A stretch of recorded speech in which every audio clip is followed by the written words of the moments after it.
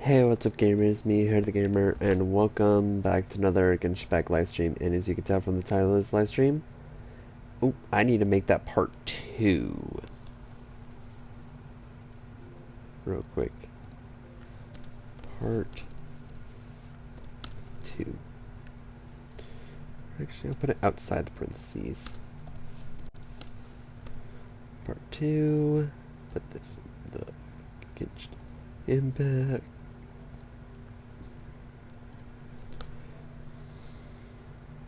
And as you can tell from the title of this live stream, it is part 2 of Masquerade of the Guilty. It should be part 2. There we go.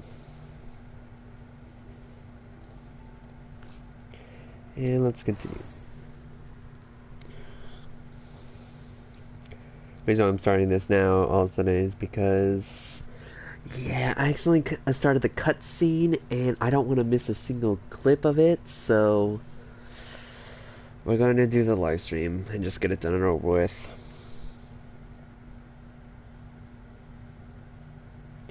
So get ready for the next 3 hours basically of this. And I'm hoping that Whale is not immune to Hydro, because if it is, I'm screwed because my two strongest characters are Hydro on my team.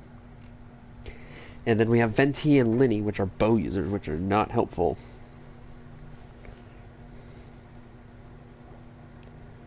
Alright. Huh?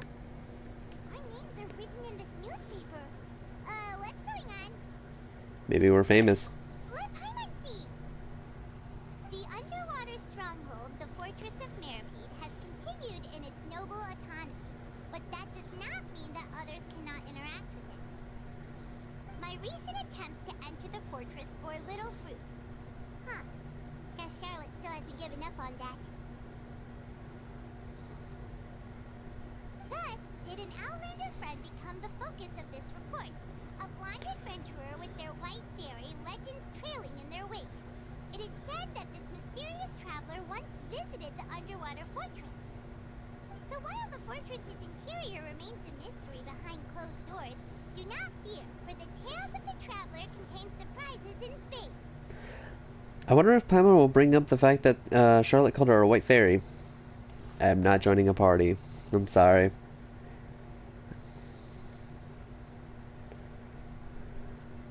I gotta listen to every detail, so that's how it's supposed to go. Journalist Charlotte's biggest scoop yet. The Traveler's Trail, World Walker. Huh. Charlotte took so many awesome photos of us and we never even noticed her. She hasn't been able to get a hold of anything at the fortress, so since we're easier to find, she's using us as the subject matter instead? That sure seems to be the case. Seriously? Well, fine. Those headlines and photos do look cool, so Paimon will forgive her this time.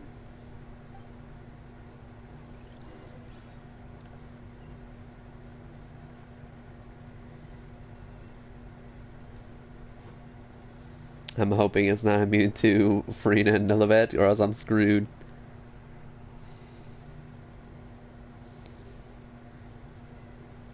I wonder if we're gonna unlock those elevators soon. Paimon's hungry. Should we go in and get something to eat? Oh, I wonder if after this quest, everything will go back to normal.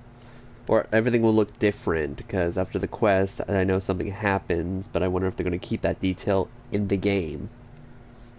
If not, then I'll be like, it's fine. I still love Fontaine.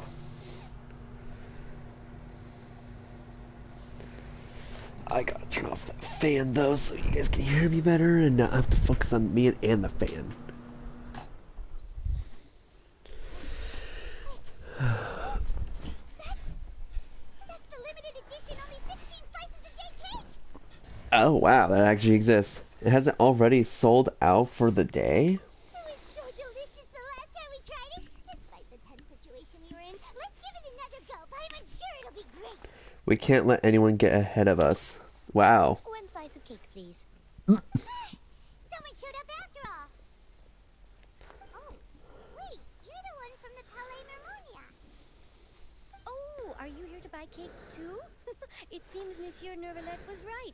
You really can eat. Wait, did he really say something like that? That's right. Even he has his own preferences when it comes to food. As for me, I love the cake and coffee here. Do you come here often? Same girl. I love me some coffee, maybe, and depending on the cake. Usually every day. Every day? It's part of my daily schedule, apart from work. I shall have my cake and coffee. Then what if someone told you one day that this place would be closing soon, and you wouldn't get to eat cake here anymore? What would you think? But why would it close? Well, Hyman doesn't know either, but maybe the waters will rise tomorrow. You know, like in the prophecy. Oh, the prophecy. To be honest, I haven't paid much attention to that. No, still, even if there'd be no more cake tomorrow, that wouldn't keep me from having some today. No, it's the same for eating in general. You might not be able to eat tomorrow, but if you can do so today, then you should carry on. That's what people call living, you know. Huh. Wow. Don't be sad. Excuse me, could I have 2 more slices of cake to go? These 2 slices are for you. Sijuin said that this kind of expression you're making is what humans call being sad. Aww. Oh, you know Sijuin? I sure do. She was born before me, and she sometimes comes to the surface to teach us things about humans. She said that humans are creatures that are saddened easily, yes, and you can only lift their spirits by feeding them delicious food. So please try the cakes here. I've got something else to do, so I'll be going now. You two try to stay in a good mood after eating, all right? Bye! Aww.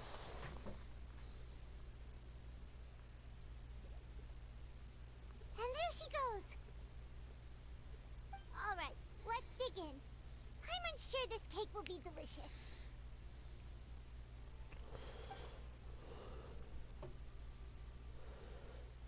It's more delicious than last time.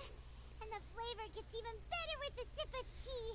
It sure would be nice if we could come again tomorrow. Sure would be nice if we could always eat delicious food here.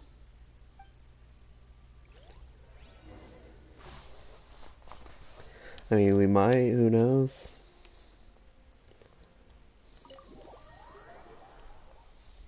Never say never.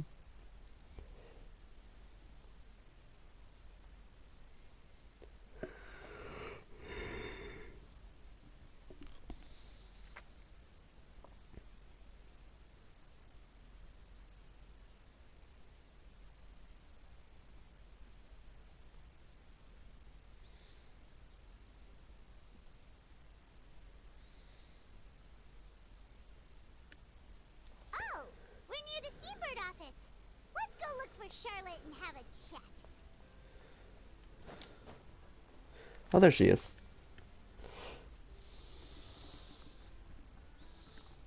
Wow! If it isn't the Traveler and Paimon! Oh, have you seen the article I wrote about you? Ha! You got some nerve. You just used us to make some quick mora. Can we negotiate a profit split? Oh, you needn't worry about that. I heard that you were in Poisson some time back, so I sent you a letter to discuss just that. It appears you didn't receive it, though. It's all right, though. I've set aside the amount intended for you. I've even set the table with some food. Really? Oh, you're the best. You're almost a little too easy to win over, Paimon. If I were a journalist with ulterior motives, you'd be in trouble now, you know. Oh, Paimon knows you're not like that. Still, what brings you here all of a sudden? Were you looking for me? When Mona mentioned you, we thought of coming to see you at work. I see. It seems you've already bumped into Mona here in Fontaine. So she mentioned me? What did she say? She said that you're a real daredevil of a journalist. Her trying to put on an In which accent. case, can this daredevil journalists dare to request an exclusive interview with the legendary traveler and Paimon? Huh? So your article in the paper today doesn't count? Oh, of course it doesn't. That was more like live photography. What I'd like to do is dive deeper and ask you to talk about the things you've seen and experienced. You seriously want to interview me? Yeah. Are we even qualified enough? Why not? If I say you're worth an interview, then you're worth it. But not right now, of course. I'll need a few days to prepare. Oh. In that case, we'll just chat when you have the time then? Oh, so that's a yes? Ooh, splendid! I'll tell the I actually have to turn on this fan again. I'll have to apply for lighting, a venue, some props, and... Whew, so much to get done now. Talk to you later. I guess I'll have to get new water. Wait, Charlotte. Paimon's still got a question. Oh no. And what's that?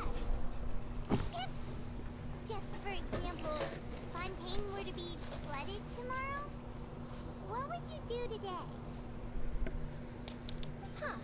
That's the prophecy you're talking about, isn't it? There's something pointing up there. Side quests.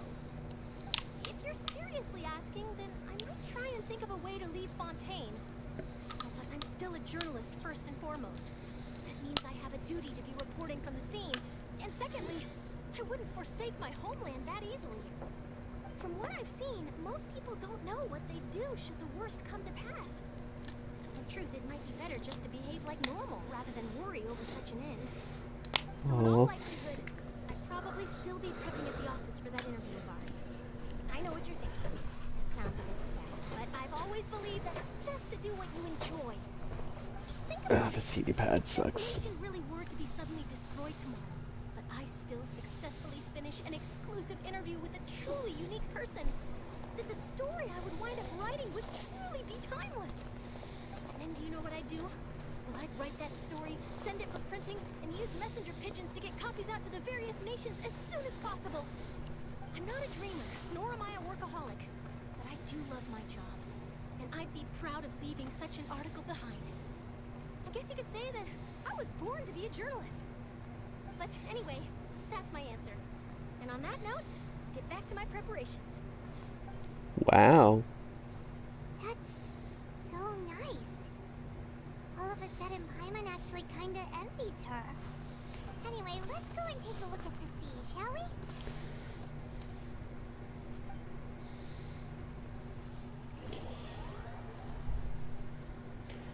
Why do I feel like there's about to be another Archon War in the end of all this? Like, this...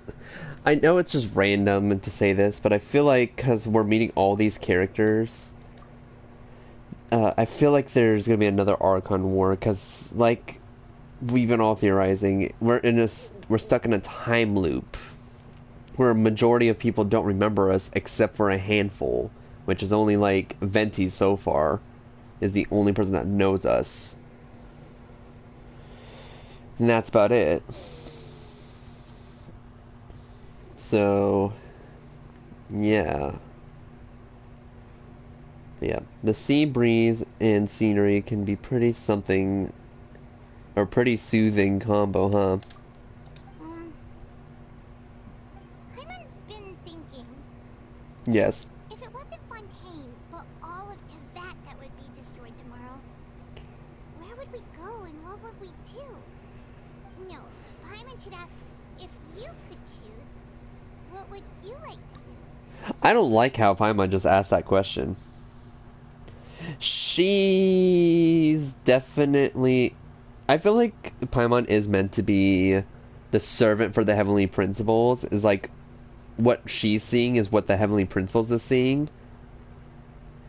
And I feel like by the time comes, I feel like Paimon, I don't know why I have this feeling, but I feel like Paimon would be like, I'm a traitor, but then all of a sudden gets like cold feet and's like, never mind, I'm back on your side, I don't care, and then sacrifices herself, which I'd be like, sad, but at the same time it's like, I've guessed it. Because the way she just she brought this up out of nowhere.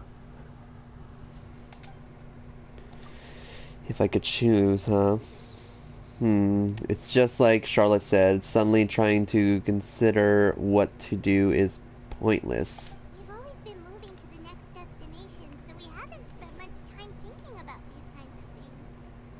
We didn't have to either, with us always being on the road and whatnot. Until that moment comes, I think I'll keep journeying on. You mean, still traveling? Yes, cherishing every single moment that I have to look upon this world. Huh. Wait, isn't that what we've always been doing? Exactly.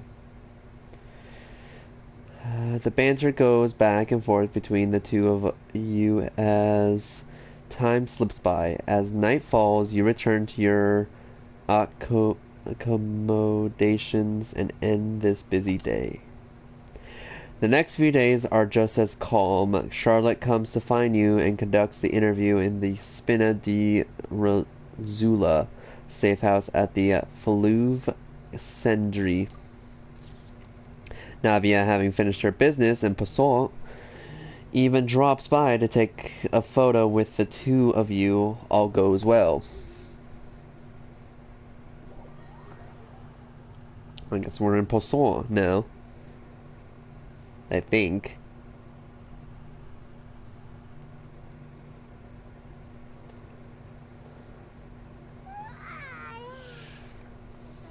Grow old if you stay here long enough. But it's still better than the Fortress of Masquerade, that's for sure.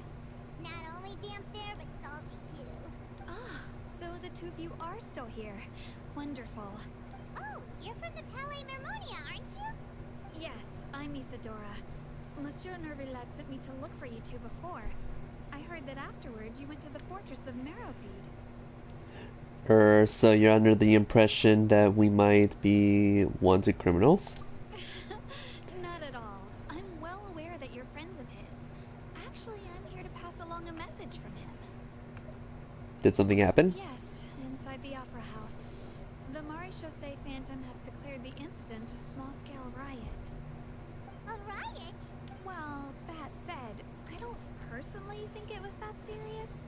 Lady Farina was watching a performance at the Opera House, and while she was resting during an intermission, some other audience members suddenly started harassing her, Oh, Jesus. loudly accusing her of doing nothing about the prophecy crisis.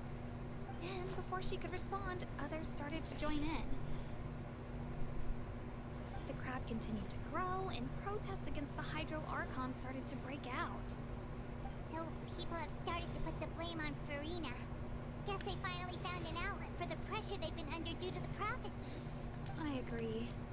People will naturally rely on gods, as is customary. But the moment people feel threatened, gods are also the first to be blamed. So what Which makes happened no after that? Is sense. Farina okay?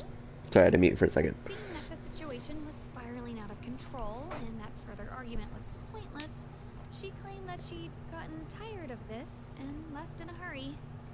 The Maréchaussée Phantom had their hands full maintaining order and did not catch where Lady Farina had gone. Only when things had stabilized did we realize that she had gone missing. So, you mean she's still missing?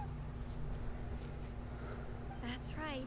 The Maréchaussée has dispatched many people to search for her, but we don't have any leads yet. That said, I don't think there's much to worry about. She is a god after all. Even if she were to fall into the hands of rioters, what could ordinary people do to her? I understand the situation. Good. Monsieur Nervillet sent me to tell you about the situation, but he didn't say anything else. Don't worry, this is more than enough to go on. Thanks for keeping us informed. Is that so? Well, all right then. In that case, you two take care. I'll be heading back to the Palais now. We instantly know. Well, sounds like we should hurry over to Poisson then. You sure caught on quickly. If we know Farina, she won't try to fix things in this situation. Instead, she'll look for a place to wait out the heat. And, as we also know, she may be loud and dramatic, but she doesn't have a heart of stone. When Nervillet was talking to her in the Palais Mermonia, and she heard about Poisson, she couldn't hide her sadness and remorse. It would be hard for her to ignore being accused by the public today. Paimon thinks Farina's probably taken the opportunity to slip away to Poisson and try to relieve the sense of guilt that she's feeling. Huh. Well, what do you think? Paimon knows the answer, of course, but Paimon can do the analysis to back it up, too. I see. Becoming a detective's done your some good. Yeah, we'll do that. In that case, there's not a moment to lose. Poisson, here we come. Yes, Poisson. Yes, the way we go. To the Poisson we go. To Poisson, Poisson, Poisson. To Poisson we go. Oh, we're off to see Farina, the wonderful Farina of the Fontaine. Yes, we're off to see Farina the Fontaine. Looks deserted. Guess all the survivors must have evacuated already. All that's left here are signs of devastation. Could Farina really be here? Let's try to find her as soon as possible. Looks like devastation. Me looking at this one person. Yes, they all evacuated. They've all evacuated. Person's like, this is my home, I'm staying.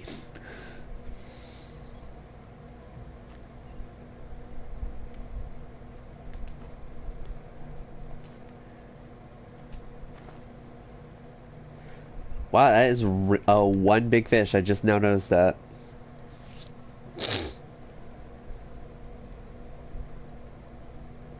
Oh, Farina.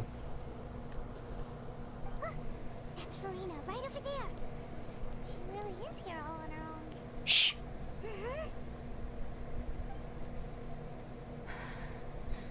Should I just give up? This is all meaningless. What was meant to happen did happen after all. Everyone's dead. I'm sorry. I'm so sorry. Give up, Farina. There's no point in holding out. I'm sorry. What can I even do other than to repeat meaningless apologies over and over? Farina. Who's that? Don't worry, Farina, it's just us.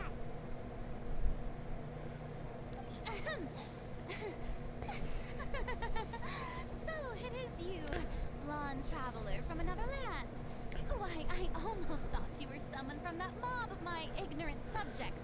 Come to kneel and beg for my forgiveness.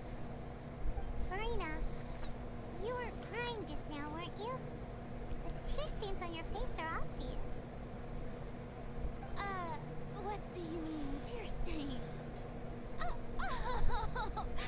I remember. The show at the Opera House earlier this morning was so moving. I'm still trying to process it. Who did that uncivilized rabble think they were? Disturbing my enjoyment of the arts. They even dare to tout their Archon. I must teach them a lesson. I can just imagine their twisted and frustrated faces once they realize that I'm nowhere to be found. Oh, and I'm sure Nouvellette and those people from the Marsh Chaussee Phantom are freaking out right next to them too. Stop trying to act the tough, Farina. Of course not. Hey, there she is! The Hydro Archon's over there! Quick, after her! Had to check if I was unmuted. Farina, those people seem to be after you. They are? They're just some rabid fans who like to cut the line because they haven't been able to meet me in person, aren't they? That's against the rules. I can't let them get their way. Just jump in the water. Farina just ran off. Just walk on the water. They can't get you. Jump with her. I know she can walk on water. She can literally... I've done it. Why can't she just do that?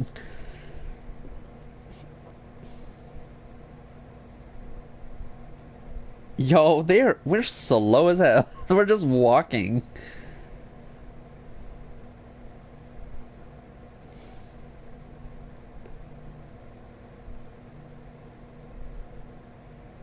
Ain't no way they didn't see us go behind that. This should be the place, right? Hey, Farina! There's a good hiding spot over here. Quick, come to Paimon before the rest of them catch up to you. What is this place? Hurry, they're almost here. Fine. I suppose haste is warranted. Lead the way.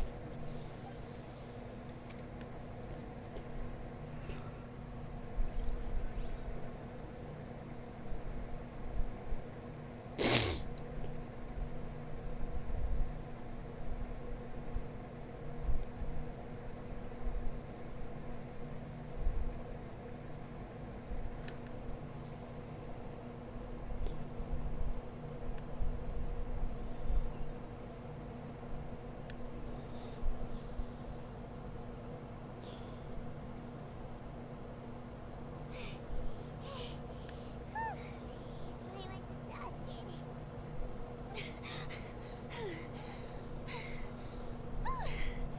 I'm so tired. I totally thought they had caught me. No, I mean, I nearly gave in to the sheer enthusiasm they displayed. This place is not what I'd call soundproof. You're right. Yep, that's a good girl.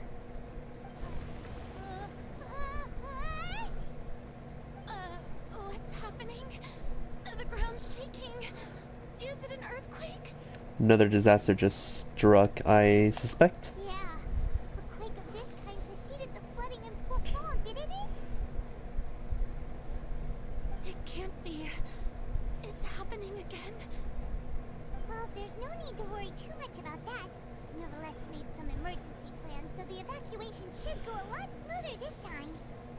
Yeah, I hope you're right. But the people of Poisson, they've already...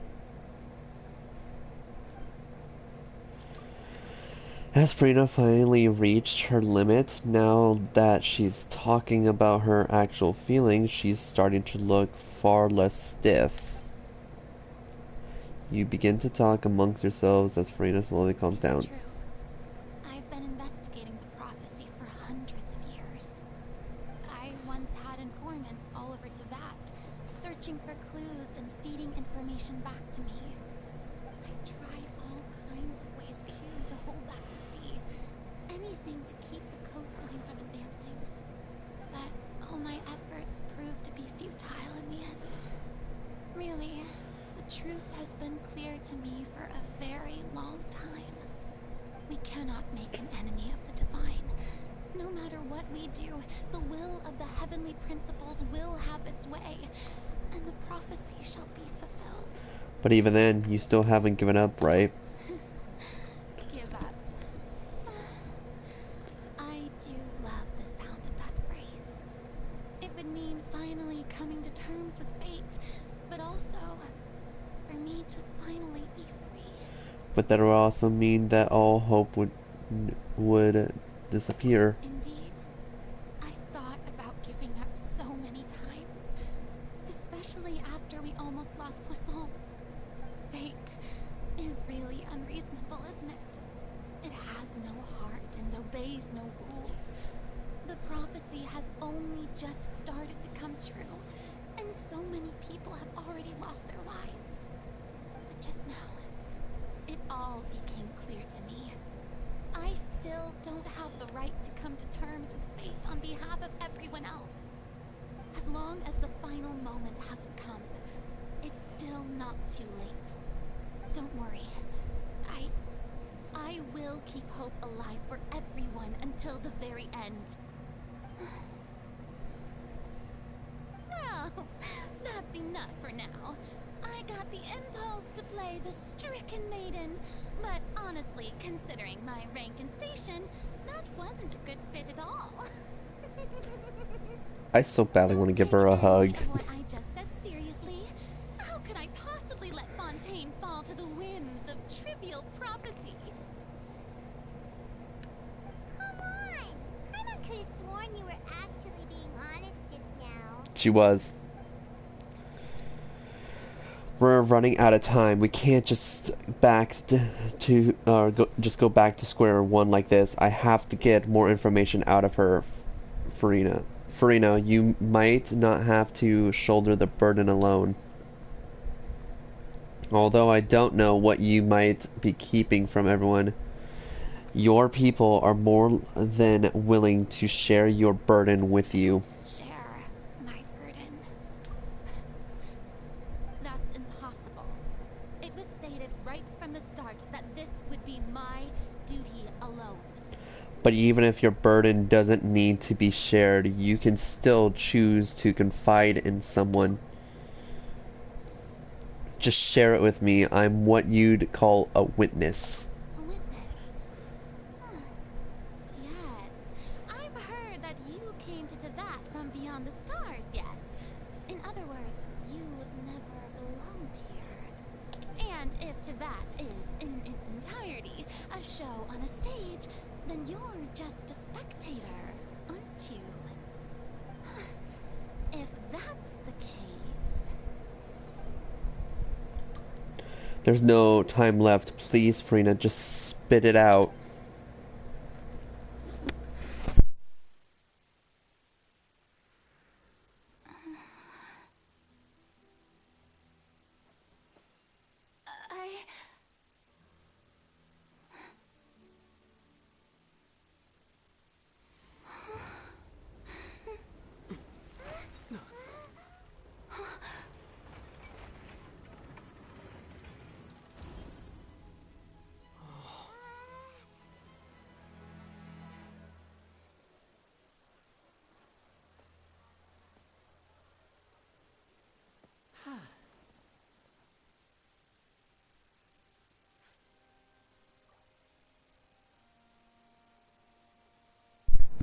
God damn. Ladies and gentlemen, this concludes my opening performance.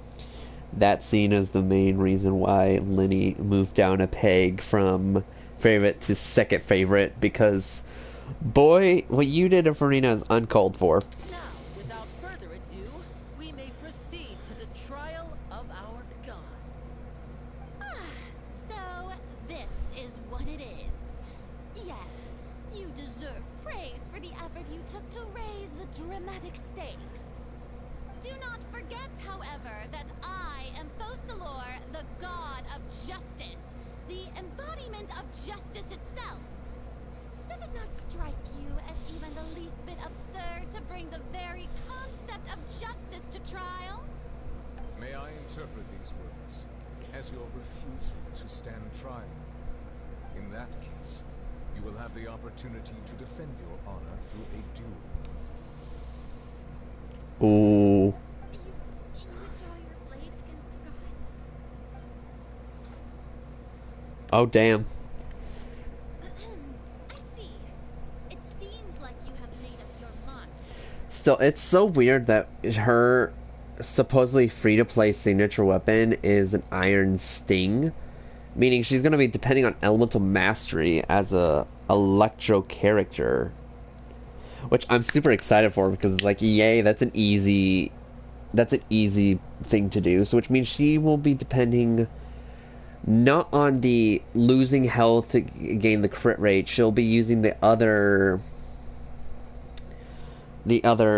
oh god, what's the word? The other golden troop.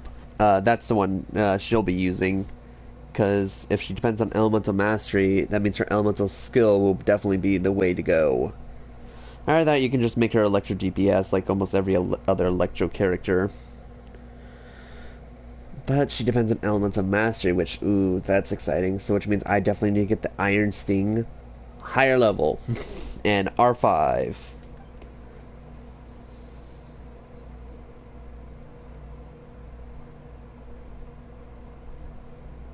Damn. Paimon can't believe it.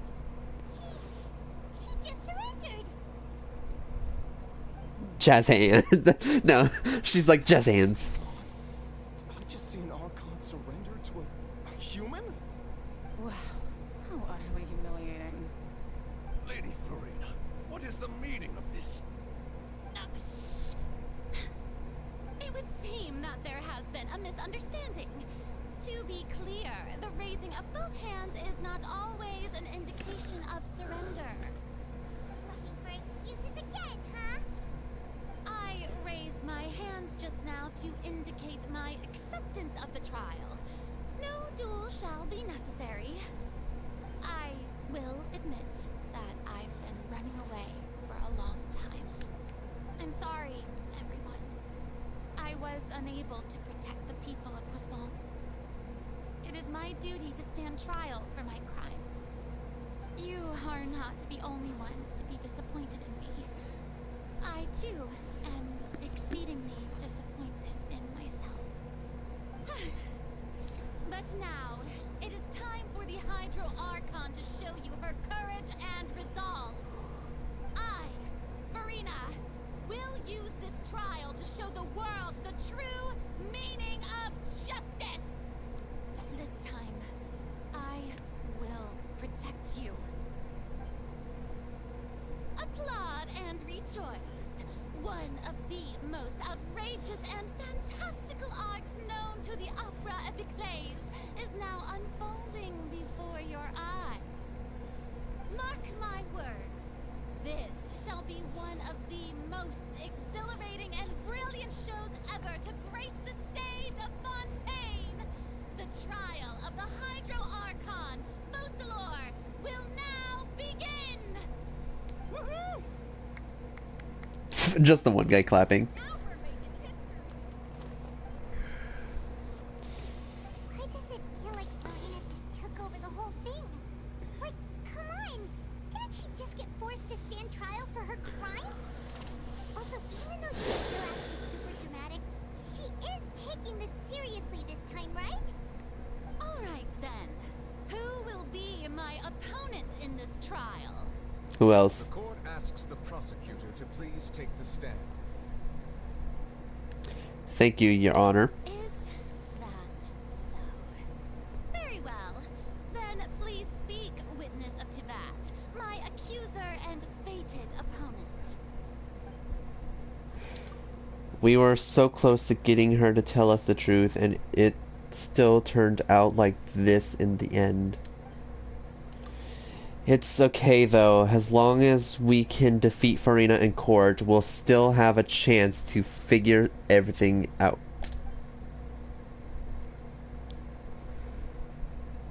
Damn.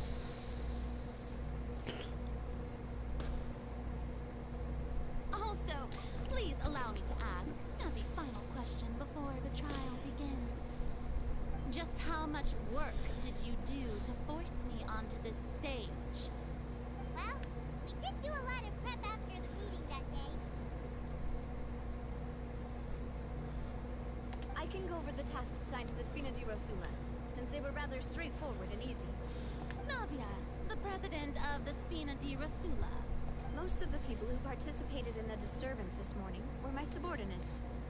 They changed into plain clothes and came to the Opera House as regular audience members, waiting for the perfect opportunity to incite insurrection against you. The Ooh. people's resentment against their Archon has been building as more and more of the prophecy is fulfilled. A spark was all we needed to turn smoldering anger into a flame. Damn. According to our understanding and analysis of you, when something like that occurred, you would likely flee the scene and head to Poisson by yourself. So, we arranged for a second group to lie in wait there. So, you mean, the ones who scoured the settlement for me were also from the Spina? And their goal was to force you to step into the giant magic box so you may personally participate in the greatest magic performance in all of Fontanian history. That's right. That house was a magic box, rather than someone's residence. As the super ultimate version of the setup that I used when I first performed at the Opera Epiclese, the volume of the box was increased by a whole order of magnitude, and the distance it traversed was the entire gap between Poisson and Araneas. Its cargo, of course, was an Archon instead of a human. My thanks, Farina. Without your help, we could never have pulled off such an extraordinary performance. You're welcome. Right? Of course, this performance was only made possible with Father's support. The House of the Hearth spent a massive amount of labor in Mora to pull this off. Oh, damn. We had to select a location, construct the giant magic box, dig a tunnel, and open up a path through the water. It was a lot of work for all of us. So, in other words, the earthquake that we felt within the giant magic box was just a normal tremor from the transportation of the whole house? That's right. It wasn't a sign of another disaster to come. Sorry about that. Then, I can guess Nervilette and Cloran's parts. You gathered a crowd, prepared a stage, and made sure that the champion duelist would be immediately ready for a fight. Also that as soon as I appeared on the stage, the trial may commence without a hitch. Am I right? Yes, that is correct. Well, Cloran, I must commend you for your courage. Only the most outstanding champion duelist in all of Fontaine would accept a duel with an Archon without flinching. Thank you. As for you, Traveler, I suppose your role was to keep me distracted with conversation once you found me in Poisson. You'd make sure that I didn't notice anything amiss before revealing yourself as my prosecutor once we'd arrived onto the stage. No. Oh? My mission was to give you one last chance. We hope that you'd share your secret with us before the magic box arrived onto the stage. Is that so? Then I suppose I must have missed my final chance. It's fine. It matters not. What's done is done. The stage is already set, so there's no reason to disappoint the audience. Let's see this trial through to the very end. The Danganronpa. Hi, corrupted. Oh crap! The only thing we can do now is to judge the Hydra Archon. Still, I can't help but be a little bothered by that conversation earlier. What did Farina want to say to me right before we arrived on the stage? So, Prosecutor, please allow me to pass this along. This is a document that Miss Charlotte applied for and received permission to share with you during the trial. According to her, it should speed up the proceedings. Oh wow, Charlotte's always on the case. Oh, so she's here too! Hey, Charlotte! Oh, let Paimon see. Isn't this the exclusive interview that she did with us before? So she's already finished it, huh? Damn. Wait, then that means this document is a perfect timeline of everything that's happened ever since we stepped foot in Fontaine. So in other words, Wow. we refer to this anthology of evidence every time we want to use something from our journey as evidence for an argument.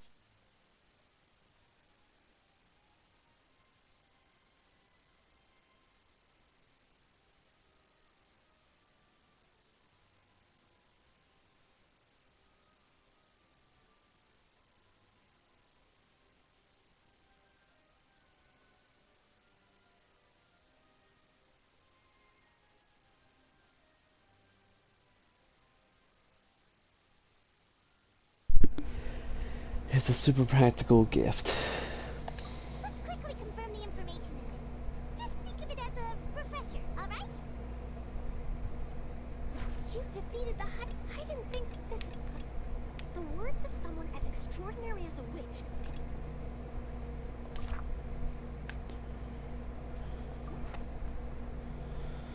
I already know this. The prosecution and the defense are both in position. God, I always The love that trial position. shall now begin. Oh, come on, Nervilette. There's no need to repeat all the unimportant legalese. Just fast forward to the part where the prosecution lays out my offenses.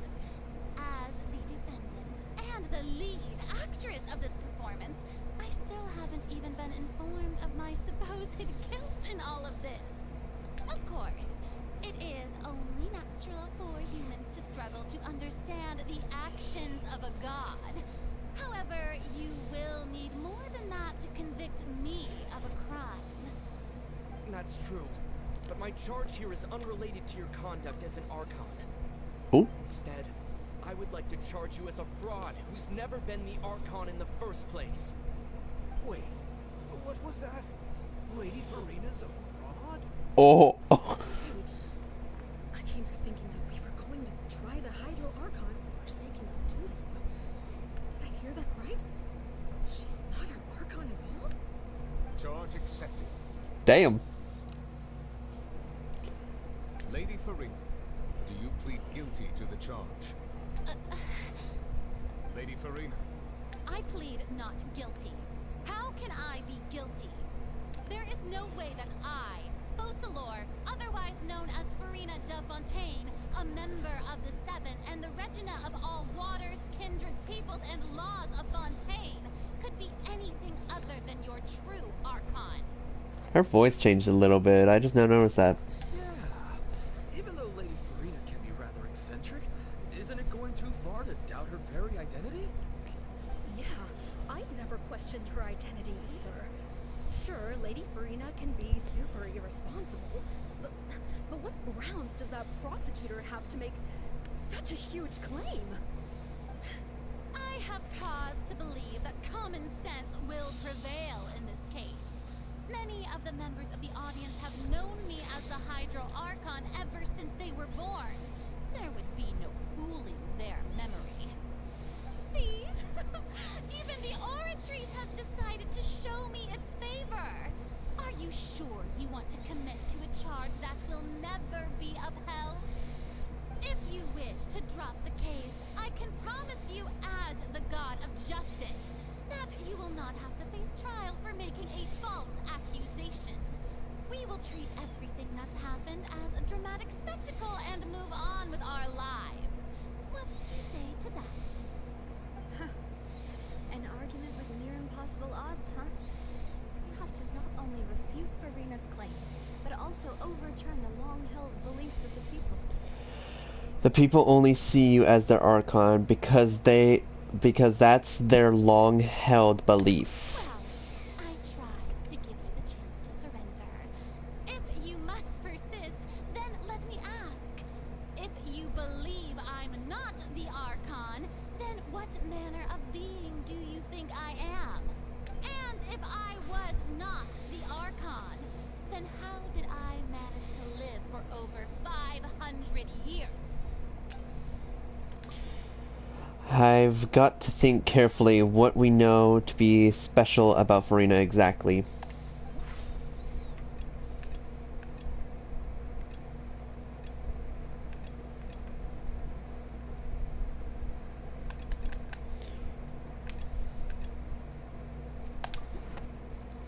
The curse of what the knave said.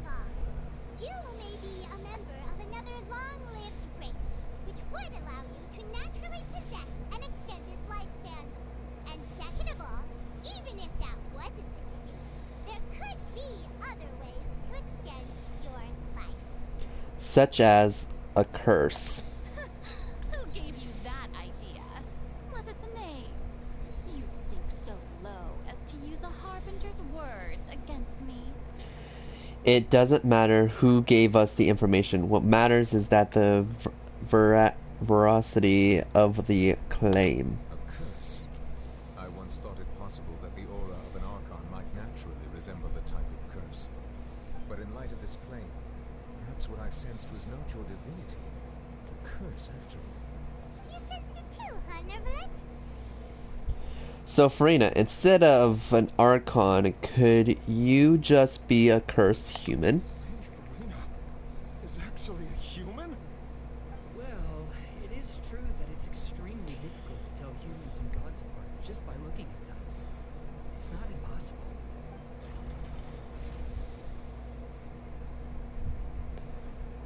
Well, don't start celebrating too early now. Even if I have been carrying a curse like you said, how does that prove that I am merely a human being? Besides, everyone knows that the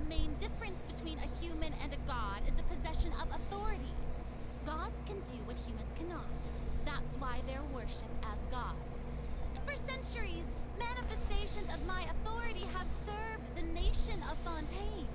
One need only to turn their eyes towards the Oratrice Mécanique d'Analyse Cardinal in this very opera house. Oh, she said it way better. Or consider the endemitium that is used in every aspect of life. Wait, that one trial proved the opposite. Farina actually has no control over the Oratrice at all. Child's case. You tried to reference the Oratrice, but weren't you as confused as all the rest of us when the Oratrice declared Child to be guilty without any proof? Otherwise, you should have come up with a good explanation for that by now. Didn't I make myself clear at the time? The decisions of the gods are naturally difficult for humans to comprehend. There is no need to provide an explanation. Lady Farina, I believe a reminder of your current circumstances is in order. While the court is in session, the principles of justice and the law must come before all else.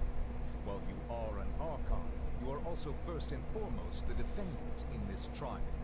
You will prove yourself unable to defend against the prosecution's charges if you continue to withhold vital information against the rules of the court. I never thought you'd use that kind of rhetoric against me. That was no trick of rhetoric, Lady Farina. I've merely reiterated the rules of the court. Rules that all should respect and follow. So, you neither knew why Child was declared guilty, nor did you understand the structure and operations of the Oratrice. Instead of having been created by you, the manifestations of authority you mentioned have been made by the real Hydro Archon, haven't they? The real Hydro Archon. Well, now you're really losing me. It is true that I did not know why the Oratrice gave out a guilty verdict that day. But the Oratrice handed out that verdict unilaterally, and it has been operating independently ever since it was first created. You can't argue that just because a divine creation is flawed, that the god behind it must also be no god at all. She's still throwing out all kinds of excuses. Seems like she's confident that we won't be able to produce proof that she has no power over the Oratrice. Sure, we can put the Oratrice aside for now. But then, Miss Farina, could you give us a brief demonstration of your power as an Archon? My power as an Archon. There are many ordinary citizens in the audience. How can I just carelessly demonstrate the formidable power of an Archon? If that poses a concern, I'm prepared to extend my protection to the audience. Ooh. You don't need to go that far. A brief demonstration of your power over Hydro should be quite harmless. Surely an Archon can at least match the capacities of a human with a vision. Aren't you the Hydro Archon? Or is it that you can't even wield the power of Hydro, much less the authority of a god? Indemnitium! Yes! It's all because of Indemnitium! All Archons derive their power from the faith of the people, and I've converted the people's faith in justice into Indemnitium! Thus did I give up all of my divine power to provide everyone with energy for their daily lives. Have you ever seen a more magnanimous god? Isn't that a huge stretch? Yeah, no matter how generous an Archon can be, how could they give up all their power? Can a god with no power even still be called a god? Oh. Seems like nobody's buying Farina's excuse. Hey, come now, everyone. Please don't stare at me as if I was a liar. I'm still the same Farina you knew, right? The one that you loved. Shouldn't you want to believe in me? Please? You've got to believe me. If what the prosecutor said is true, she really has committed a grave offense. Did she deceive all of us? And all of our parents and grandparents too? And all of our ancestors? Ever since they were born?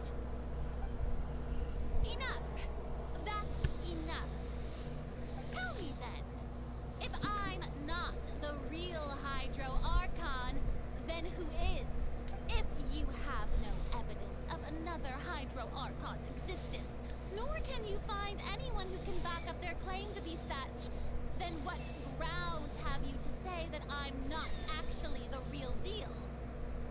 Wow, she came up with yet another argument. How can we refute her now? Seems like she really doesn't want to give up. If we can't prove that she isn't the Archon, we can try to prove that she is just a human. And if she's only human, okay,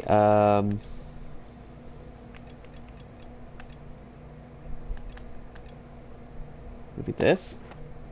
Oh wow, that literally is it.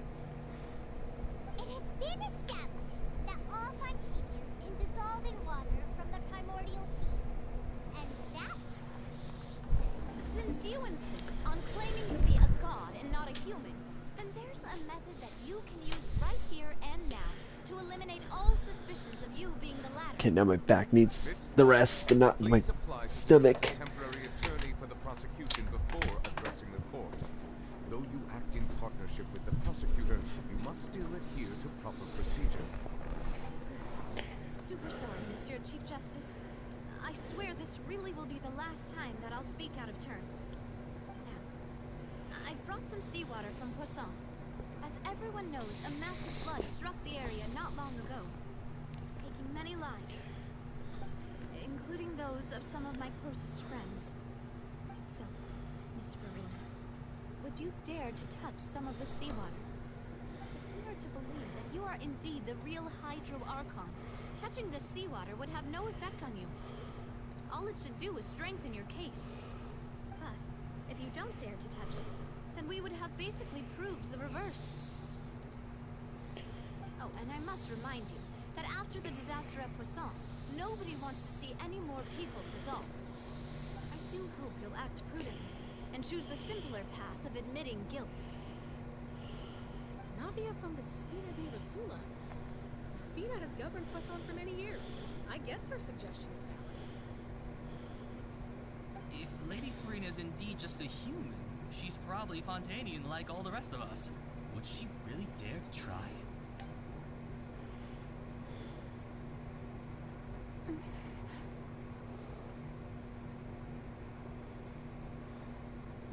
Farina? Lady Farina, this test has been unilaterally proposed by the prosecution. As it falls outside the realm of standard court proceedings, you possess the right to decline participation.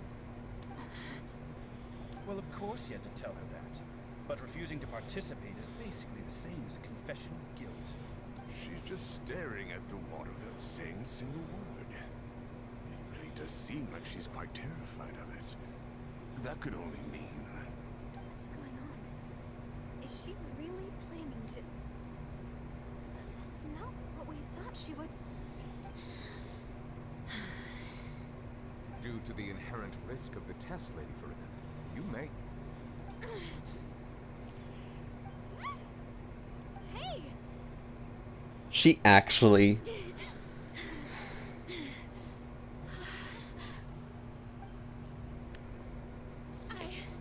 I'm fine! Look at me, everyone! My hand is still here! I haven't been dissolved! Will you believe me now? I really am your Archon! Nothing like a normal human who would fall apart as soon as they touch this water! Really? Was this not the most obvious thing in the world? Miss Seatwing? If you're present, Miss Seatwing, please come forward and attend to the defendant. Win, don't be nervous. It'll just take a few seconds. Let me see. That should be enough. Please announce the results of your evaluation to the court, Miss Seatwing. As everyone doubtlessly saw, Miss Farina was displaying symptoms of hyperventilation and flushed skin. These indicate that she was experiencing the adverse effects of exposure to primordial seawater. The extent to which she was affected is the same as other humans when exposed to primordial seawater of a similar concentration. Thank you, Miss Seatwing. Lady Farina, you may return to the defendant's stand. Oh wait, what did she just say? I didn't get dissolved! Shouldn't that be enough to prove my innocence? Well, considering your tendency to run from your problems, we did originally prepare a direct sample of the seawater around Poisson. However, after extensive discussion, we exchanged it for a sample that is not concentrated enough to dissolve an actual human. After all, on the off chance that something entirely unexpected might occur, we don't want anyone else to lose their life to the sea. Yeah, so out of regard for Farina's life, you secured a low-concentration sample and asked the head nurse to serve as an expert witness. It's a great thing that the direct sample wasn't actually used. Farina could have... I can't believe... you... But what's really going on here? Farina can't have not known the consequences of touching that water as a human. This is too unlike how she usually acts, unless it's actually more important for her to keep up her facade than to save her own life. But hadn't she given up on everything a long time ago? Listen to me, everyone. Please don't give me such cold and disdainful looks. What happened just now didn't prove a single thing. Think about it. How can you conclusively prove that an Archon can't also be affected by the primordial seawater? Also, if I was really just a human, why would I dare to just put my hand in that kind of water? Oh. Please, everyone, anyone, just listen to me. I swear, I really am your Archon.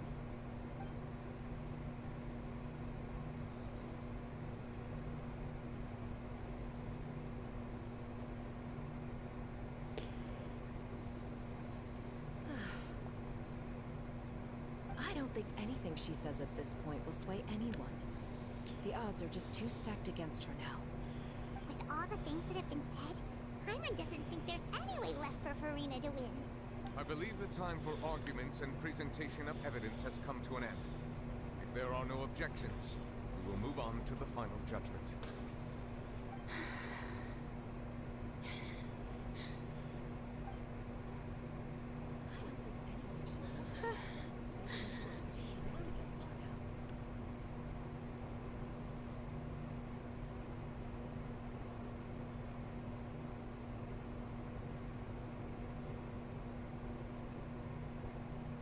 In my capacity as Chief Justice, I shall now render judgment on Farina's misrepresentation of herself as the Archon of Fontaine.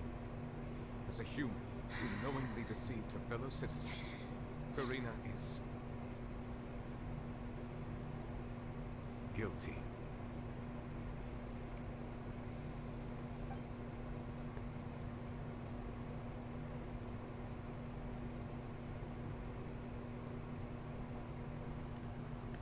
Oh, great, here comes one of the saddest scenes ever. Oh my god. Oh my god. I can't get over the... Every time I hear that, the Oratrice Mécanique d'Analyse Cardinal from none of it, I can't get the fact that it sounds like he's actually singing it now. Damn it.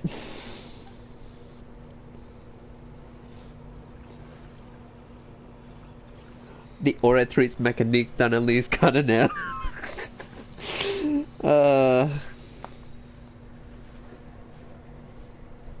According to the judgment of the Oratrice Mécanique d'Analyse Cardinal. I literally danced to that thing. What's wrong? What's the Oratrice's verdict? It can't be. Did the Oratrice just declare Farina to be innocent? No. The Oratrice also displays a guilty verdict. Isn't that correct then? However, the exact wording of the verdict is thus.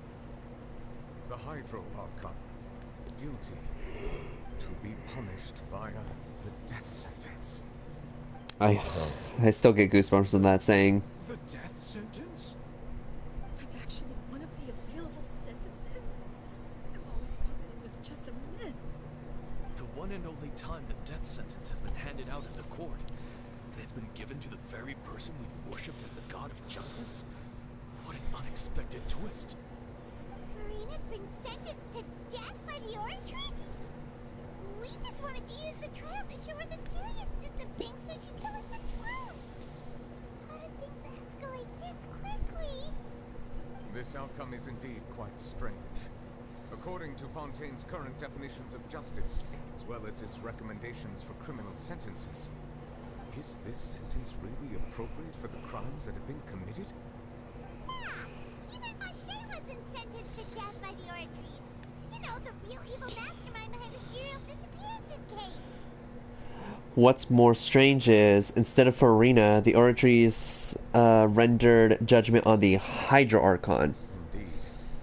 Not only is Farina's sentence overly excessive, the very point of our trial today was also to prove that Farina has never been the Hydra Archon in the first place. But now, the Oratory seems to have deliberately invoked the title of the Hydra Archon. What does this mean?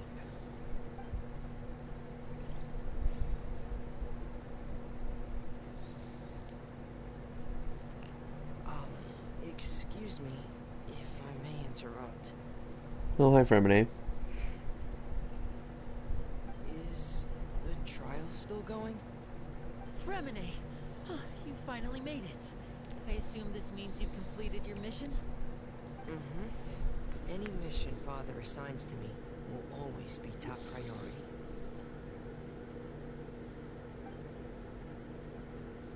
With some help from the... Oh, okay.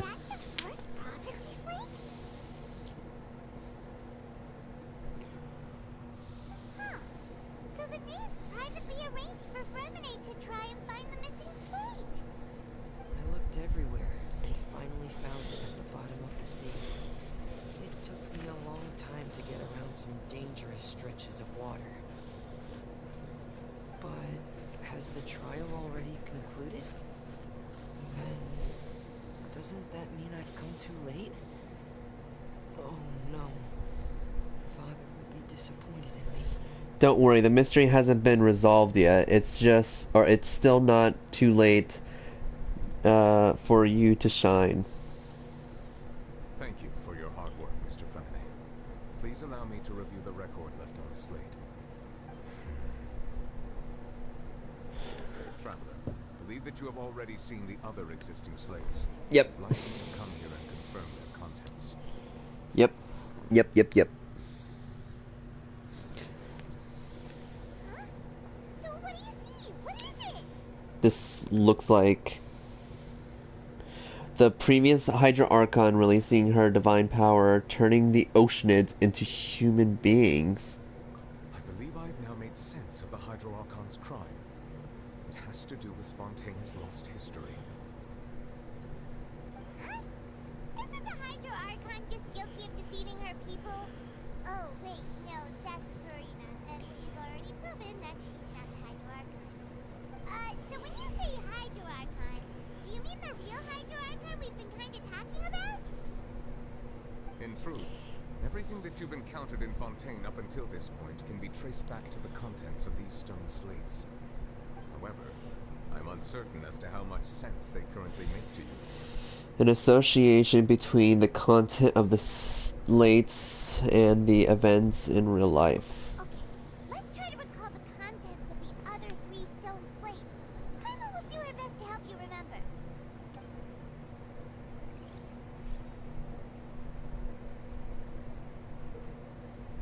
Well, this again.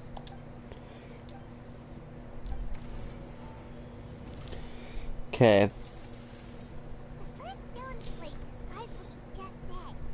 It seems to show the previous Hydra Archon using her divine power, and then the Oceanids turn into humans. Does that mean that Fontanians are transformed Oceanids? Oh, Paimon wasn't expecting that. But if Oceanids can turn into humans, then perhaps this process can be reversed as well. The second stone slate shows Celestia floating in the sky, and the Hydra Archon and her people worshipping it together. But the heavens still brought judgment down upon them. This must be the point when the Hydra Archon and the Fontanians were branded with their original sin. Does this mean that The original sin and the Hydro Archon sin are the same thing? The third slate shows the Hydro Archon sinking into the sea surrounded by many people. There reminds Paimon, didn't we also watch that happen to someone else? Well, the fourth slate is the prophecy of the Fontanians of Kentucky. People dissolving into the sea, the Hydro Archon crying on her throne, and so on. We didn't believe that such a crazy disaster could happen at first, did we? But after that incident, it was just a question of when and not if. Oh. Okay. The evidence that verifies prophecy slate 1 is... Okay, this time I can turn off my fan. It turns out the Fontanians can be dissolved by water from the primordial sea. Over the years, Vache kidnapped and dissolved many young girls for experiments to try and find a way to bring back his wife, who had been dissolved. Though Nilouette believed Child to be innocent, the authorities judged him as guilty in the end, and even Farina didn't know why.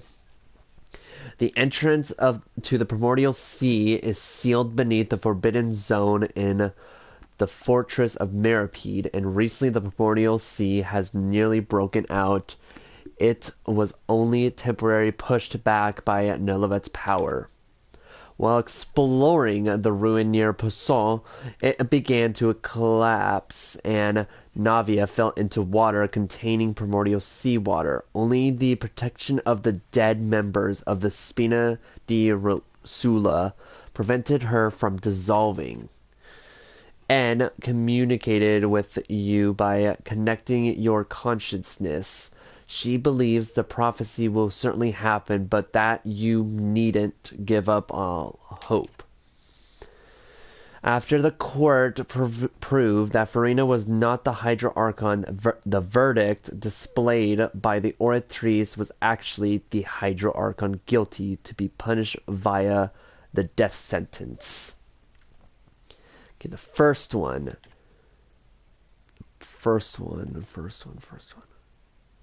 This? No. This? No. This? No. Is it really? This? Okay. We know from the case of the serial disappearances of young women that Fontanians can be dissolved in primordial seawater. And the first stone slate tells us that long ago, the Hydro Archon used her power to turn Oceanids into humans.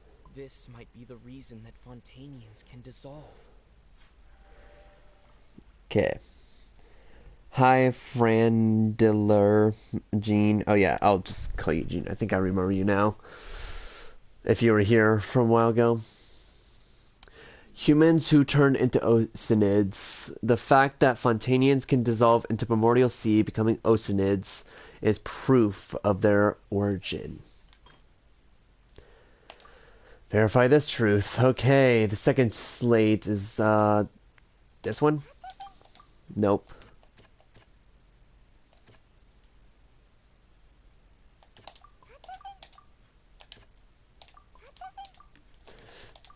Okay. Perhaps what is about to take place has all happened before. The true sin of the Hydro Archon that Nervalet mentioned, and the original sin cast down on the people of Fontaine by Celestia, as recorded on the stone slates. Oh, Jesus. Celestia's evil place. I feel bad for the people who, like Vanessa, even though it's supposed to represent heaven, that place is evil. That place is not heaven. That place is hell.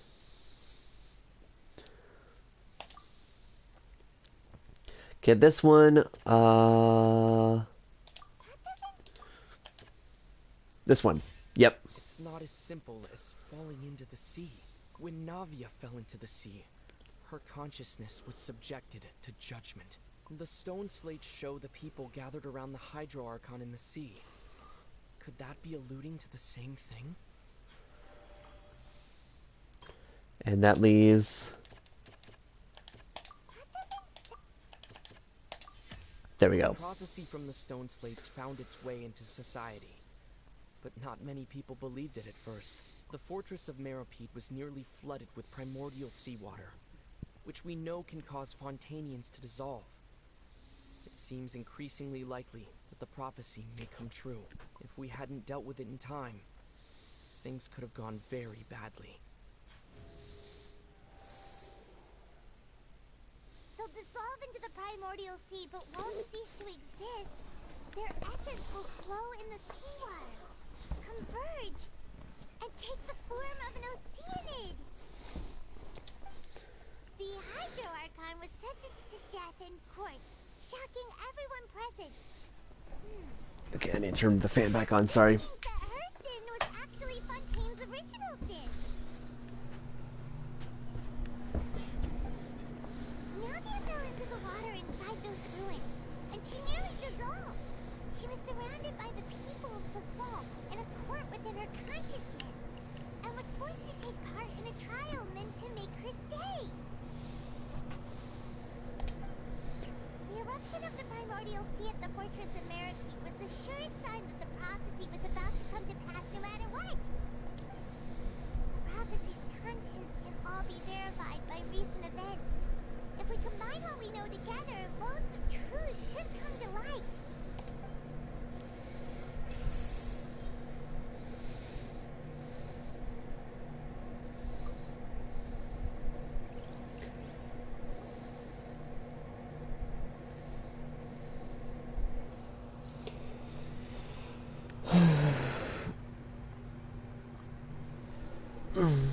I'm back. Oh, Paimon gets it now. So that's how you can make sense of it. But then it feels like we're going to have to share some truly shocking revelations. Let's hear them. The first slate reveals Fontanians are not real humans. Incredible. Linny, did you hear that? We're not real humans. All Fontanians were originally created by the late previous Hydro Archon, with Oceanids as their basis. Wow. The evidence for that can be found in how only Fontanians could dissolve in primordial seawater, and how all the girls Vache dissolved were also turned into Oceanids. Oh, that just processed my head. So my theory of being Farina being an Oceanid is correct, but it's not just Farina, it's every Fontanian character. Oh, and according to Navia, when she was about to get dissolved, she also saw everyone gathered around for a trial, all of them in the shape of Oceanids. The second slate reveals the crime of the Hydra Archon was her creation of the Fontanians from Oceanids. Yeah, and it follows from the content of the first slate that she probably angered Celestia by creating humans without prior permission. Ooh. That could also explain why the Oratrice judged the Hydro Archon to be guilty.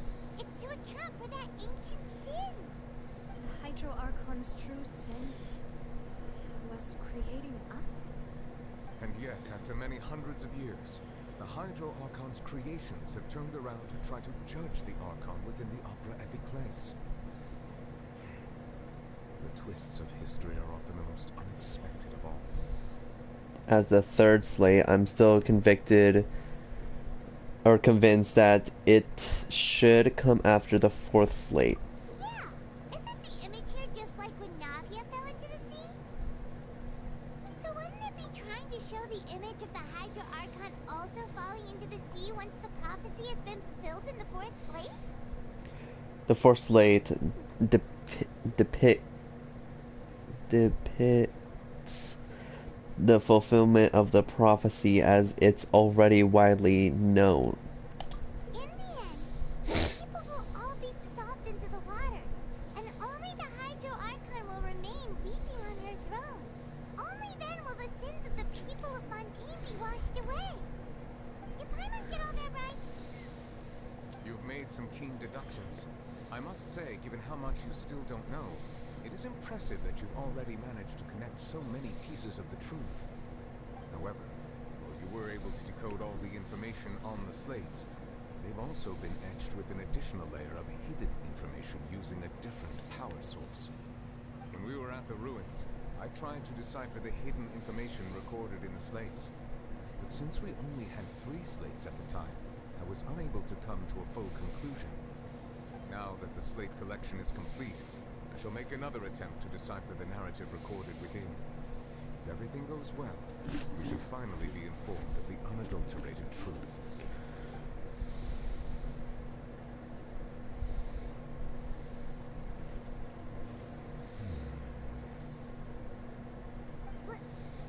Well? Did you get it? I believe I should share this truth not only with you, but with all the people of Fontaine as well. I will try to briefly summarize it for you.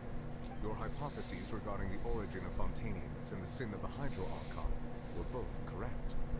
In the Fontaine of old, previous Hydro Archon sensed the yearning of her Oceanid familiars for life on land.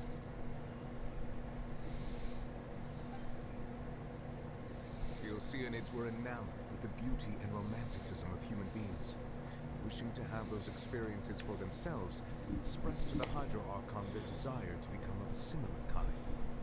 However, even though water as an element is intricately linked with the power of life, the Hydro Archon, as one of the 7, did not possess the authority to create a new form of human life. Not one to give in, she eventually found a way to create permanent humanoid bodies for her familiars by appropriating the power of this planet's primordial sea.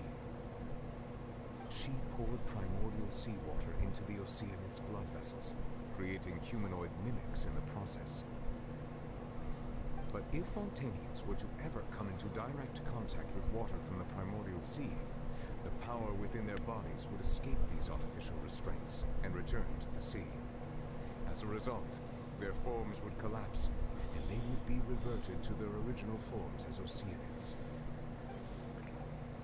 Of course, the Hydro Archon never received permission from the heavenly principles to create a new human. They just use the idol. Oh my god. Thus, the Hydro Archon and all of her creations came to shoulder the original sin of appropriating the power of the primordial sea. That is the true history of how the people of Fontaine first came into being. So we were all Oceanids before we turned into human beings? That's way too much information for me. I think I'm just going to pretend that I never heard a single thing. So the all. That's the truth. We can't let the Hydro Archon be sentenced to death. After all, her only sin was creating us. This really might be too much information for your regular Fontainian, but it does answer a lot of our questions. Alas, your hypothesis regarding the 3rd and 4th stone slates was inaccurate. The slates' respective positions are, in fact, correct. So they are in the right order? A key point of the visual on the 3rd slate is how all the individuals depicted in the water are humans rather than Oceanids. They have not been dissolved, which implies that the water depicted in this slate is not water from the primordial sea. The nation of Fontaine is the nation of Hydro, as well as the nation of Trials and Justice. Instead of being the literal element, the water in the scene symbolizes judgment and justice. You may also recall Navia's experience. When she fell into the sea, her consciousness was surrounded by that of many others who intended to hold a trial to determine her fate. Therefore, the meaning of the 3rd slate is that the people of Fontaine shall try the Hydro Archon at the court of justice. It can't be. Yes, it refers to our present situation. I think I'm following now. So, what you're saying is, even though we decided to put on this trial to avoid fulfilling the prophecy, in truth, everything we've done has happened exactly as the prophecy foretold. So now, it seems, we're the ones making sure it comes true. What should we do? Oh no, it feels like there's no way out of this. Huh. No matter what, the prophecy will be fulfilled. Is this what it feels like to be a prisoner of fate? If that's the case, does that mean the scene in the fourth slate will also be fulfilled soon? Traveler, I would like to point out another small fallacy in your deductions. About the fourth slate. You probably thought that the eruption of primordial seawater beneath the fortress of Meripede served as the surest sign that the prophecy was about to come to pass, yes? However, I believe that rather than being a sure sign, that eruption could in fact only be a small warning of something far worse to come. As for the root cause of the catastrophe, I believe you've already encountered it once before. Wait, could it be... Oh, cutscene. Okay, not cutscene. Okay, thank God. I was like, oh. It's just a small warning of the things to come. We must find the root cause of the disaster. Every time I see the black screen, I'm like, oh, it's cutscene. Time to mute myself. Okay. We have to verify this truth. Not that.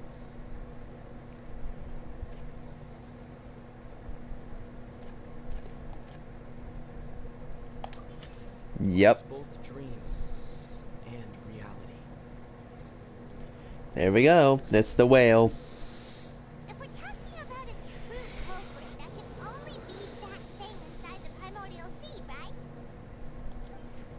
The truth, the original sin, the trial, and the root cause of the disaster.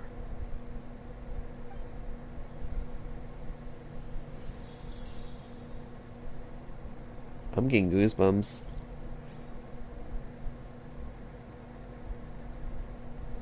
Oh crap.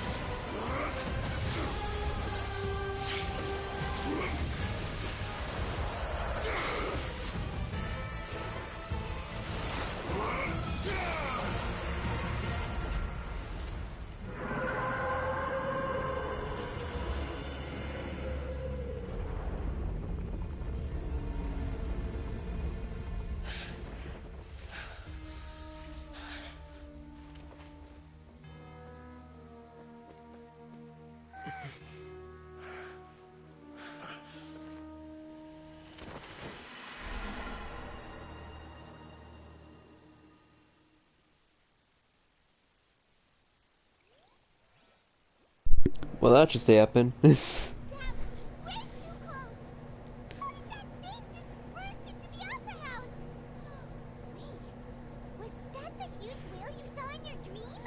That's right. So we've met it at last. I understand very well why it has chosen to make an appearance here. That whale does not belong to Tevat. It is a monster that has traversed the stars, weeping all the while. It has been greedily consuming the energy from the planet's primordial sea, using it to grow. That is the main cause for the rising sea levels. And once it has finished consuming all of the energy contained within the sea, its next step will be... You said that when the Hydro Archon first created Fontanians out of her seals, she filled their blood vessels with primordial seawater. Precisely. That whale finds the blood of Fontanians nigh impossible to resist. Therefore, when it left the primordial sea, it decided to make its next stop a packed opera house full of food. Food in the form of Fontanians. We just barely managed to push it back, right? In that case, won't it come back to target the people again, once it's managed to recover its strength? That is correct. Indeed, it is more accurate to say that we should thank that Harbinger for buying us some time. Without him, the whale would have likely come onto land far sooner. From the way he looked, he must have been fighting the creature for quite a long time. That battle maniac. We've always known that he had a special connection with that whale, but we definitely didn't expect it to help us out like this. Anyway, now that we know that this whale is the actual cause of the disaster recorded in the prophecy, all we need to do to stop the prophecy would be to find a way to beat it up, right? It is too late. What do you mean? It had already absorbed too much of the primordial sea's energy before we could notice it. At this point, it has become practically integrated with the sea itself. Even if the entirety of Tibet were to be destroyed, it could still survive and swim off towards some other world. That's not something I will accept. We've already done everything we can, and we even found the true culprit. We've come so far. You can't just tell me that the last hurdle is some impossible foe. That's just not fair. Indeed, that's not how a grand performance should end. I'll fight it to the end, no matter what. So the prophecy will be fulfilled no matter what, huh?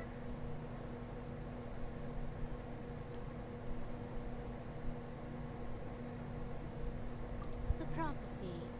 Yes, what has been prophesied will be fulfilled. You may view such things as the history of the future. After everything, it still turned out like this? We couldn't fight against fate? Wait, but if this is all about fate... Just as prophecies are usually only the future as seen from the perspectives of the gods, could things be happening in hidden corners where the gods' gaze does not fall? Ultimately, fate shall serve as your only guide, no matter what will happen in Tibet's future. I skipped it. All you need to do is play your part. Could it be that even if the prophecy will be fulfilled, there will still be a way to save everyone? Did I miss something? Wait, I forgot about Farina. What was it that she wanted to say to me at that last moment in the giant magic box? What is her real secret?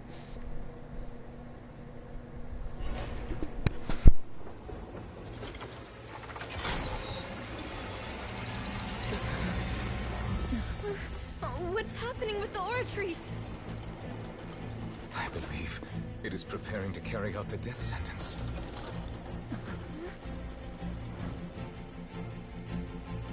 Farina!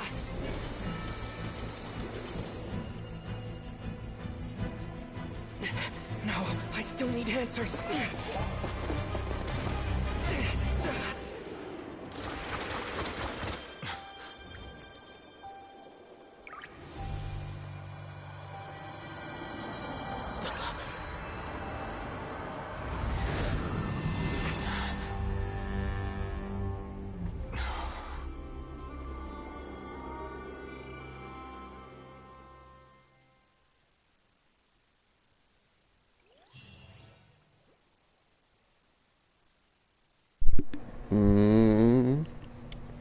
Ooh, could that be who we all think it is?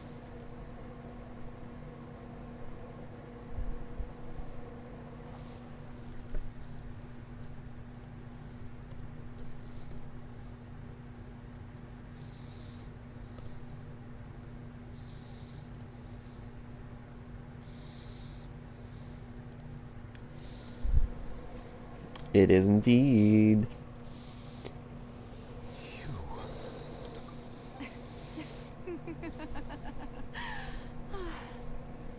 Sorry. That shocked expression on your face is just too amusing. I couldn't help myself. You are not Farina. Who are you? The sweet sound of bewilderment. Marvelous. A sure sign that my attempt to deceive everyone was a resounding success.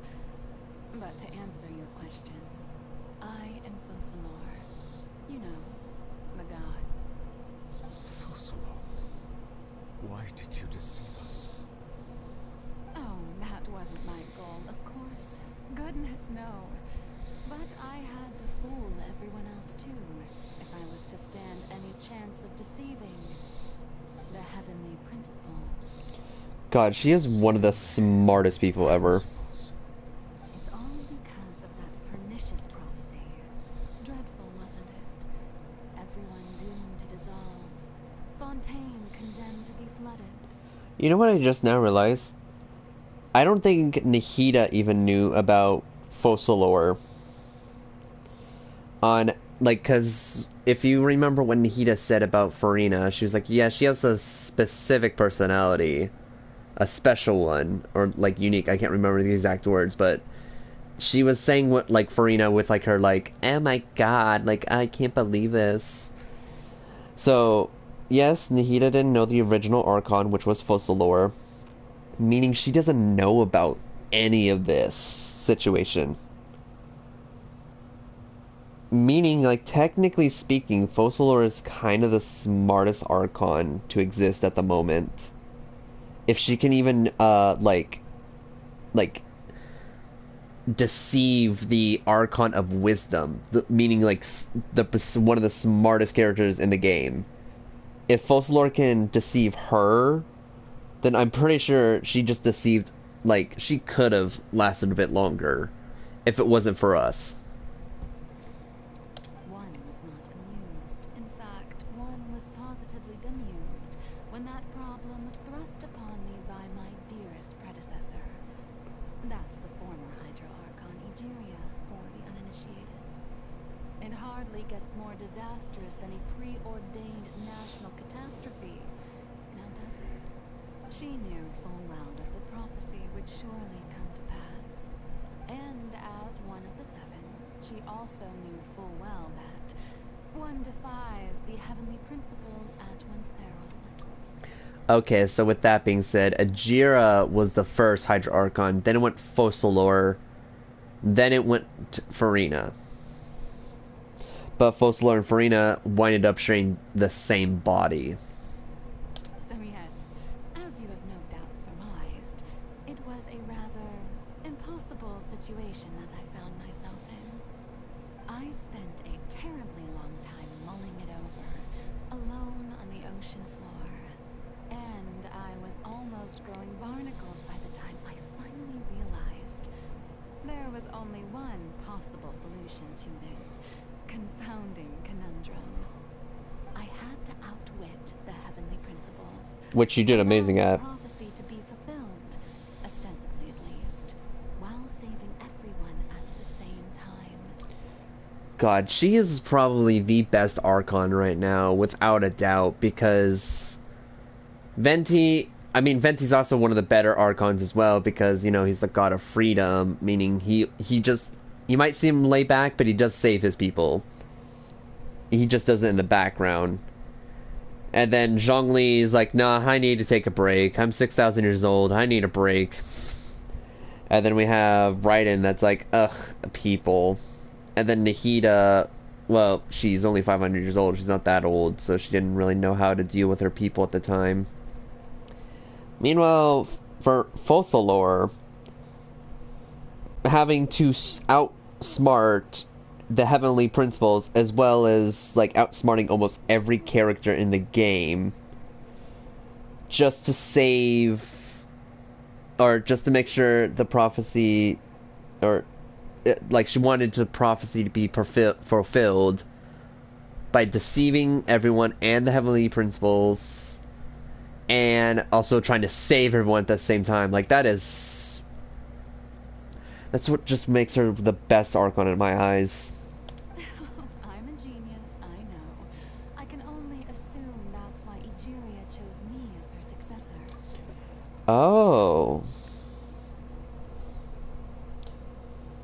Also, I like how she, like, answered my... she was like, yes, I know, I'm a genius. You can continue now.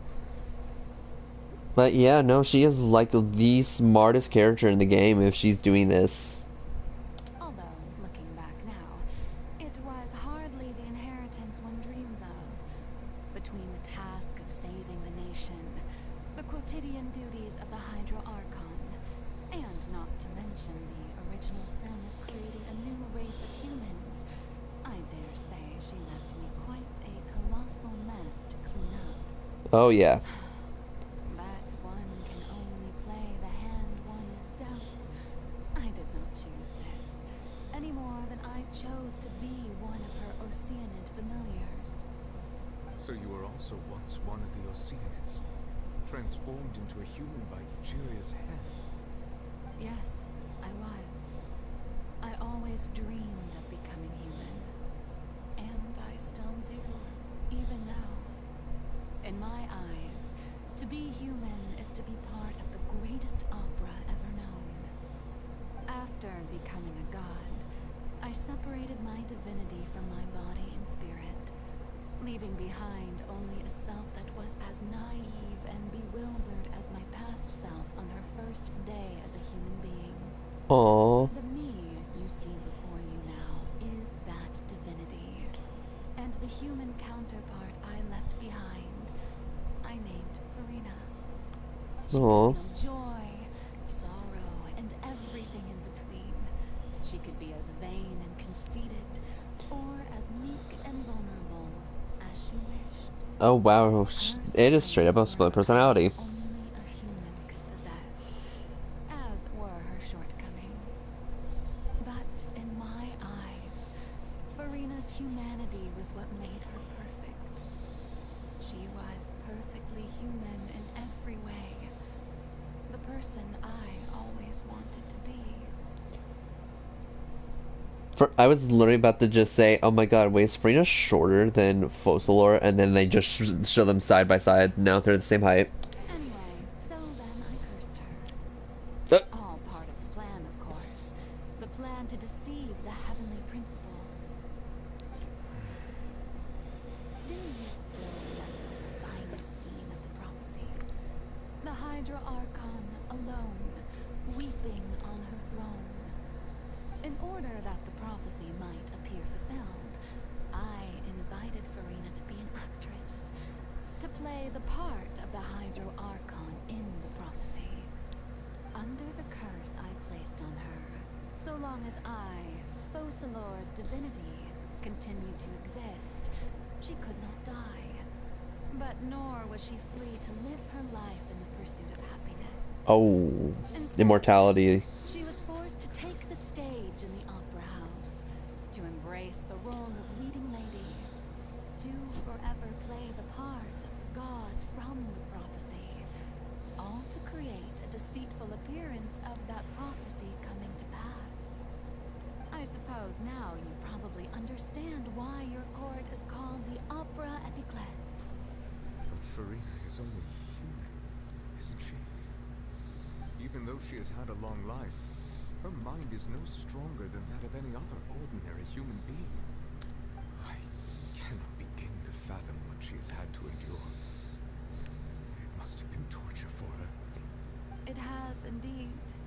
And although she is, in a sense, me in human form, I most definitely owe her an apology for it. It's been 500 years.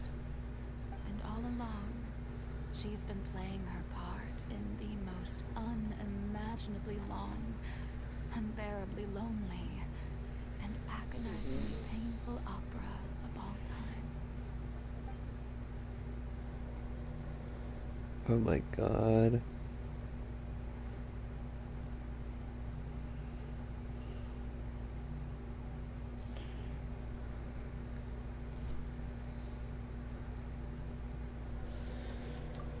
I came into contact with Farina's tears. If I remember correctly, tears often contain a being's strongest emotions. With a sufficiently strong hydrosensitivity, I can form an emotional connection just like I did with that Oceanid at the Fountain of Lucinian. Wait, could this be Farina's inner world? Farina, what is she doing on stage? Wait a moment. That probably isn't Farina. That's likely a reflection of her inner self. If I can directly speak to that self, I might be able to easily get what I wanted to know. I came here to answer I came here for answers. Either way, this opportunity is not to be missed. Let me try talking to her. Good luck with that.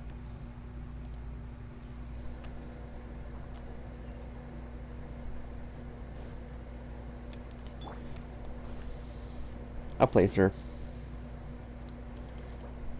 Oh yeah, no, that's a domain. No, I'm not leaving it.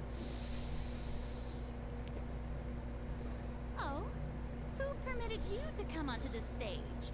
Now, I understand your admiration for my august self, but I must ask you to keep to the rules.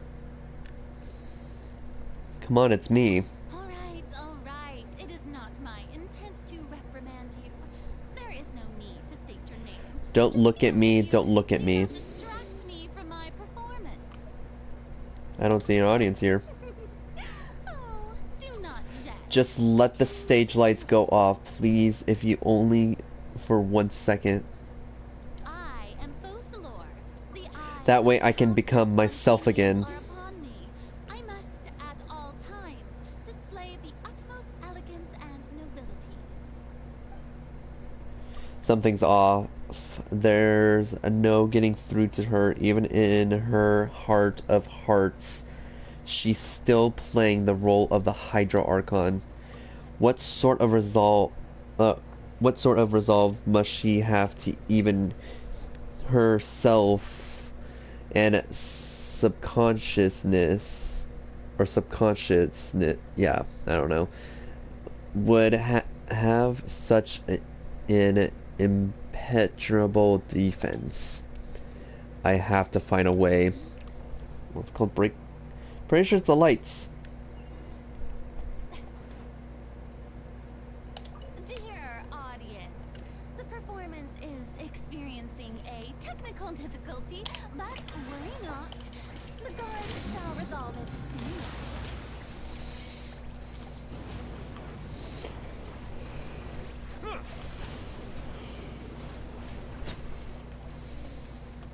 Hey, what gives? The audience is still watching me, you know. Guards? Wait, where are the guards? Guards!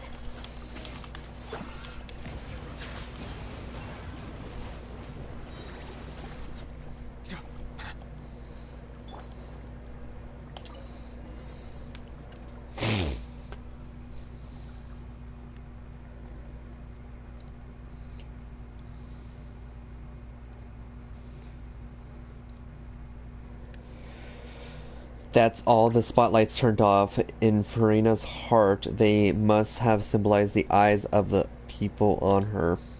Speaking of which, I think I just received some sort of signal. Was that her true voice? A ticket? When did that end up here? That's her seat. Either way, it looks like the show is about to begin. In that case, show me how you truly feel, Farina.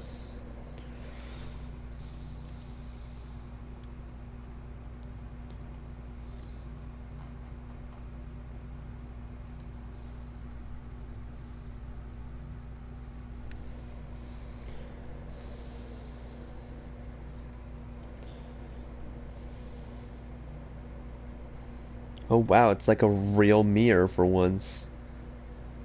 I've seen this in Genshin. Farina.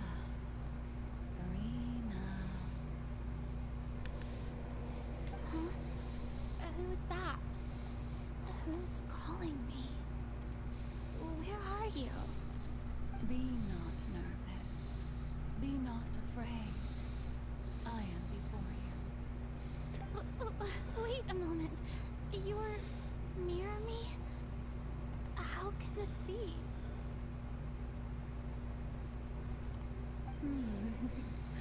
Near you, huh? You know what? That's not bad. Let's go with that. Near me? What do you wish to say? The prophecy. Have you heard of it? What prophecy? Oh, wait. I know. I think. I don't know why, but it's in my head somehow. The people will all be dissolved into the waters, and only the Hydro Archon will remain, weeping on her throne. Only then will the sins of the people of Fontaine be washed away. Oh, very good. You know it well. What's going on? I can't seem to remember anything clearly. The only thing I know for sure is this prophecy. Will it really come to pass? Yes, it will. And that is why I've come to you. Disaster will come to Fontaine sooner or later. Things will develop just as the prophecy declared. There is no escaping it. But doesn't that mean everyone will die? I'm a Fontainian just like them. Will I dissolve too? Oh, don't worry. Magical meetings exist in this world precisely to give people a chance to turn things around. It is the reason why you met me today. I will tell you how to save everyone, but you may have to suffer somewhat. Oh, so there's still hope after all. Goodness, you frightened me. You spoke so much and with so much certainty. As for the suffering, well, I will admit that the first thing that came to mind was, why do I have to be the one to suffer? But if the prophecy will come true, I'll also die anyway, right?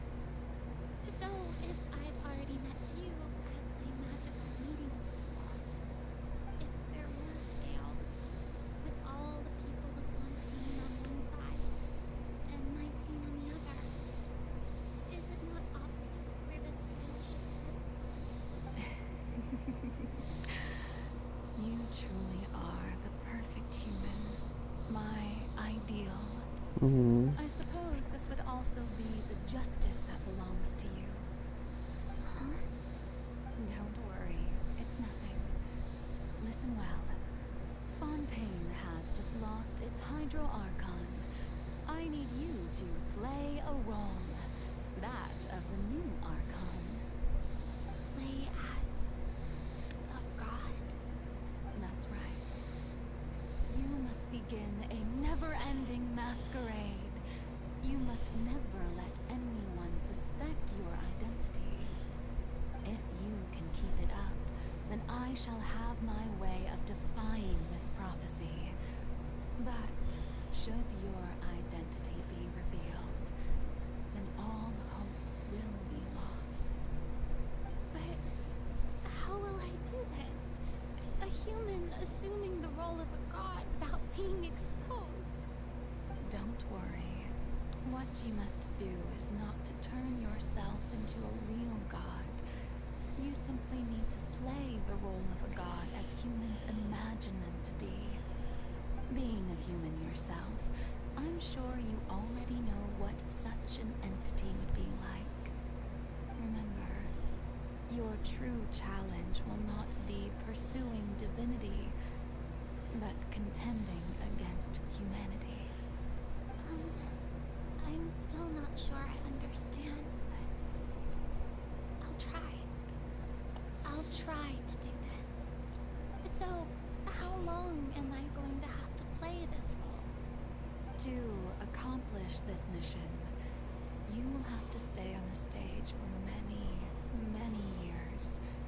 You will endure and not grow old until your task ends. Oh. But I promise you, all will eventually end in a magnificent and dramatic trial, and everyone will be saved. A trial, huh? How exciting. I'll be looking forward to it. but she wasn't looking forward to it at all. Oh, this is the second scene.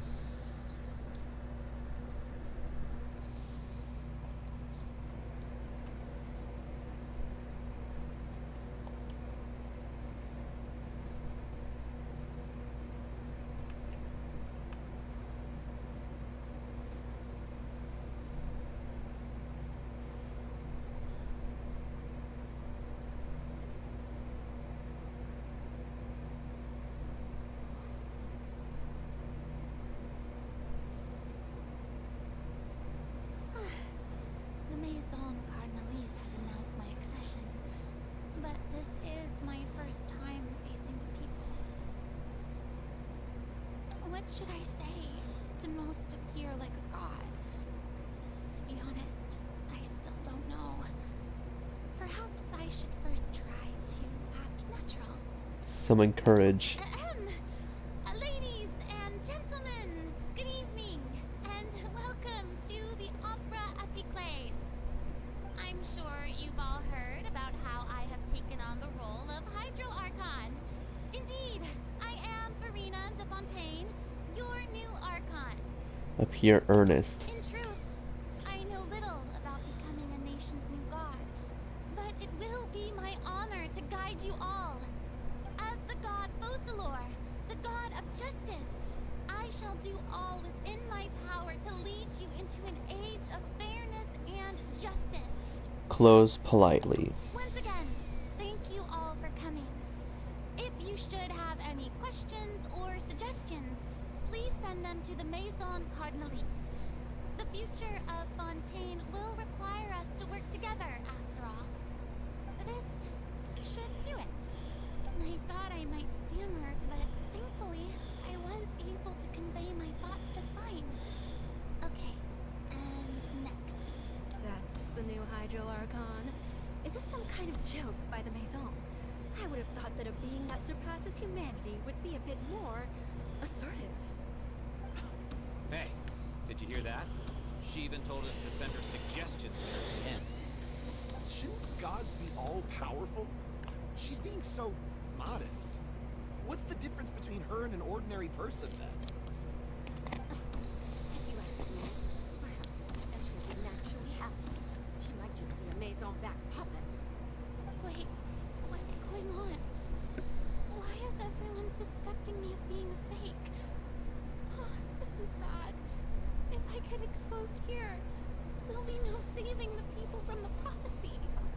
Right. Miami said that I just need to play the role of God as humans imagine them to be. Calm down, Frida. Think. What do the people want? How would they imagine a god to speak and act? Assertive, with a strong sense of presence. One who can dispel all doubt. That is the character I'm fated to play.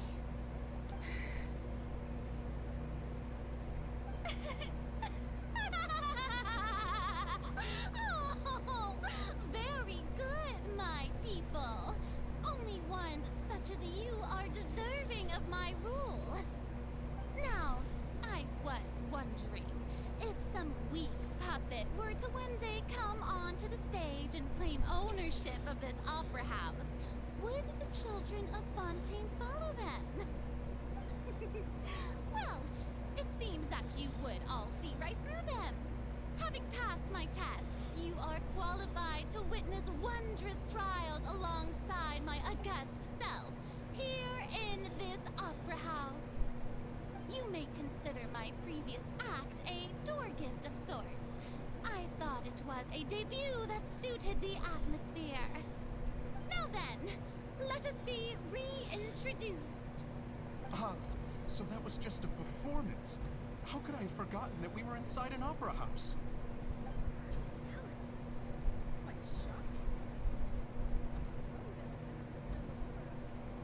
Such a fascinating and full deity.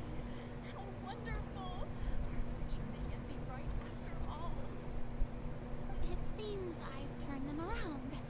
Best follow this flow and restart my accession speech. Resolutely with conviction. My dear people, whether you acknowledge me or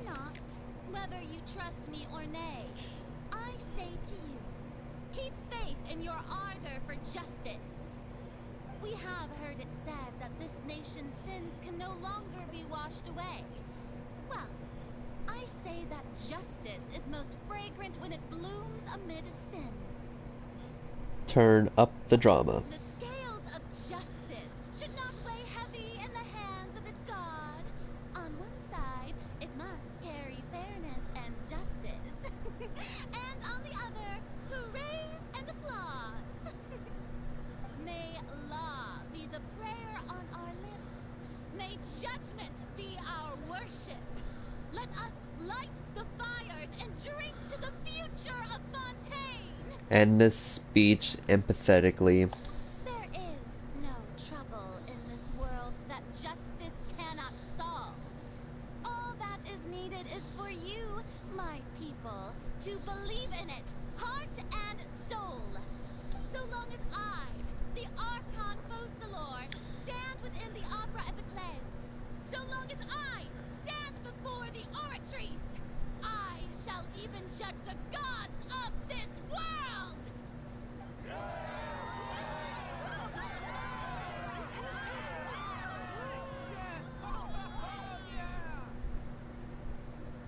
Oh. I mean, that was a really good speech, but it was all lies, basically. Opera House.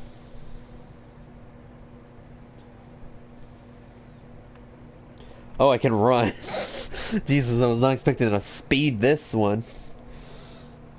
Lady Farina, here are today's case reports, as well as a summary of the follow-up for your perusal. Come now, was I not just at the Opera House in person? Leave these kinds of things to Neuvillette. Besides, none of these trials were the one that I'm looking forward to the most. If I may be so impertinent, what kind of trial are you truly looking forward to?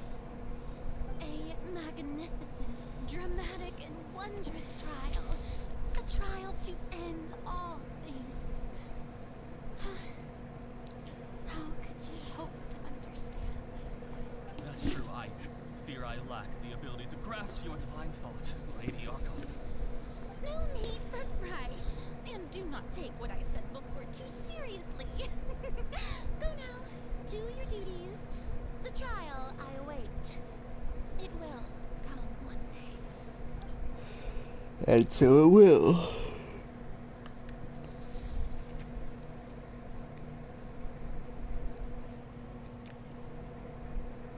Lady Farina, I don't know what to say. Thank you for agreeing to see me. No need to thank me. Or rather, thank your own sense of perseverance instead. Long have you stood in line to meet me, have you not? Oh, I'm afraid that's just an inevitable consequence of my divine charm. All right. Deoteria, is it? How is your son's illness? You remembered me, and you knew of my family too. He is doing much better now. In fact, he has fallen more of an article leader than I. He was the one who forced me to seek an audience with you, and to bring your words back to him. Oh, good. Very good. If this should happen again in the future, please do not hesitate to come and tell me. Going down to citizens' homes every so often, while not usual practice, should serve as a fine change of pace. You're such a gentle and wise God. Thank you once again, on behalf of my son. And over here.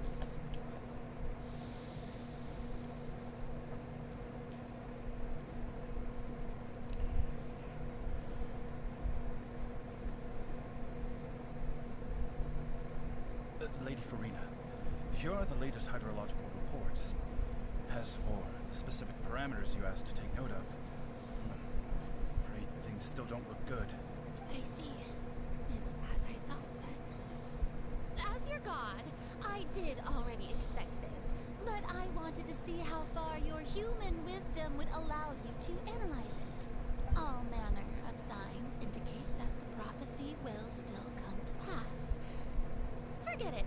That's not something you need to worry about right now. as I understand it, the Fontaine Research Institute is also trying to find a way to counter the rising water levels. Really? Have they found anything? I'm afraid that they haven't found any effective solution thus far. Oh, is that so? Well, no wonder. This issue has reached the realm of the gods after all. Still, their spirit is praiseworthy.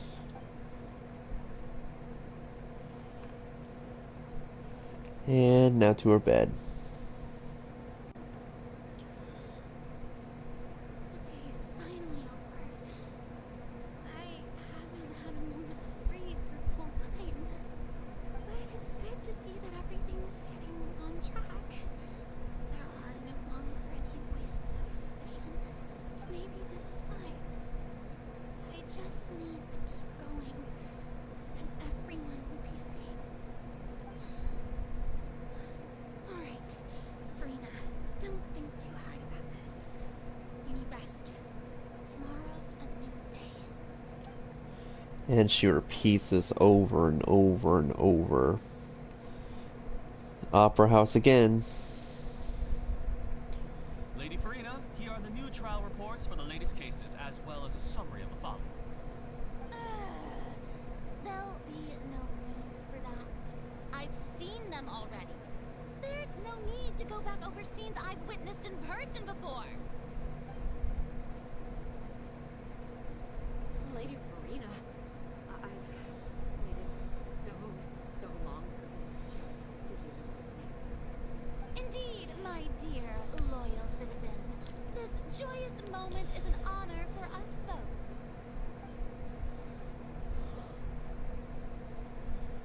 Lady Farina, we're detecting significant hydrological anomalies near Poisson. Understood.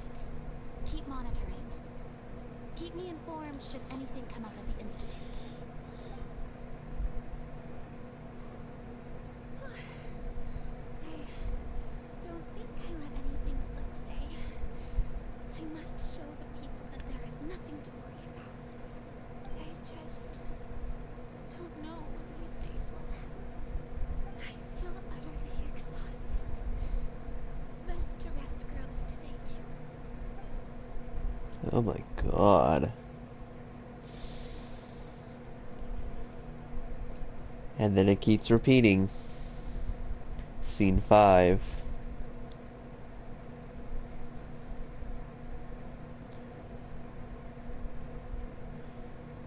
Oh wow. When people said she was like a lazy Archon, she's never sat down really to relax once. And the numbers count to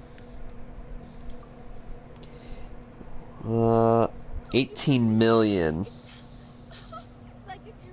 No, 182,375. Jesus. I've heard that the first member of our family who was honored to receive an audience with you was Madame Dioteria, almost 20 generations ago. Oh.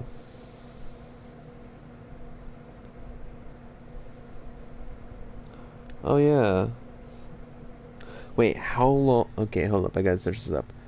How many days is, or how many years is 182,375 days?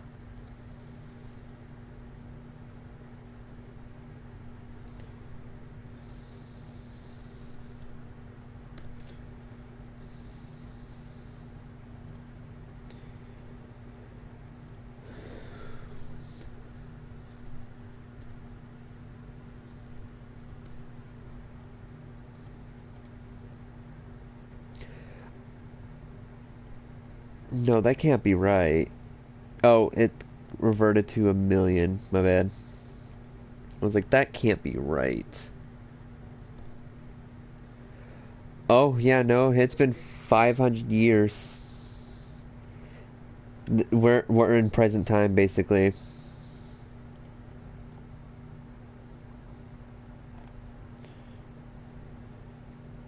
What are we looking again here? Oh, sorry, I was just looking, like, how long, like, scene, like, because each day was a different scene. It said, like, 182,357, I'm pretty sure is what it said for the scene. So, which means we're in present day. No, I'm not 500 years old. I'm talking about this. Talking about Farina. So, she's been at it for 499 years, point 27. So, yeah. We're in present time. And what a fine family yours is indeed. It brings me great joy to meet such a faithful believer, a descendant of a line most ardent. Surely you exaggerate, Lady Farina. My lady? I mean, she's not that young. She's older than Nahida by a few days.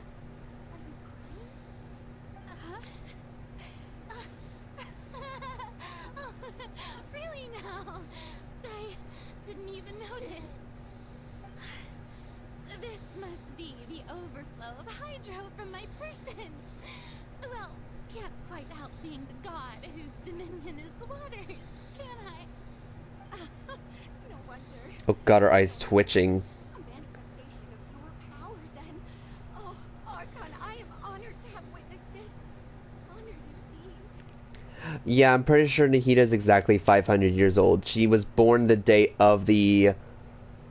Like, the day of when the... Or no, it was the day after the... The day after, the Archon War. Like, basically, like, after the Archon War ended, that's when Nahida was born. Yeah, Yae Miko is also about 500 years old. And Farina is also 500 years old as well, with maybe additional... Oh, actually, I think Farina and Nahida are actually the same age. Maybe a day. Maybe Farina's a day older. But yeah, no, they're about the same age. Wait, something is on. What's on? Yes, they all look different, like, age-wise. Like, Nahida looks super young. Farina looks about like a teenager. And then Miko looks like a young adult. But in reality, it's like they're all the same age. So, just let that sink in.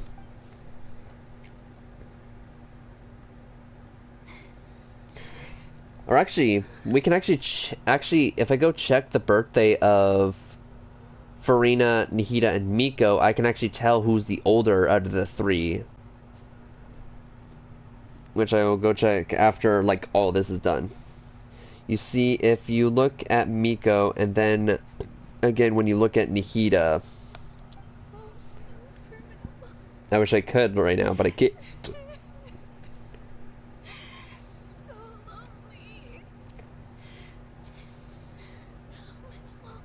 Oh, this was the voice line. This was the voice line of the fountain.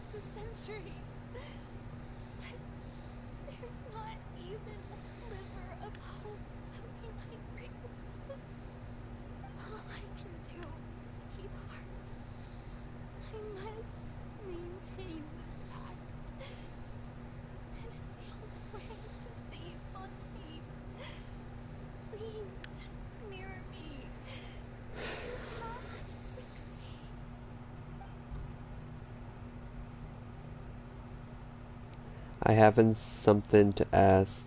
And what's that something?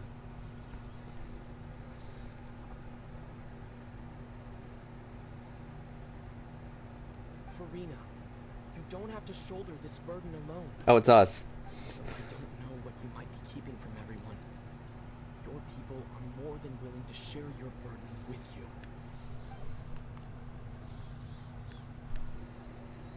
Oh, that's my voice. Is this scene from when we were within that giant magic box?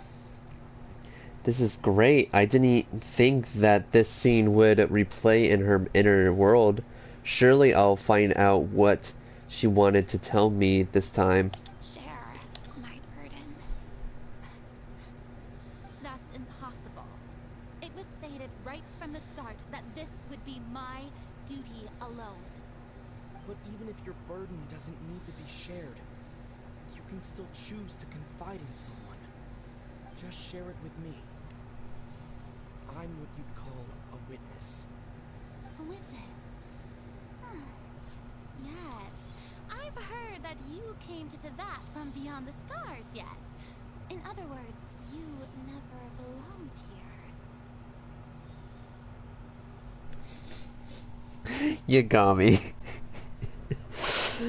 Oh my god, you got me. No, that's not considered cheating.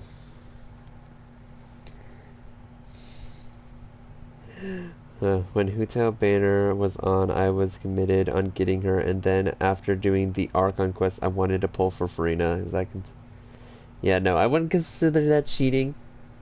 No, not at all, because, I mean, I wanted to get Hu Tao, got her, C1, meaning I was like, oh, I'm gonna mate her. Then Lenny came out, got him, C1, signature weapon, and I was like, okay, now he's my new main. Ryza came out, got him, C1, signature weapon. See where I'm going with this?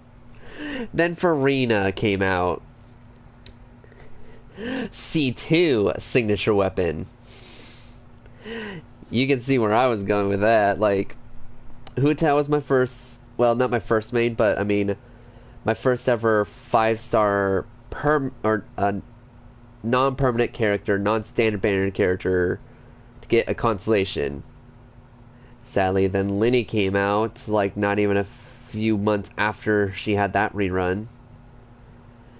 And then I mained him for a while. Then Risley came out. I didn't main Risley, but I just wanted to see if I got a C1 and a signature weapon, which I did super early. I was just in awe about that part. And then for Rena, after seeing everything she's gone through, I've seen people go through this, and I've seen their reactions for this Archon quest, and oh my god, I've never felt so bad for a character in my life. So I was like, I'm committing everything to her. Plus, even then, if it, like I said, it's not considered cheating, because in the future you can get your character again, and you can have both your two favorite characters working together. So it's not considered cheating.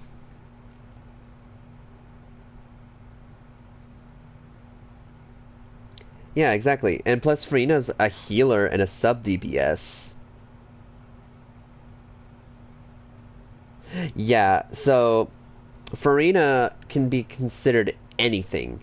She can be physical, hydro, elemental skill dependent, burst dependent, which her burst increases attack and hydro damage bonus. And then also can help with, like, not just increase for hydros, like, when I mean increase attack, she increases attack for any person for a moment of time, which is about, like, I think 15 to 20 seconds is how long her burst lasts for.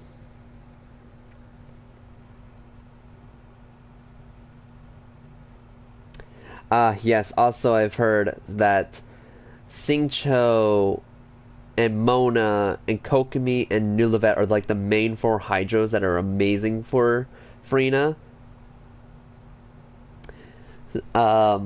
If you build her as a hydro DPS, or as, like, the golden trope DPS, which is the elemental skill increased, elemental skill damage. So I have her built like that with the Hydra damage bonus goblet. Like, my Farina's all set. If you have to, if you can, you should probably go look at my my Farina's like build if you can. If not, then I guess I should try sending a screenshot in my Discord server. Be like, okay, for people who are not able to look at my account, here's, or actually you can just go to the online website that shows you people's like characters and just type in my UID, and then you should be able to see my characters built, which I have my main team for the like display, so you should be able to see Nillivet, Venti, Lenny, and my Farina. I would have Huto up there, but I need Lenny due to the fact he has a decoy and I have him C1, so which means he can make 2 decoys at the same time, and they do double the damage when they both hit an enemy or whenever I use my skills. So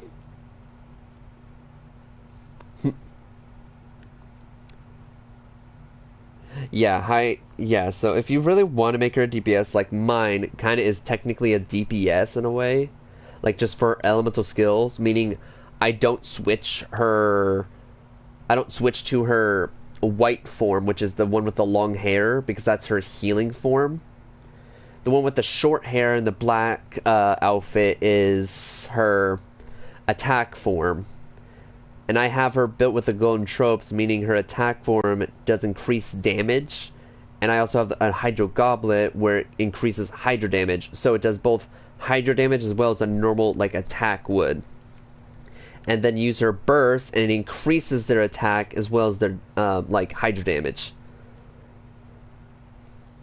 And then and if you had Xingqiu's like his burst, as well as Mona's burst, and then you start attacking with Farina, you should be killing enemies left and right. You can also use Kokomi's as well to heal yourself, because with Farina, with her attacking skill, if you haven't noticed, when you use her attacking skill, when her like 3 like minions, her 3 like water creatures are attacking, everyone in the entire party's health is decreasing really fast. It drops them down to half health. That's everyone in the thing. So if you don't want to build Farina as the healer, then you definitely need to get like a confirmed healer or someone that can heal Farina, so that way her minions can stay on the field while she's dead. Or, well, she's still alive, not dead, because if she dies, those things also disappear, and you have, like, less hope to win.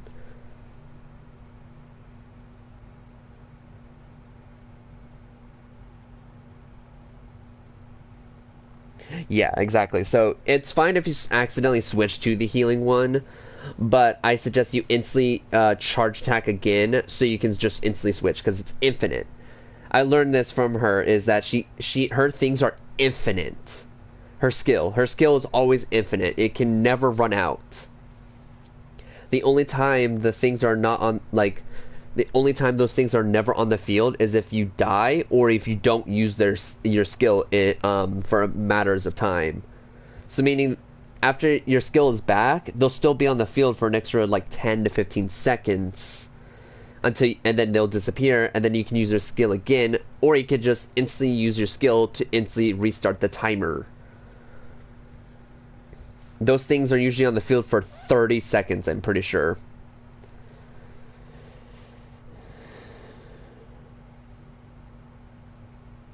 Yeah, her 2 sides are definitely hard to maintain, but for sure, like, you need a healer if you don't want to build her like the healer, or if you, like you're with me. Like, I don't have a healer. Farina's my healer, technically, so I don't have anyone to heal my characters with. But that doesn't matter, because her attacking and me switching to Nillivet and just using those 2 back and forth, or any other Hydro DPS to go with her, it does not matter, because she still does a lot of damage, and Nillivet, it's just like, boom, they're dead. And then with Lenny, because I have the set where if his health is decreased or increased, his crit rate is also increased. So he does a lot of damage with that too. And then I have just Venti just there just in case I need him to be a support for a bit. So that's why I made that team, because Lenny, when losing HP, his crit rate will be increased as well as his attack. And same goes with Nilevet, his attack will be increased when his HP is going down. And so that's why with Farina, when I use her skill, not the healing one, if my burst is up, I instantly use it, and boom, everyone's just killing things left and right.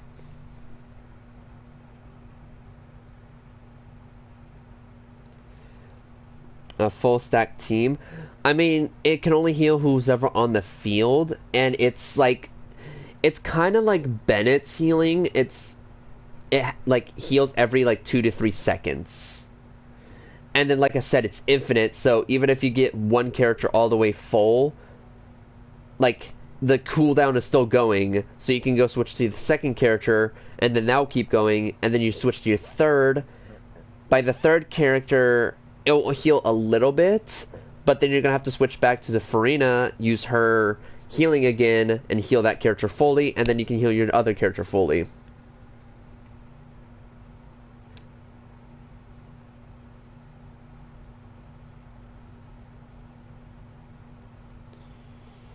Yeah, her healing capabilities is pretty decent. Like, it's pretty good. Like I said, it's infinite, so you can infinitely keep healing compared to other characters. But you have to be in the AoE of said, like, you have to be in kind of the circle around her healing skill. Because I think it's like if you're like a few inches away from it, like you can tell when you are not being healed because you don't have this like a hydro circle surrounding you. If you don't have that surrounding you, it means you're out of the AoE of the healing, which means but that means if you see it, it means you're in the AoE of the healing, which means you can keep attacking while it's healing you. Because that skill doesn't take damage from you or your team to heal others. It just keeps healing who's ever on the field. While her other skill, her attacking ones, will instantly just take away your health away. So you always have to be cautious about who's on the field and who needs to be healed. But that's why I have my team, because they depend on their HP being decreased so they can increase their attack. Venti doesn't, but I mean, I only have him there just to use his burst, and then switch instantly back to, like, Farina or Nilevet so they can just keep attacking. Anyways, I'm gonna continue, because I'm never gonna get this done. In its entirety, a show on a stage, then you're just a spectator, aren't you? If that's the case... He's right. I could confide in him, couldn't I?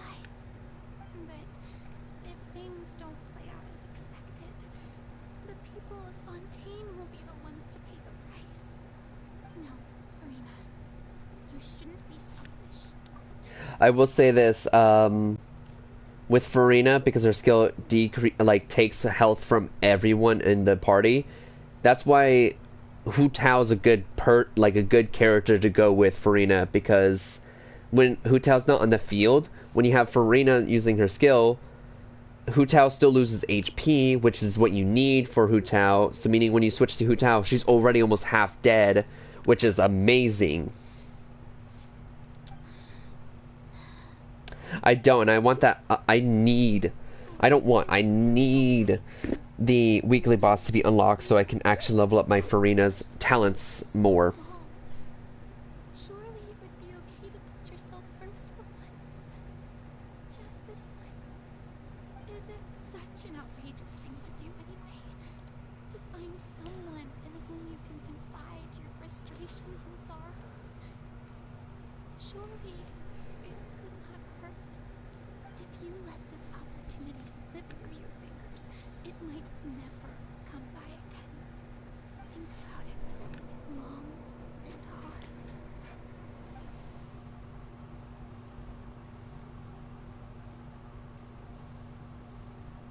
Yeah, I would say that's a good that's a good team. I would say Kooky, or yeah, Bennett. I would say, I mean, if you want to, if you have a C6 Bennett, it'll go great because of Hu Tao, and you know, it still increases the attack of like other characters. Or you can go Kooky,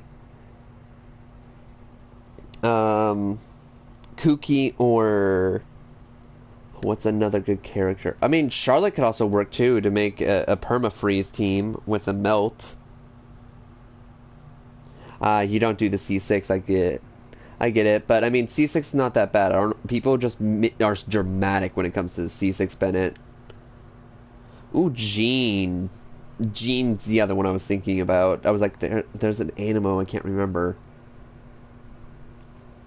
But yeah, my Bennett C6, and most of the time I don't even have a Pyro on my team other than Bennett.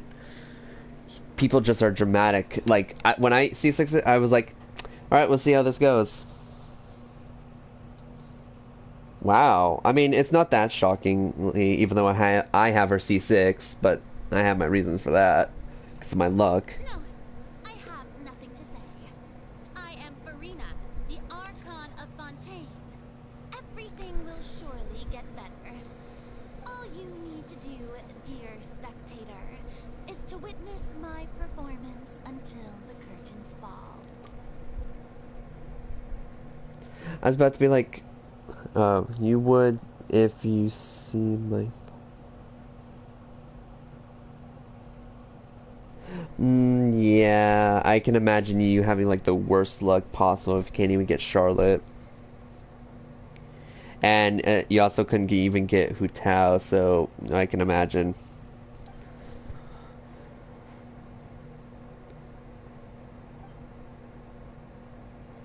Poor Farina.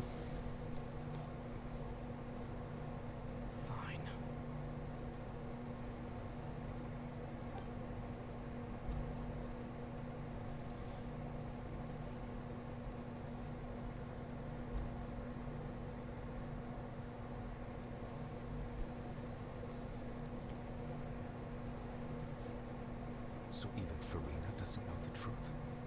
You've never once let her in on the full plan? Yes, it had to be done. To deceive the heavenly principles, you must first deceive. Oh, she needs a bear hug. Like she needs a long, long hug, like 500 years worth of a hug. She did very well. If she had let her resolve falter even once in these 5 centuries, Fontaine would have been doomed to the most tragic fate. It seems that trusting humanity was the right decision after all. I believe that I understand how your deception works. But that is only half the truth, is it not? How would you build on this foundation to save the people of Fontaine? That is the most important thing. Ah, good, good. Of course, the Iudex of Fontaine has pinpointed the crux of the issue. I'm sure you've long sensed that the Oratrice is no simple machine, yes? Wow, she's so short. Suspected that it had its own consciousness. And Lenny did mention that he heard a human voice within the core chamber. It now seems that that person was you. I mean, I've seen this story quest already, but since I'm nobody in my chat, like just in case. The Oratrice, taking Fontaine's gnosis with me. Yes, it would seem so, wouldn't it? Oh yeah, wow, we were right. She did have the gnosis on her. But yeah, I've already seen it, but I wouldn't say in chat just in case someone like re-watches the stream and chats there. So yeah.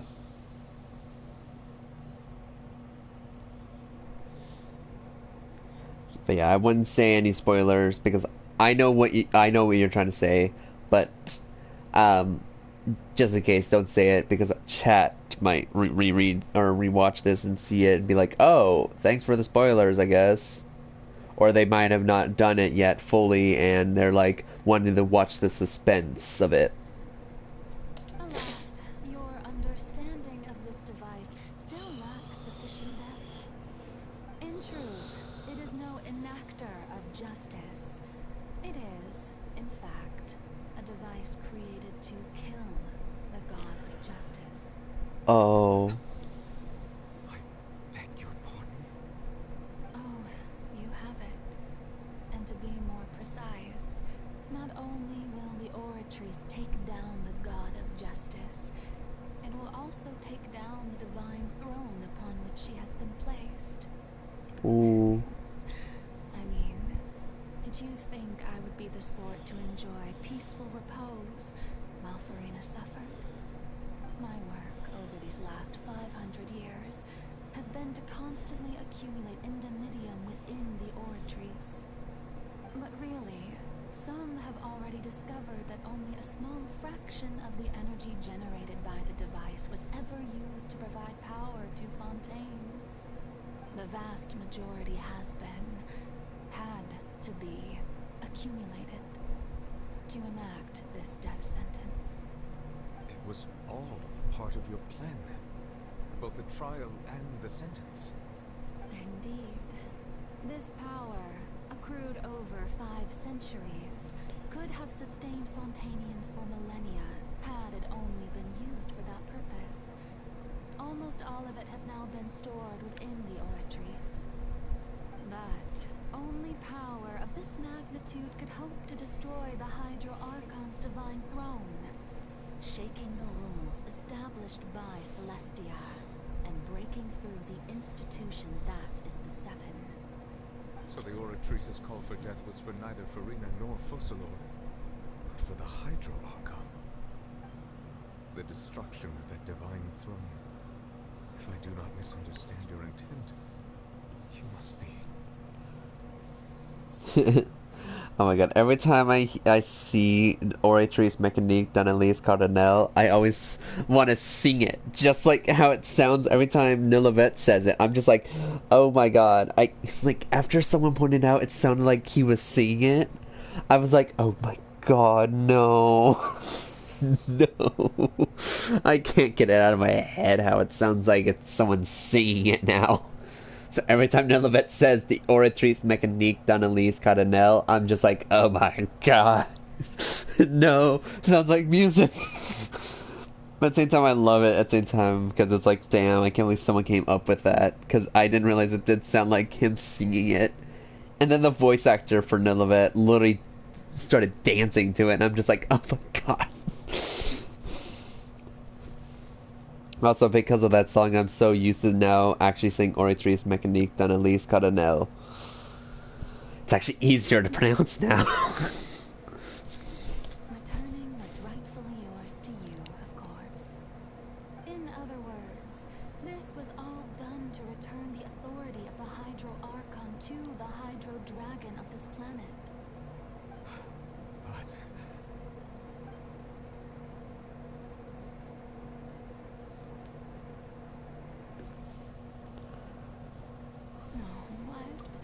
Getting sad again, are we?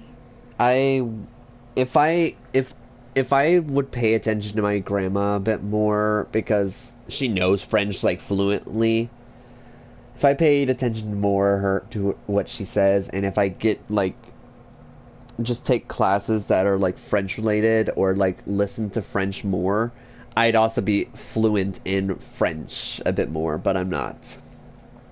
There's some things I can pronounce a bit better in French, but it's just like most of the time it's like I don't know what it means, or I'm surprised I even pronounced it right in the first place.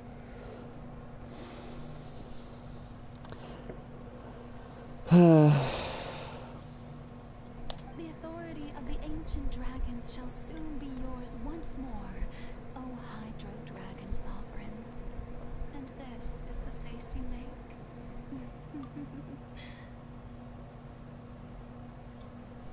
Yeah, I understand some, but I mean it's hard because I can say some of the words, but some of the words that I'm saying most of the time, it's like, am I saying that right? Or like, what does that even mean? Actually, I don't want to know. Because I found out my grandma can speak it fluently because, well, one, we're French Canadian apparently, and two, like my great grandma is the one who technically taught her how to speak French. And I really want to learn it myself so I can talk to. It's always cool if you know more than. Well, yeah, I'm trying to learn the entire. Like, I'm trying to learn to speak it fluently, but I can't because it's like my small brain can't handle it. I know sign language, but I faintly remember most of the stuff now because I have not practiced sign language in 2.5 to 3 years. So, yeah, like English is kind of my main language right now, but even then, I suck at English.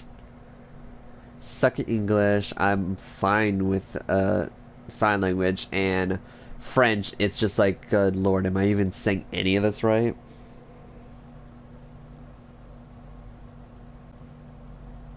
Yeah, I know sign language.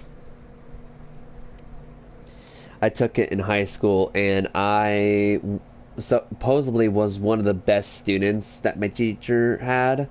Like, because everyone, I'm not even joking, everyone in that entire class kept asking me for help. And I'm the shy, quiet kid that's just like, don't talk to me, please. Don't sign to me. I don't care. Don't look at me.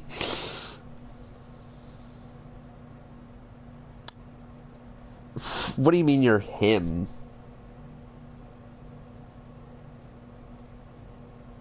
Bro, you're him. You're cooking. What? I don't get any of the things you just said, but moving on. All you've done throughout the years is just so you can sacrifice yourself at the very end. I've never quite seen it that way, you know. Even now, I'm quite pleased at how well my deception Meme. Oh, it's a meme? I've never heard of that meme.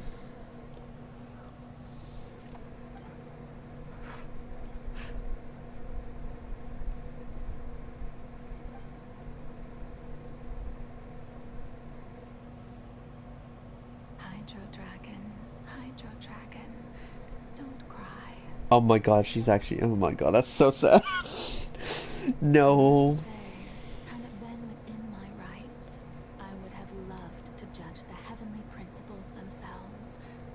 Were they not guilty of essentially the same crime?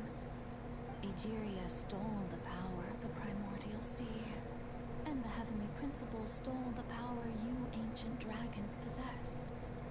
I, for my part, am the god of justice. And is it not just that your original powers should be returned to you? Speaking of justice, I have always believed that justice lies in the process of pursuing human existence itself.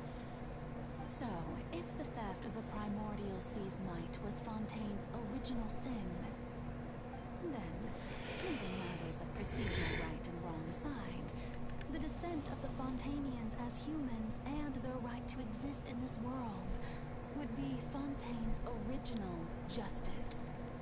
In other words, existence was Egeria's justice, and to me, justice is the continuation of that existence. Defying the prophecy and ensuring that Fontaine's people shall live on, that should be the justice enthroned over all others. At this point, we, whether it be myself or all other Fontainians, have shouldered the burden of this sin for far too long. Iudex Nobilette, the highest judge in our land, when you regain your full power as an elemental sovereign, what verdict shall you pass upon us? So when I was invited to the court of Fontaine to serve as Iudex, I see now that that was your idea too. At last, I now understand the true purpose behind this position. In the beginning, I was uninterested in human existence. But these 5 centuries of living alongside them have gradually brought about mutual understanding between us. And I have even attempted to feel as they feel. You are a devious one, Fussalor.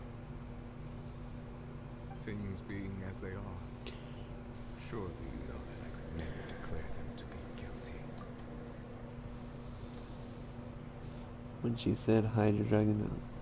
Yeah, no, I mean, yeah, did sound like she was making fun of him, but I think she's the one who spread that rumor. I wouldn't be surprised if she was the one that spread that rumor, because how else would she have known about that whole saying in the first place? Because, yeah, she can't leave Farina at all. Like, she's stuck in a mirror.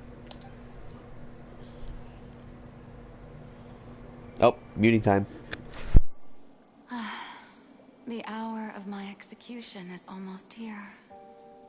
For the sinner, the curtain call has come. I know I may not sound it, but faced with death, I find myself a little afraid. Perhaps this is one thing both gods and humans have in common.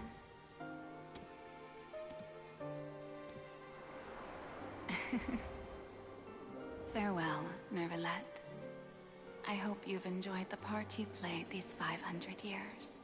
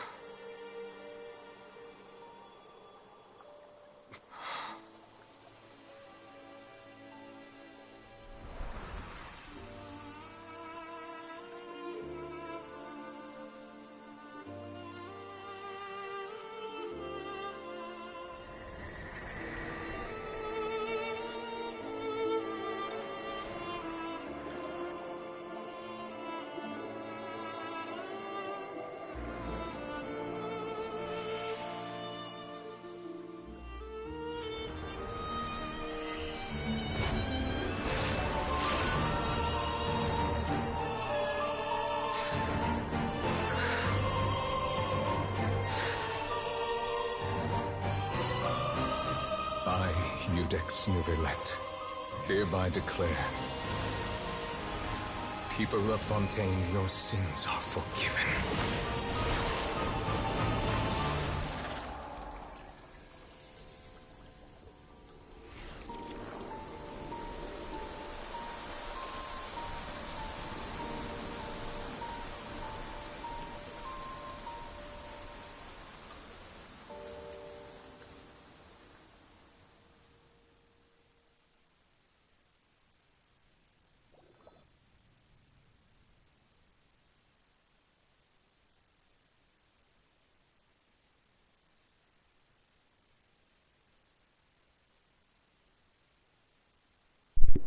I always cry at that scene, I swear. It always gets me every time. What just happened? Has the death sentence been carried out? Was that bright light some sort of misdirection? I have a feeling that something huge just happened. But since we're all still alive and haven't been dissolved, I assume whatever happened was good for us. It's time to end this. We must mete out punishment to that beast. Wait! Didn't you say just a moment ago that it can't be defeated? I have gained the strength sufficient to deal with it. Through certain means. Now have the ability to separate the power of the Primordial Sea from that creature. We should seize the opportunity to pursue our quarry. You obtain the power? Traveler, now that the oratories can no longer function, I require an executor to help me mete out justice. You mean me? The root of the calamities befalling Fontaine. The beast that enacts the prophecy. Its name is the all-devouring narwhal. Come with me, traveler. The hour of execution has come. Yeah, I swear, Fontaine, I feel so bad for the VAs in Fontaine because they're constantly crying. Like, out of all the regions, they're the only voice actors I've heard actually full-on cry.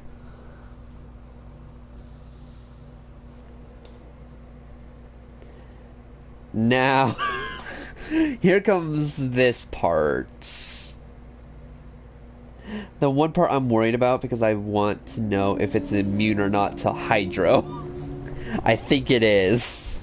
Because it's a whale.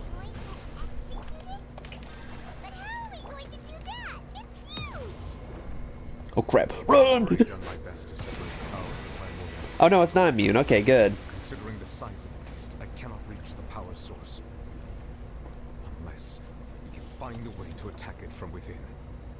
I shall share a part of the ancient dragon's power with you. We shall look for an opening together.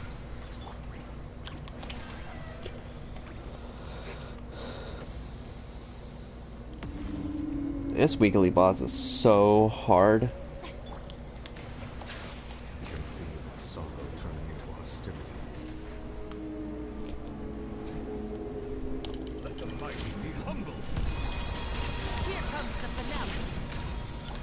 Silence. Ow. That actually hurt.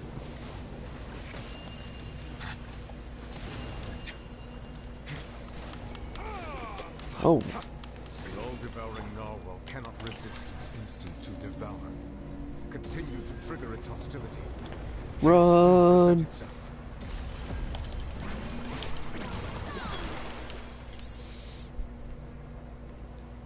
Where is it? Oh, it's this move.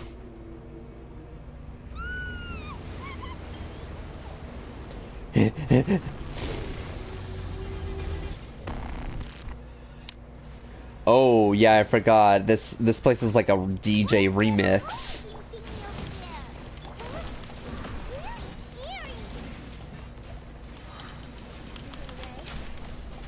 Bow your head. Be not perturbed. Ooh. I have granted you my protection. Do not fear. Seize the moment to use my power to suppress its root from within. And where's this root? Why does it remind me of Pinocchio?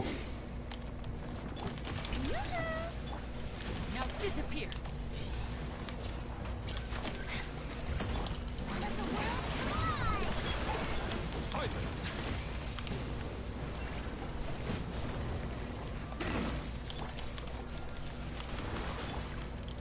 Step right up. A round of applause. Bow your head. Manifest the authority of the ancient dragons. Witness the might of the primordial sea. Okay, so I died but got resurrected. That's nice.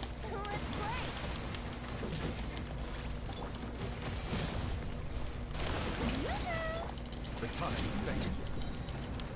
Settle down. Ooh. Ooh.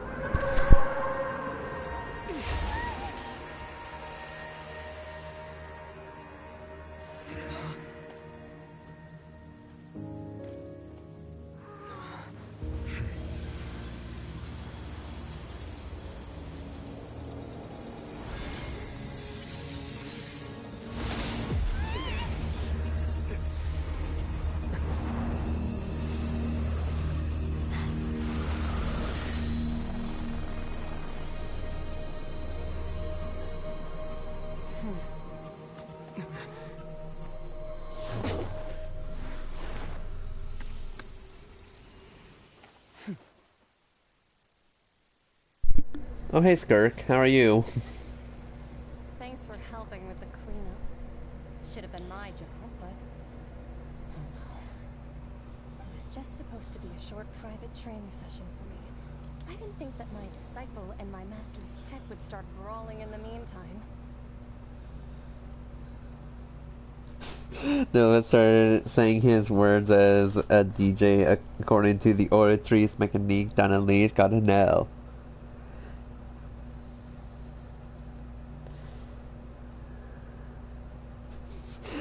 Yeah. Plushy. So if she does become playable, I'm wondering what her element would be.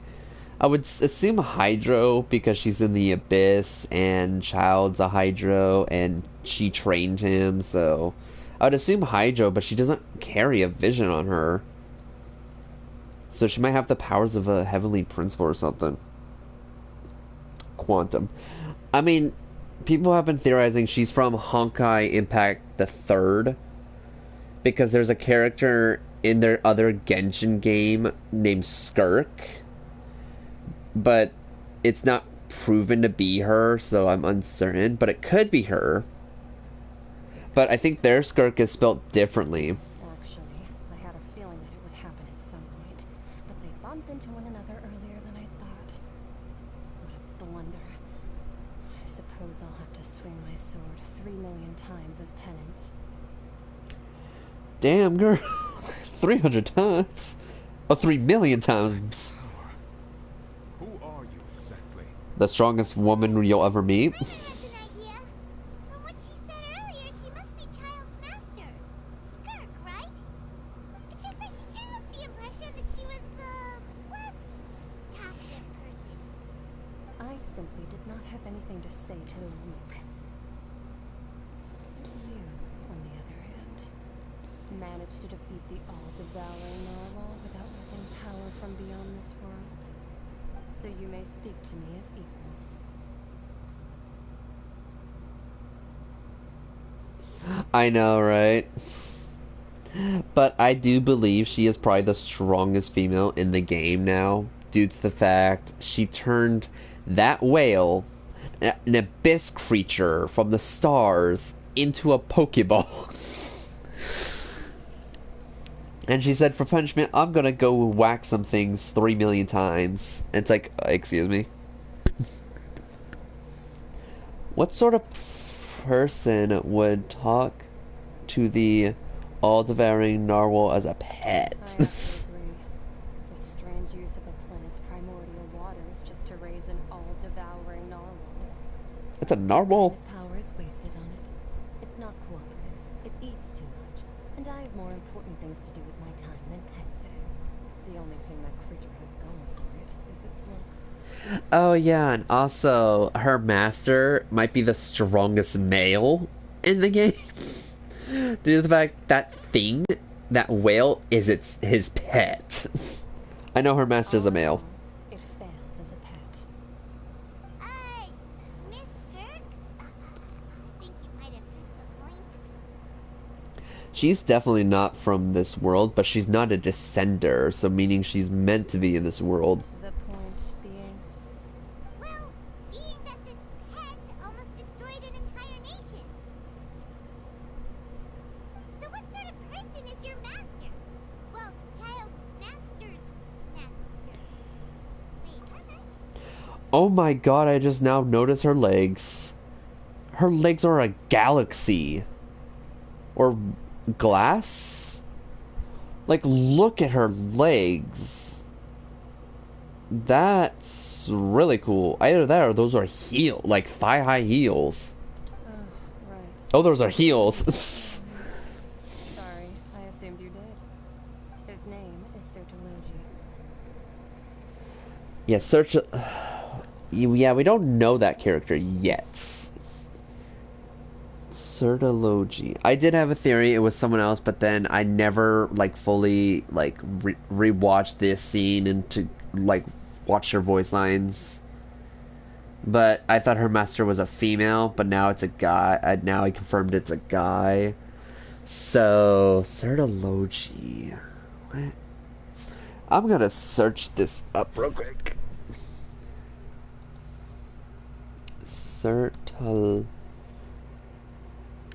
Oh wait, I can also search up like the nationality of this name. Well, it's the first thing that pops up is Genshin. Sertologi. also known as the Fowl.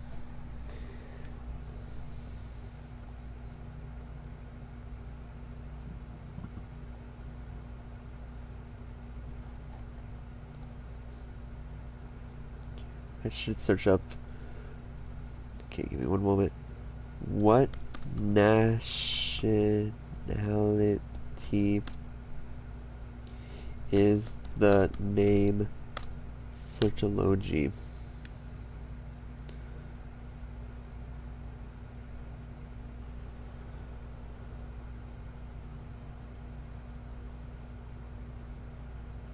Okay, so Searchology will be a pyro character because I just searched it up and it says Old Norse Surt's fire.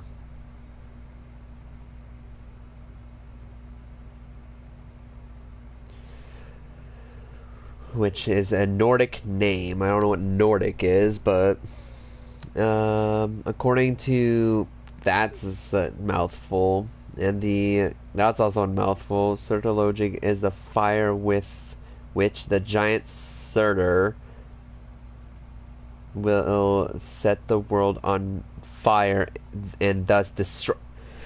Excuse me. Excuse me, what? He's gonna burn the world? That's who that man is? Oh no.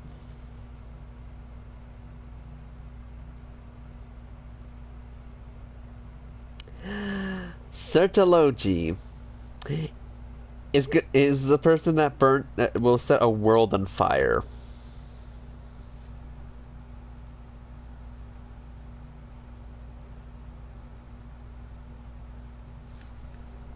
Who? I am unfamiliar with that name. The master is insufficiently famous. How should I describe him then? Have you heard of the name the Fowl? The Fowl? Still nothing? Well, how about the Visionary? Vetterfalnir then? Or Gold Vine Daughter? Yep, that one.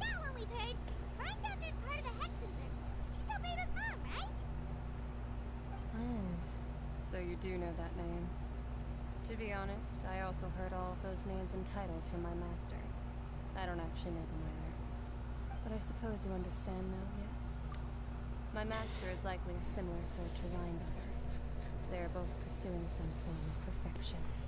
And by world does it mean Sumeru as foreseen in trailer of... Yeah. Blasphemy. We still don't know what blasphemy means. Because the Tory says something about a place of blasphemy. Blasphemy is not in any of the current nations. Like, it's not an area. But it shows the tree on fire in Sumeru. So I'm wondering if the Tory is involved with her master. Because obviously, Child's involved with the master. Child obviously knows of the existence of Skirk's master because she's had to said something about him.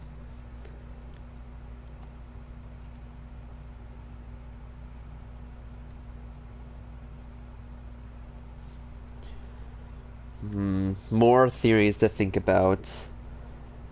Yeah, I never thought of that until now, and searching up God, I already forgot how to pronounce his name. Cetology? Serology? I don't know. Like, the definition is... Hold up, I gotta take a screenshot of this so I don't lose it.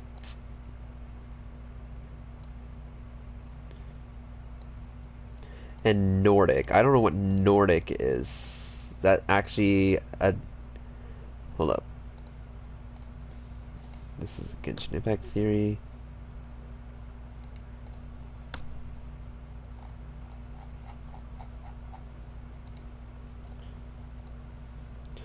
Okay, Nordic. Nordic.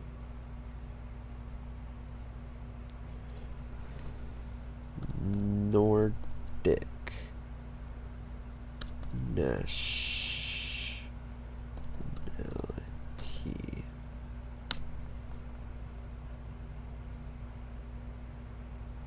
The Nordic race.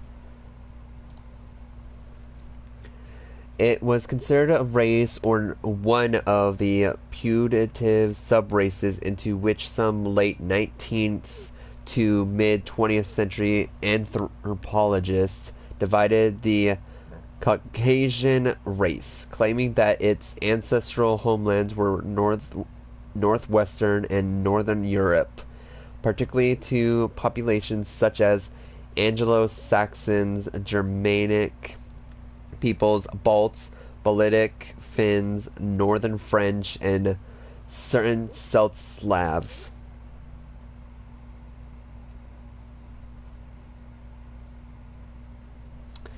Interesting.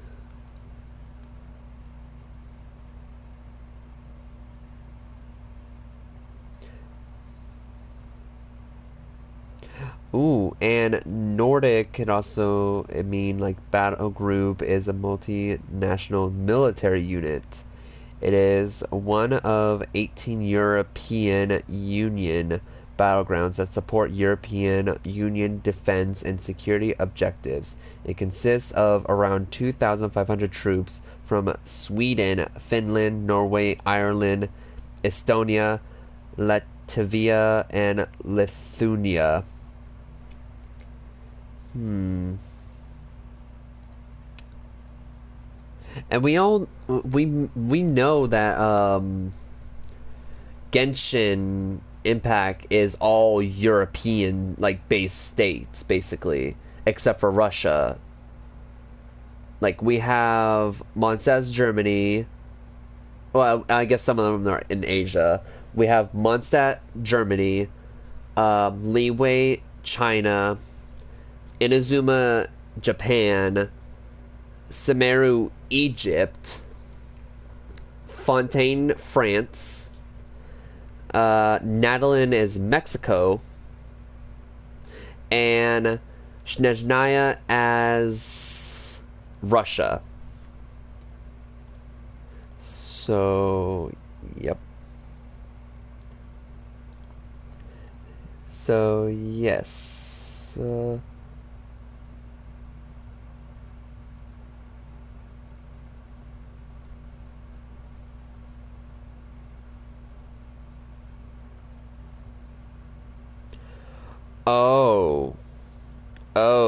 Oh no. Okay, so I found out what Nordic is even more. We might get to know more about this character and Skirk around Snezhnaya. Okay. Wait, didn't you also mention a visionary person? Paimon didn't quite catch their name. Actually, never mind that. I believe it expedient to inform you that the all-devouring Gnarly used up nearly Well, the visionary is Nicole. I'm pretty sure. Hydro energies will prove difficult for the planet's deep seas to digest. As such, the Fontaine back on the surface has most likely been thrown into chaos. Just be sure we're talking about just one person, right? Yeah, no, we're talking about Sardology, her master, Skirk's master. That's who we're talking about. He's. So I searched it up. It said something about like. It says like his name is Nordic. It's a Nordic name, and it's Old Norse Surtur's fire, and meaning like according to like the wiki, it says Surtology is the fire with which the giant Surtur will set the world on fire and thus destroy it. That's only like the first sentence of what that name means. Then I searched up what Nordic means, like what nationality it is, and it's European, which I looked more into it, and it has stuff to do with things I'm not allowed to say on YouTube. So yeah, we'll just say we're probably gonna learn more about him in Snezhnaya. That's all I'm gonna say. If you want to learn more about Nordic, search it up yourself. I can't say it on stream, sadly. So. In other words, the prophecy that you've been fretting over should now be in full swing.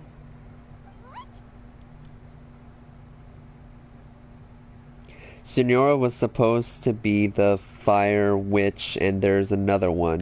Oh, no. Sadology is a guy. He's not a witch. He's not a witch. Yeah, he's technically not the witch. She's known as the Fire Witch of Flames. Or Ember, I should say. Because she's the Crimson Witch of Flames, or Crimson Witch of Embers, however you want to look at it. Yeah, he's more of a wizard, I guess. But at the same time, he trained Skirk, so it makes me believe that he's a duelist as well. Or a sword user. He might be a catalyst sword user. Like, might be switched between two of those weapons. But apparently he's gonna burn the world to flames. So it might not be Snezhnaya. Well, I mean, we'll learn more about him in Snezhnaya, but we won't get to see him probably not until Conria. The final chapter of Genshin. Which is where we'll meet, we'll go to Conria, we'll learn more about the Abyss, we'll learn more about Celestia, and that's the end game.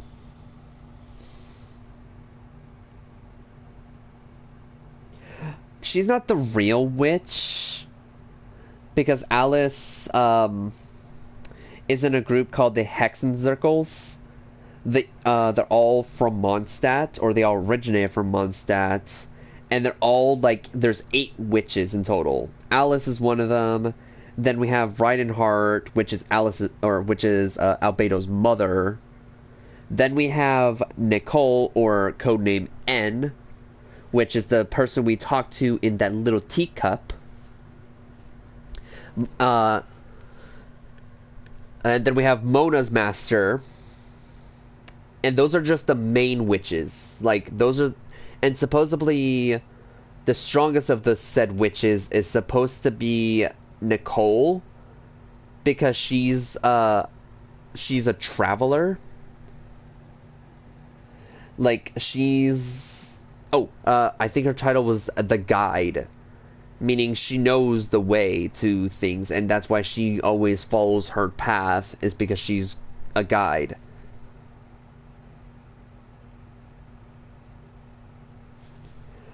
No, the one we talked to in the teacup was Nicole, codename N. All the Hexenzirkles go by a different code name, which is the first initial of their first names.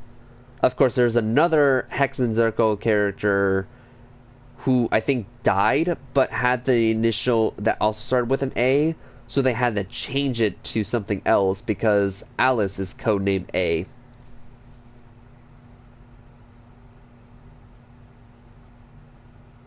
Yeah, Nicole's the one that likes to help lost travelers.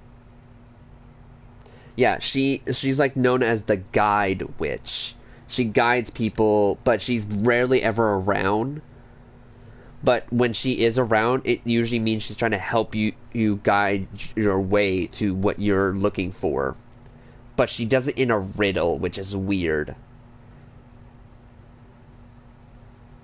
And then I think Alice is the witch that always tells the truth, but she tells it in twisting her tongues. She definitely says stuff in riddles. All the Hexenzirkles have stuff to do with riddles in a way. Which, if you don't know, Alice apparently, I found this out not too long ago, but Alice, Klee's mother, is supposed to be based around Alice in Wonderland. Because she's an adventurer, and she explores places that most people have not explored before, and she finds it peculiar. So she's supposed to be based around Alice in Wonderland.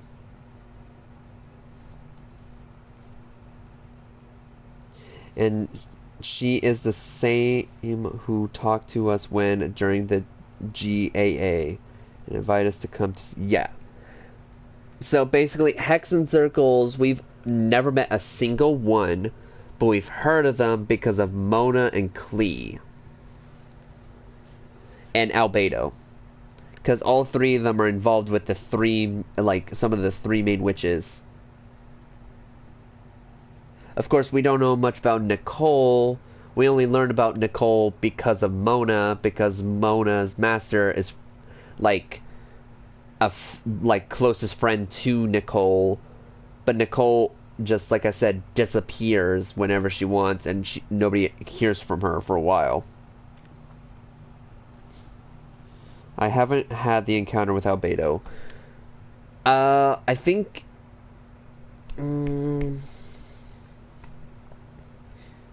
I mean, as you just heard from Gold, Reinhardt, or whatever her name was, that's Albedo's mother, and she's part of the Hexen Circles, which I think you can only learn in the event of the, that one event from the T. Like, I think it was the first Golden Gates or whatever. It's like the Klee Island, I'm pretty sure. The one island that's a summer event, which doesn't exist anymore. I think it was that one. Or it was one with Sucrose and Kale. I think it was the T... Oh, I can't remember. It was when Kale visited, I'm pretty sure.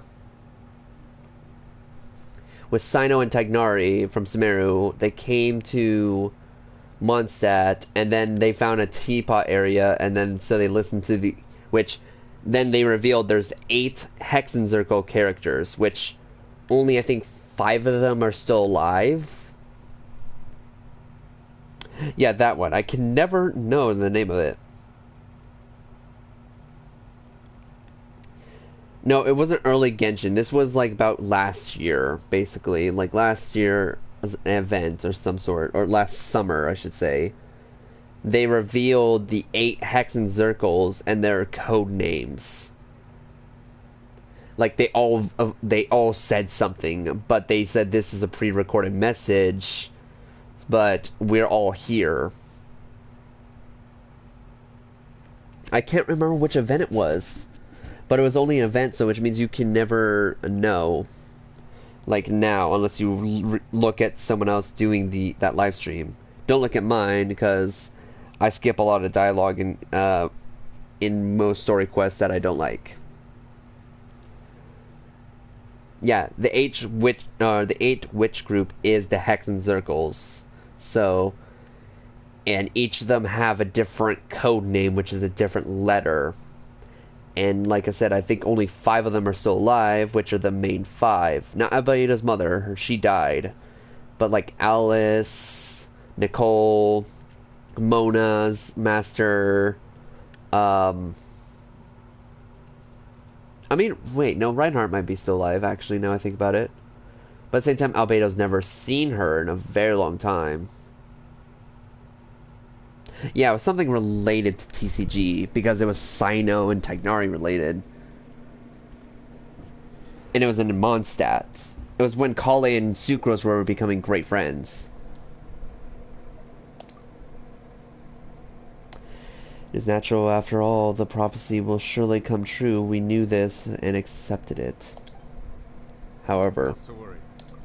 Focalor has already managed to deceive the heavenly principles. Cutscene? Cutscene. In the end, the people will all be dissolved into the waters, and only Farina will remain, weeping on her throne.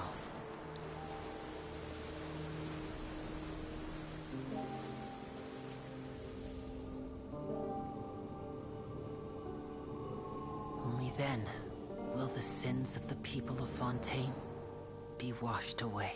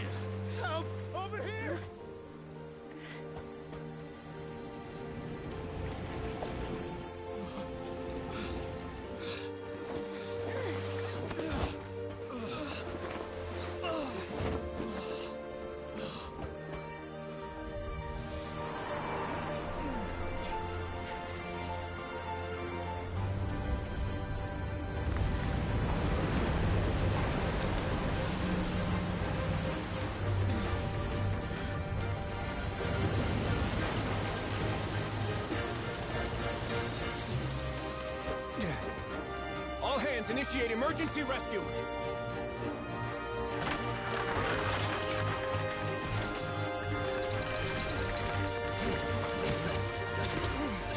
Hurry!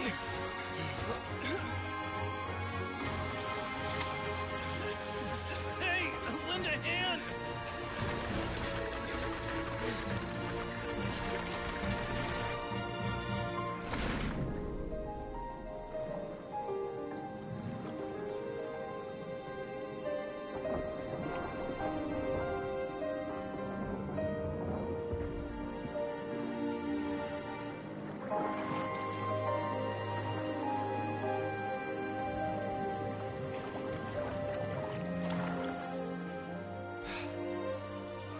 Look! The water's receding!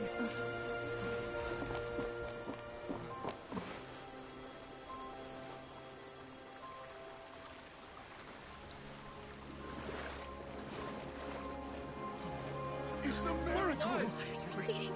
We didn't dissolve. The prophecy was wrong. The prophecy was wrong.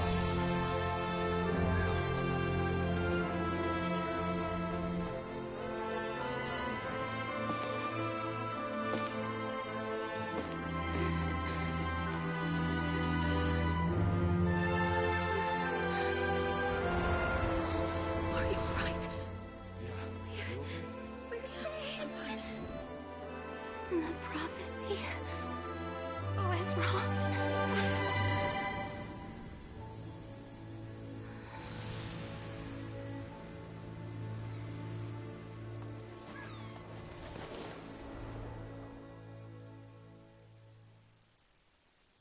Water comes in many...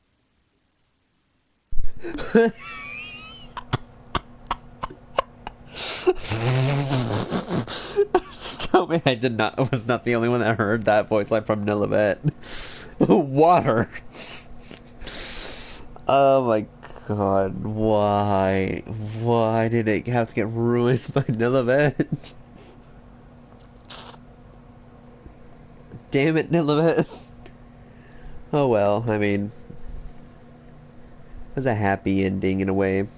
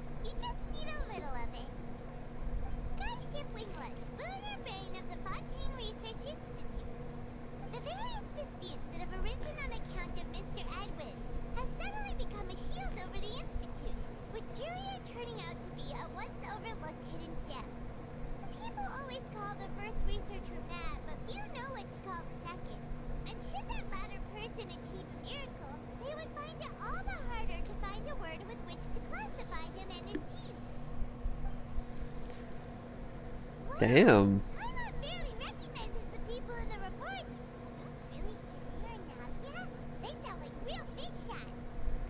They might have been real big shots from the start. What do you think? Pretty enthralling, huh? I love it. Steambird's idea was pretty simple. With the disaster just having passed, we would print a free edition packed to the margins with good news to calm people down. The value for these big scoops lies in their inevitable follow-ups. We'll publish further reports and go into the stories behind those people. Edwin's assistant, Jurier, created a true flying ship, while Navia is leading people in the reconstruction of their home. I'm sure that these stories could draw even your well-traveled eye. The articles do make me curious about how things will play out.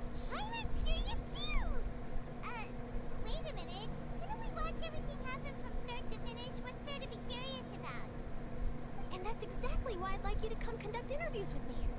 You're the best incubators of news, if you haven't noticed. And also, with you around, I'm sure I'll get to see that Duke.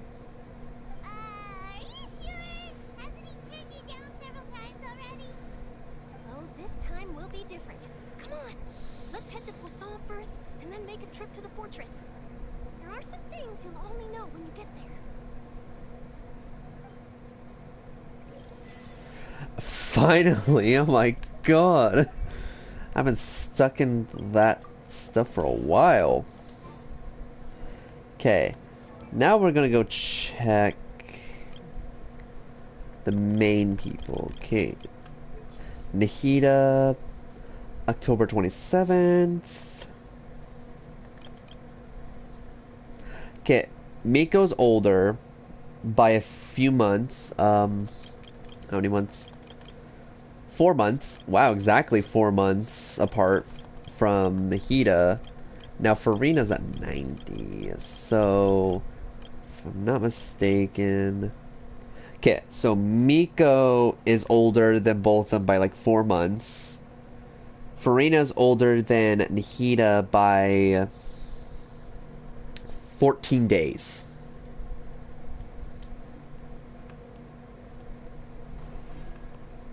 Again, let that sink in. Okay, no, I can't wait. Where's the weekly boss gonna be now? Maybe I have to finish. Oh, it's in Passau.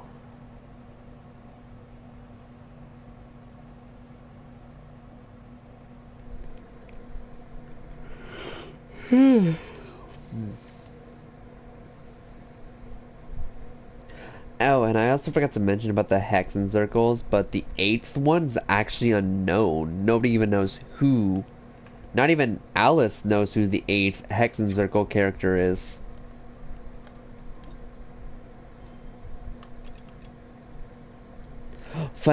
Wow, it's literally called Finale.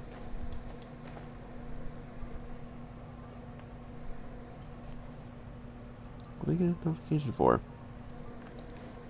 Oh well.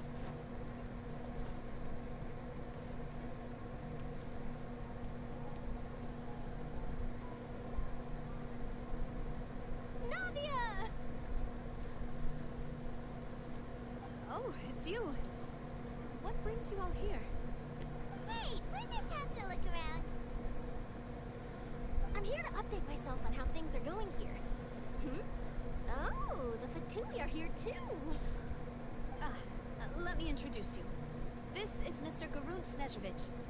He represents the maid and sending us a large amount of supplies, and is helping with our work.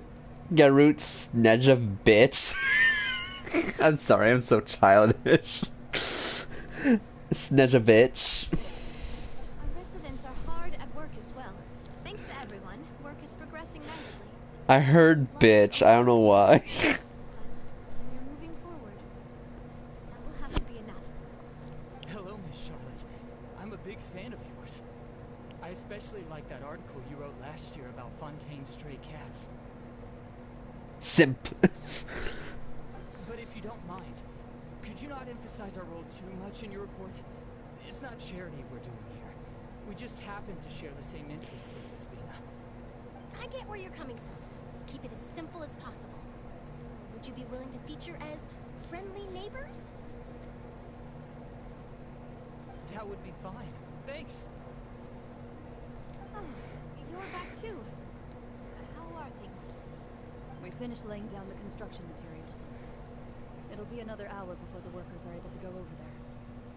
Huh? You're here too, Corinne? Well, her reputation's greatly risen after that whole duel business with Miss Farina.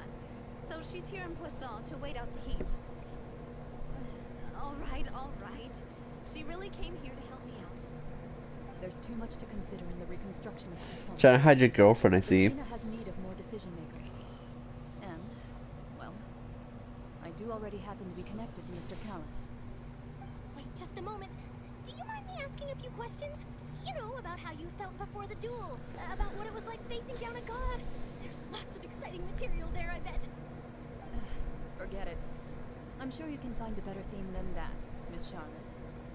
I see you're the same as always. Couldn't you do me a favor, for Navia's sake? Well, if we're talking about doing things for my sake, you might as well just take a few more photos of me. Or of the Traveler. It's better than wasting time persuading Chlorand at any rate. Of course I will. I'm not gonna let him off that easy. All right, then everyone who wants to be in the photo, gather up and smile. Aww. That's actually a cute photo. Not bad. Your addition really helped the composition of the picture. All right, hang on a moment. Let me snap a few more shots. For everyone in Fontaine deserves a hug. That should do it. I'll be back here later anyway, so let's call it a day.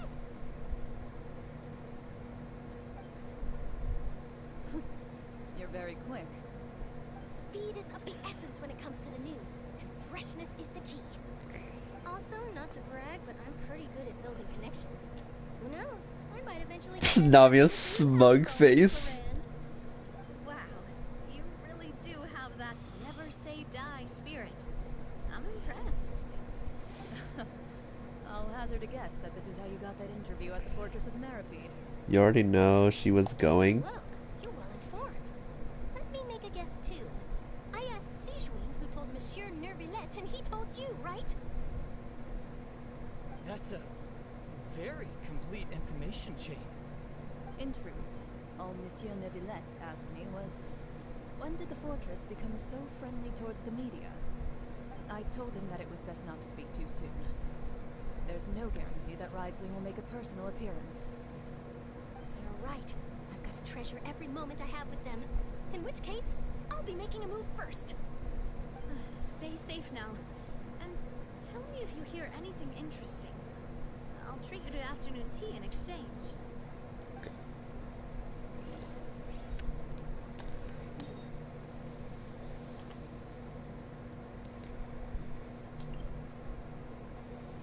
I can never tell which...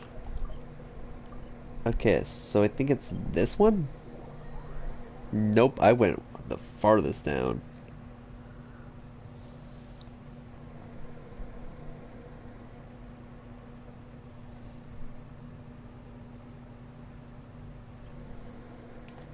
Oh, no I didn't. I went above it. I whacked my head on the pipe.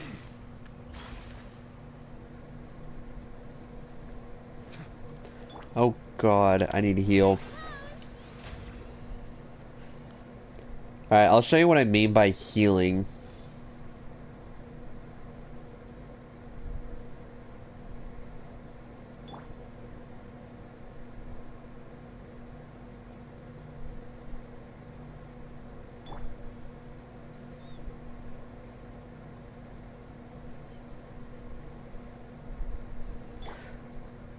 I guess it's the fourth person it'll disappear for. Yep.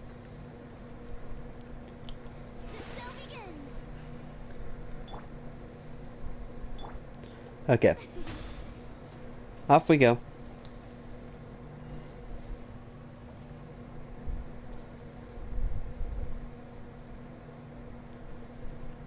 Wow, guess we're here again, huh? There's a real nostalgic feeling to this place. Looks like you've been missing us. Dude, did you come all the way to the entrance to greet us? Oh. Of course. I'm here to welcome you and our dear Miss. Ah, he must be leaking. I saw some water just drip from the ceiling and hit you in the head. Thank you for consenting to my visit to the fortress, sir. No need to thank me. But that said, I shouldn't be the focus of your interview. I trust you recall our agreement? Of course, of course. All right then, this way.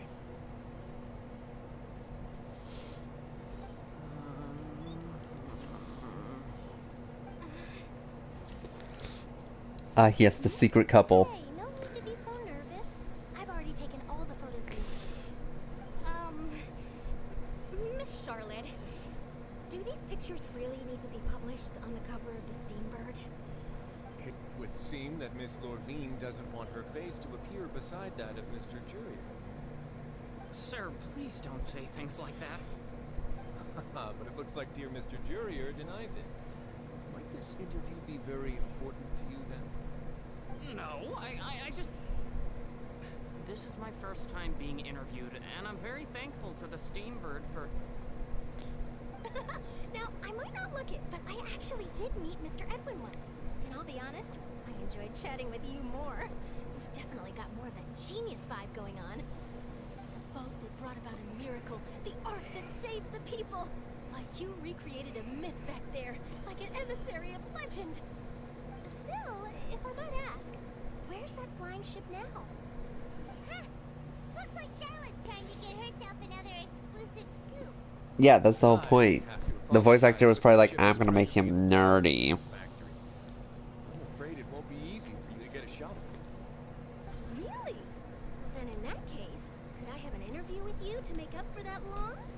Oh, please don't say this out loud. Me and my nerdy voice. You already know my answer, I'm afraid. Best you interview our head nurse instead. Oh, how I wish to be a voice actor, but my voices can only go a specific range. Well, then 2 solo photos will do. Is my hair messed up? I can only do like 4 or 5 voices at best.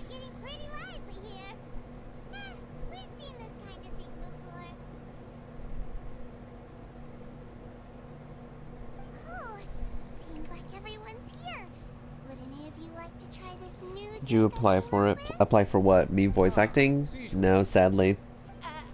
I would, but I don't have the credentials or whatever it's called for it. Sure. Come on, Miss Siegewayne. Over this way. Let's find a brighter spot. Oh, sure. Do I have to smile? So, how have things been at the fortress? Credibility, that's what it is. I don't have any references for voice acting at all.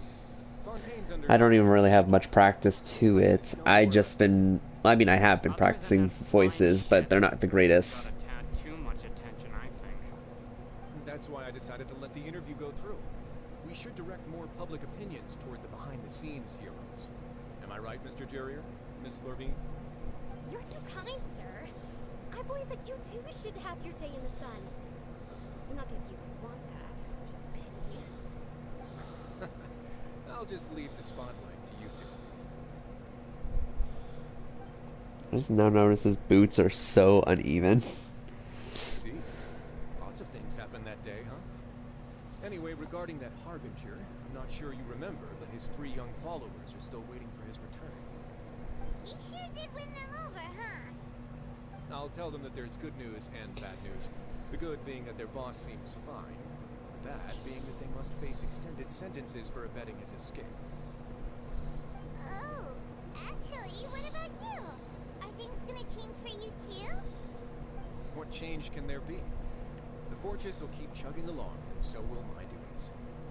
As to what Miss Farina's departure will mean for the nation, and if our laws and governance will be transformed, we'll leave those to the folks in the overworld. Hey everyone, the photo shoot's done. Good. In that case, let's call it a day. Thanks for your cooperation. Come on, Traveler, let's go. Till next time, everyone. There'll be a next time? Maybe. Who knows? I might write a story about the underwater factory next time. Until then. Charlotte, I swear. Last stop, the docks.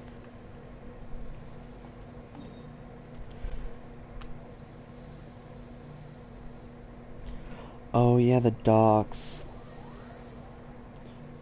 Ah yes, the beginning of our Fontaine journey. And here soon will be the end, because here soon we're going to Nadalin. I can't believe we're already done with Fontaine. Like, it didn't feel that long ago that Fontaine came out, which it didn't. It hasn't been that long. But still, like, here soon we'll be going to Nadalin, then Shania, then Conria, then Celestia, then the Abyss, like, and then we'll be done.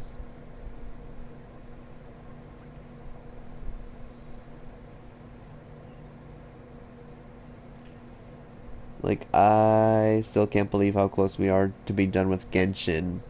Although they did say that's the end of Tavat, they didn't say it's the end of Genshin.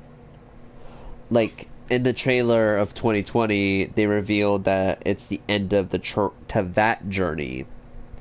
Meaning Traveler at the end of the journey for Tevat is not the end for Genshin. Genshin still has a long ways.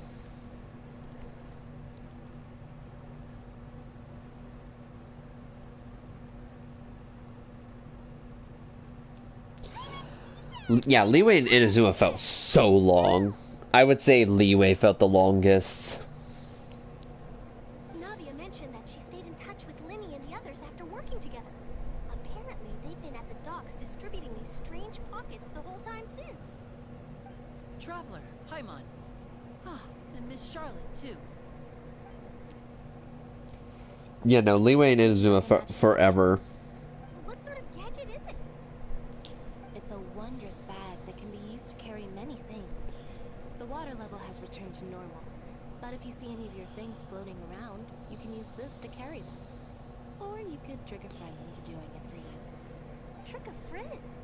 I wonder which of my friends would fall for that. We're like, don't look at us. You could just make a friend like Fremine here.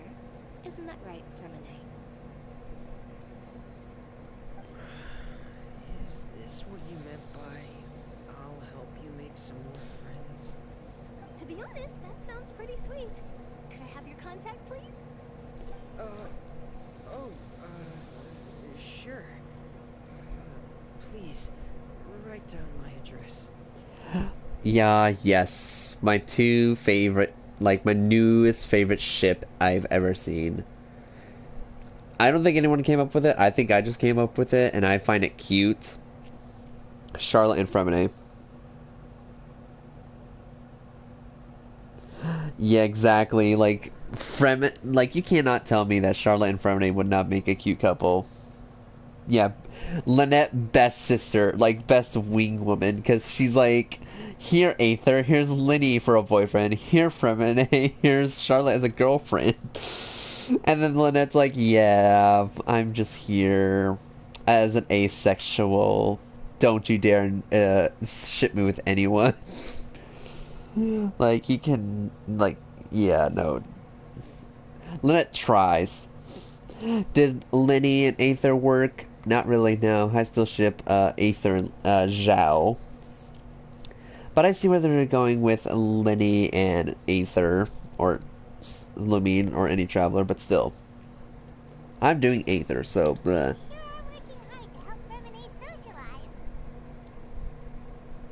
He was the one who proposed doing this. He even wants to assist in our magic shows. Sounds like that would suit him. Yes, I was planning to first introduce Pear as an assistant, and later Fremine himself. In the future, I think we can leave underwater escape magic to him too. That said, would anyone want to see a diver escape underwater? I would. Oh, it'll work out. Every journey begins with the first step. He'll become a part of our show eventually. Lynette, could you come over?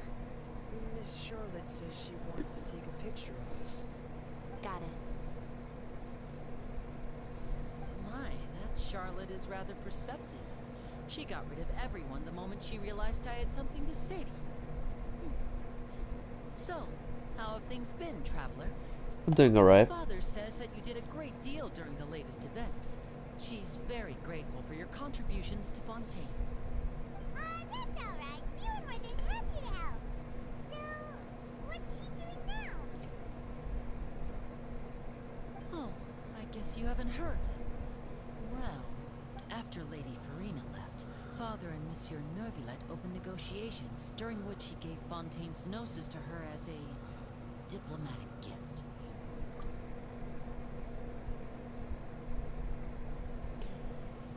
Also, yeah,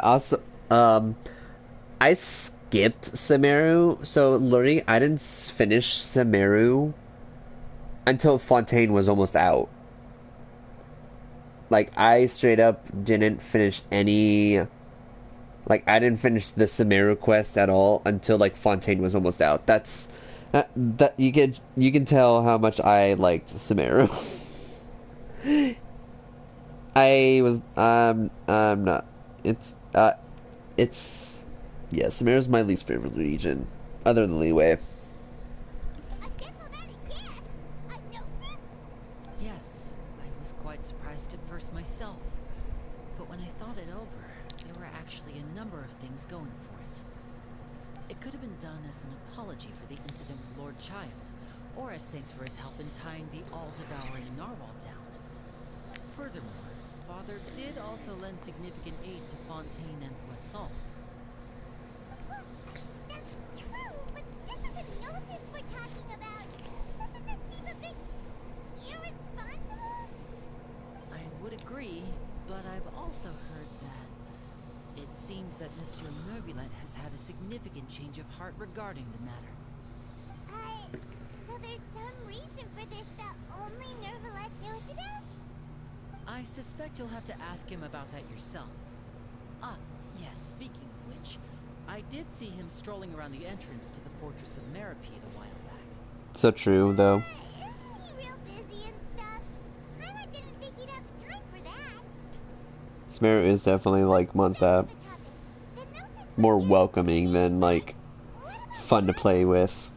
They say that he's returned to Snezhnaya to recover from his wounds. I hear that the recent disaster really did a number on his health. Well, I guess I can now call him one of my war buddies. When you think about it, we've had loads of run-ins with the Fatui. So shocked by such a simple switching of sides? No, I would pick the Fatui.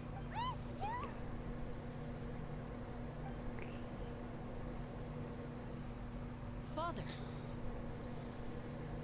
Well, what do you know? Come to the docks to see how my children are doing and... Oh yeah, I can't wait for her to be playable. Please do not pay my accomplishments in Fontaine too much mind. I would have done them regardless. I would say it's more daddy because she's called father. And they kind of almost confirmed that she's actually a trans woman. Because originally, Arlecchino for Genshin was supposed to be a male. But then they changed their mind and said, no, we're making her a female. And not only is that, like, a true, like, that she's, like, trans woman, but she's also supposed to be dating Clumbina, the third Harbinger. The Damselette. Meaning they're also, like, confirmed lesbians. So, yeah. So, Arlecchino is, like, a trans woman, but also is a lesbian. Yeah, exactly. They know what they were doing with Arlecchino. That is our duty as harbingers, yes. Don't be too preoccupied with signs. The goal of the Fatui concerns not a single place or person, but the entire world. With such a grand goal in mind, it is inevitable that we must wear many masks. Switching my masks is something I've always done. Will you keep your position? Well, that depends on many things. No one truly knows what the future holds. What good is honesty if you can't rely on it forever? With that voice, oh my god. I very much look forward to our next collaboration. Good things cannot be achieved alone, and you've proved yourselves to be great partners. I would say something, but you got me. I don't even know what your gender is, so I can't say much. If you were any of my other friends, I'll be like, goddamn bisexuals. Because literally my entire friend group are full of bisexuals. And I'm always just like, goddamn bisexuals. Just like always be like, ah, yes, a hot woman. Ah, yes, a hot man. Me just be like, I just see the hot man. I don't know where the hot woman is. I mean, she's pretty, but nah. Actually, I just remembered something. Please help us deliver this. A vision? Alright. I'll remember to return it. Thank you for keeping it safe for him this entire time. And that's a wrap for me. Huh? You're... Greetings, Miss Journalist. She's fangirling again. Hello. If I'm not mistaken, there are diplomatic channels I'll need to report to take a photo of you. I want to see a meetup of Yelan, Miko, Lisa, Raiden, Eula, Shenhe, Beto, and Ningguang. Just saying, no hidden meaning. Oh yes, not the older women who are the strongest in their region. That is correct. So forgive me, but I will not be able to serve as a subject in your article. However, feel free to write as much as you'd like about our dear magicians and our upcoming rookie talent. I will. The sea breeze is quite pleasant. I shall continue my walk while the weather remains so agreeable. Farewell. Farewell, Father. Oh, she has such an intimidating presence. I didn't even dare to take a picture.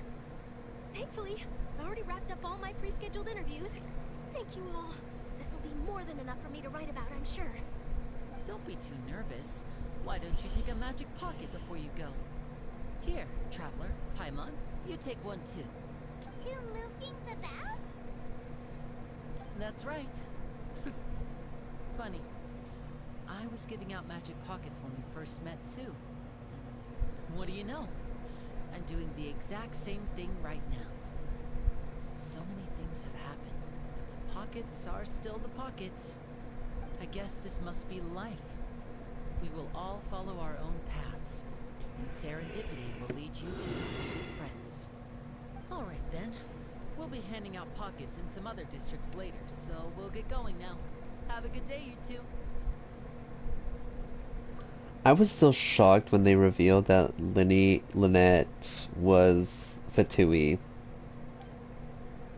Well, guess we sent Charlotte off. Shall we go see what Neverlette's doing?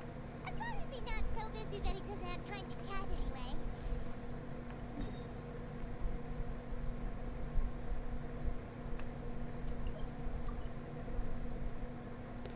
The oratrice mécanique d'analyse cardinale.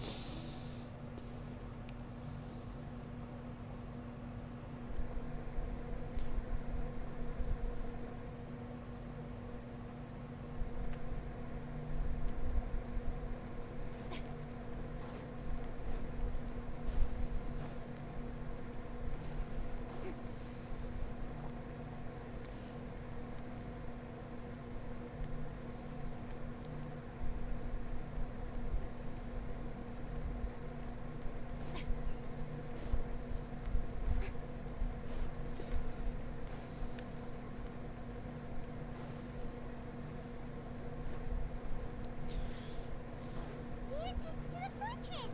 Ooh, he really is there!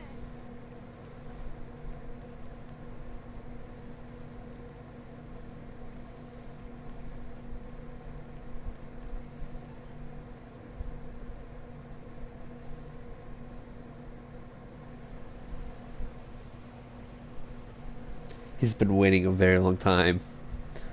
So, you really are here, Neverlette. I didn't think you were going to have free time this hour of the day. Really? Oh, I suppose you must have met Mr. Linney. He took the time to greet me earlier when he passed this way.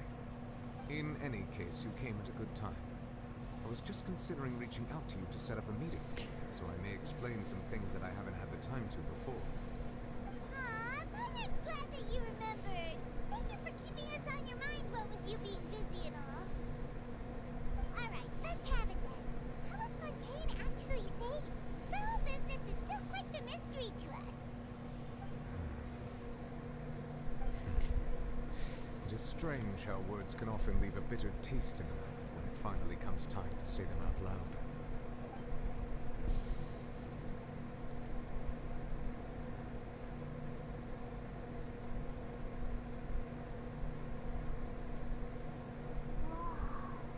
So that's what happened? I only saw Farina's part myself. The Lord destroyed the divine throne of the Hydro Archon and restored your power to you, transforming you into a fully fledged elemental dragon sovereign.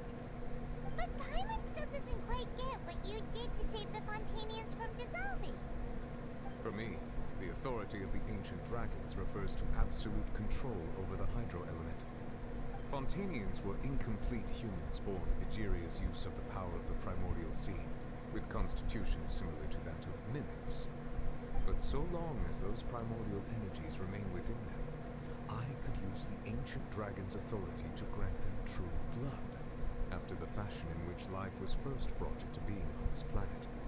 In other words, when I gave my verdict, Fontanians became true humans, and thus would naturally no longer be dissolved by water from the primordial sea.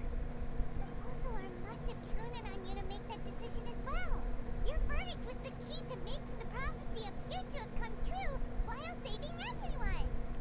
You could say it was at that moment that the Fontanians were finally truly born. Yeah, and in a manner of speaking, Fossilor finally managed to fulfill the original Hydro Archon's wish to turn Oceanids into real people too. It seems from your expressions that you still have more things you wish to ask. Ask away. I will tell you the truth as I know it. Ooh, okay. Yeah, this is the final chapter. That's how it usually goes. Alright, about the initial verdict that was passed on child. I have investigated his case along many avenues, and I have learned that he once fell into an unknown chasm when he was young. There, by chance, he awakened the all-devouring narwhal. But whether it be by sentiment or reason, that should not have been enough to consider him the root cause of the disaster. At most, he would have had tangential liability. As for the judgment passed by the oratrice during the trial, whether it was due to that liability by association, or Fossilor deliberately using him to buy time for us on the assumption that he would be able to hold the creature off, I cannot say. Guess Fossilor had Fontanians in mind the whole time. In the end, it was thanks to her that they finally became real humans. Hang on a second. Paimon suddenly got another question. Back when Fontanians hadn't yet become real humans, were the children they had also transformed Oceanids? Life has always flowed like water. Do you recall how Fontanians would often come to the Fountain of Lucine to pray for children? Yeah! Lynette said the fountain is where all the waters in Fontaine converge. In truth, even those couples did not know that such prayers were no mere custom, instead a form of ritual. Those Oceanids who were blessed within the spring water would later descend as new humans in the coming months. Paimon sorta gets it now. Either way, it seems like this ritual won't be of any further use, and it'll probably live on as a local custom. Ask away. I will tell you the truth as I know it. Well, Fontaine's future. Yeah, about that. Risley said Farina has already left. What's that all about? Ah, Lady Farina. The people are only aware that her death sentence has not been carried out. She abdicated the post of Hydro Archon and left affairs related to that title to me, before leaving the Opera House. Yeah, no, like, Paimon's so eager, like, that's what I'm saying, like, in Fontaine, this is the only region she's the most eager about, like, she didn't care about the other regions as much, but she did care a little bit. In Fontaine, she's more, like, up in your face, asking millions of questions, and I'm just like, ma'am? Ma'am, get out of my face. I related Fossilor's words to her faithfully and completely. After hearing them, she seemed neither saddened nor comforted. She simply said that she was tired, needed to rest. Having said that, she then packed her things and moved out of the Opera House. Oh. Unlike how an ordinary person might. But she's still got a place to stay, right? You need not worry. I will make arrangements to ensure that she will not want for food, clothing, board, or travel. In truth, I am somewhat happy for her. The wear and tear on her spirit will, of course, take time to heal. Oh yeah, that will take Now that she no longer years. has to play the role of Fossilor the Hydro Archon, she can finally lay down her burdens and lead a normal life. What about you then? What are your plans now that you've regained your full powers as the Hydro Dragon? After Fossilor passed on, the Oratrice also ceased to function. This matter will directly affect our trials. After much careful consideration, I've decided to take over its role in our courts. From now on, I shall hear cases and pass verdicts by myself. Looks like you're still considering stuff from the perspective of the Udex, huh? As an elemental Exactly. champion, there are indeed many things that I must do. But this power and this duty, in a manner of speaking, could say that both were granted to me. Especially when Paimon said, "Hey, you said the Visionary. What was their name again?" Skirk never even mentioned the name of the Visionary. Paimon said, "Who was it again?" And Skirk's like, "Don't worry about that one." And I'm like, over here, be like, "Wait, Skirk never even said the name of the Visionary. Why is Paimon asking for the name again?"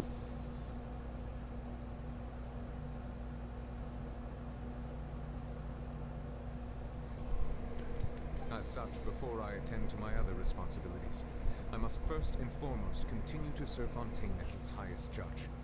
The duty of the Hydro Sovereign and the duty of the Udex shall coexist within my person. Additionally, the Hydro Archon's departure has brought about another problem, which is that the Opera House shall no longer produce indemnitium. That's true. That power was derived from the people's faith in the Hydro Archon, wasn't it? Wait, but the various mechs and machines in the city are all still okay. Where are they getting their energy from? As I am now, I have full command over New Lucia, and it can serve as a complete substitute. Another reason why I cannot quite leave Fontaine immediately. This ancient dragon's authority stuff is really quite useful, huh? Ask away. I will tell you the truth as I know it. About Fontaine's Gnosis. Oh, that's right! They say you've given it to the name as a diplomatic gift or something. Leaving aside their intentionality, the two Fatui Harbingers have indeed done much for us during this crisis. Their sole remaining goal in Fontaine, at least at this point, would seem to be the Gnosis. The Oratrice has ceased to function. The Hydro Archon's divine throne is now no more. I do not need the Gnosis's power. As such, it has lost all meaning for Fontaine. That is true. If we have impure designs, we might as well accede to their request now, and avoid unnecessary conflict. What complicated considerations. Paimon thought you were just giving it to them out of gratitude to the name and as an apology to Child. Ask away. I will tell you the truth as I know it. How about the next stop on my journey? Ooh, this is about Nadlin. Let's go. That's what I'm looking for. You will soon be heading to Natlan, I presume. Natlan? I'm afraid that I have little talent as a travel guide, so all I can do is tell you what I know about that land. As far as I'm aware, Natlan can be said to be a nation of dragons. Excuse me? Natlan is... Oh no. Oh no. Ooh, that's not good. You mean like you? No, I suspect that I would not find myself welcome there. Oh. Unlike ancient dragons such as myself, the dragons of Natlan have undergone long years of development and evolution. Large numbers of them have entered a form of coexistence with humanity. Oh. Natlan is also the nation of war. War ravages those lands like an undying flame. Oh no. There is one other piece of information I got incidentally from my negotiations with the Knave that I believe may be useful to you. Oh no! The Harbinger known as the Captain has thrown his hat into the endless ring of war. Capitano! Oh my... Yes! Yes! Yes! Oh, I can't wait for Natalie now. Oh, but he's gonna be... Oh, he's the main harm... Oh no. Ooh, oh wait. Ooh. That's... If he's the main one... Ooh.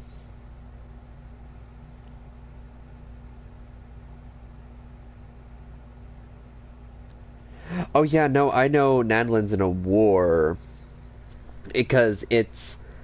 The Archon is the goddess of war. Meaning, like, I think their name's gonna be Athena. But since all Archon's names are based off demons... So, ooh, 2. What do you mean 2?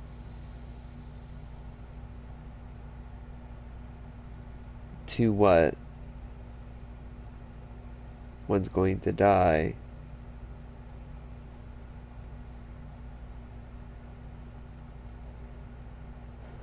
Are you talking about the leak or the thing from the trailer where it's like the winner, well, I mean, everyone knows that the winner is like the champion and then the loser turns to ash in this. There's two. Oh yeah, no, you don't know. Or you probably know this. It's in the leak in a way. The Pyro Archon has a daughter. Quite literally has a daughter. Like birthed her. Compared to like Scaramushin, Raiden, and Focalor and Farina. Like, and Rukkhadevata and Nahida. Like, straight up, the Pyro Archon gave birth to a real person. Oh yeah, no, that's why there's two. That's probably why you're hearing the leaks of two Archons. It's because it's the actual Pyro Archon, the goddess of war, and her daughter. Yeah, biological. It like that is her daughter. Like she is shown in the trailer. Her daughter is shown in the trailer, like from 2020 of Genshin Impact. She's the one that breaks the ground with her fist.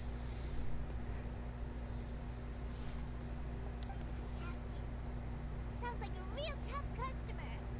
Seriously, everywhere you look, there's a Fatui Harbinger doing their thing.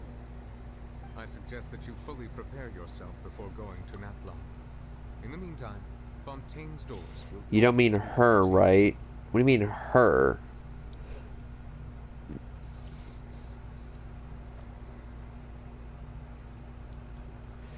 Oh, no, you're not getting it. That's not the Pyro Archon. That's the Pyro Archon's daughter. The Pyro Archon is supposed, like, is obviously old. Like, she looks like Nulevette, like, that age. No, that young girl is not the mother. She's the daughter.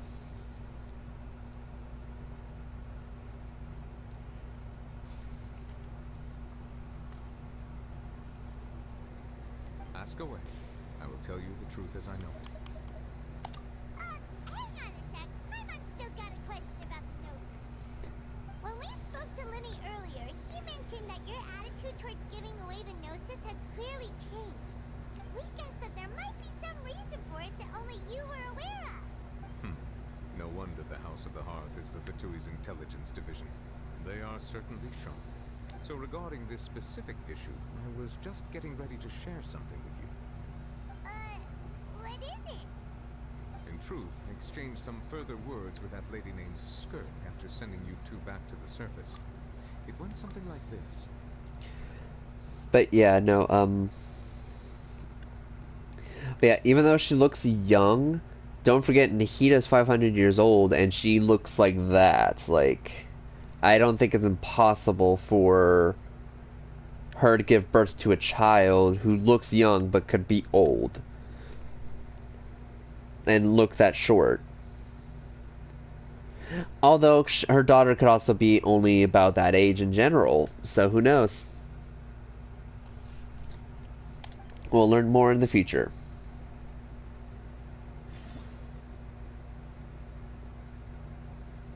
My question is who the father is.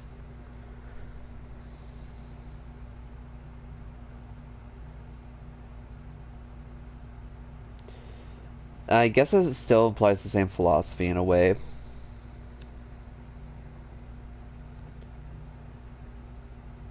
Diluc. What about Diluc? We're going to head topside to see what's going on. You hurry over soon as well, alright, Nervalet?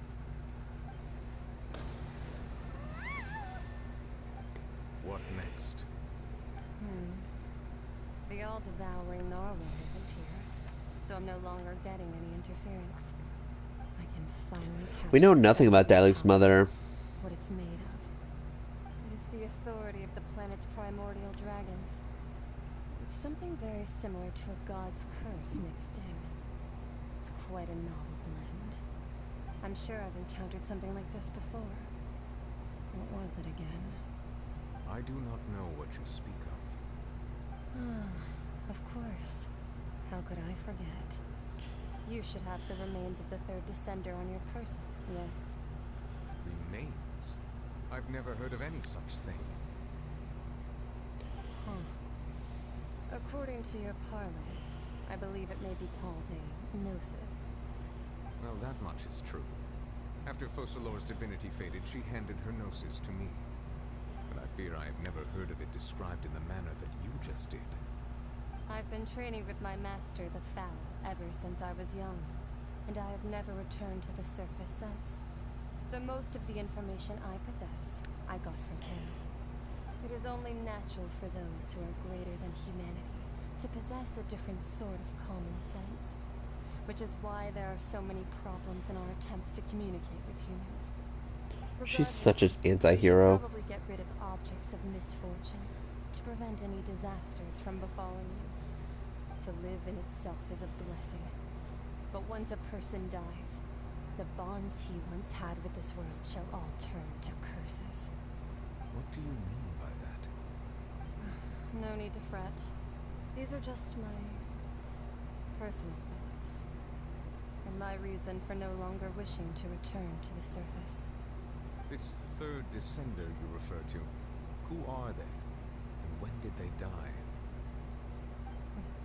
Master never mentioned them to me. Perhaps it just wasn't that important for me to know. The third descender died? I never seen this scene. Oh, Nikita said there was 4 descenders. We were one of them, and Farozan was another. And we also learned that her Skirk's master is a descender. Maybe I didn't catch that actually quite well, but the third descender's dead. Oh, that gave me goosebumps. If the third descender's dead, I wonder who they were. If you're interested, though, I could ask him. I'll be sure to pass the answer on to you next time. Next time? You believe we will meet again? I do. Wait. I have a disciple of my own, don't I? He can be the messenger then. I mean, you can technically spoil it because we're at the end.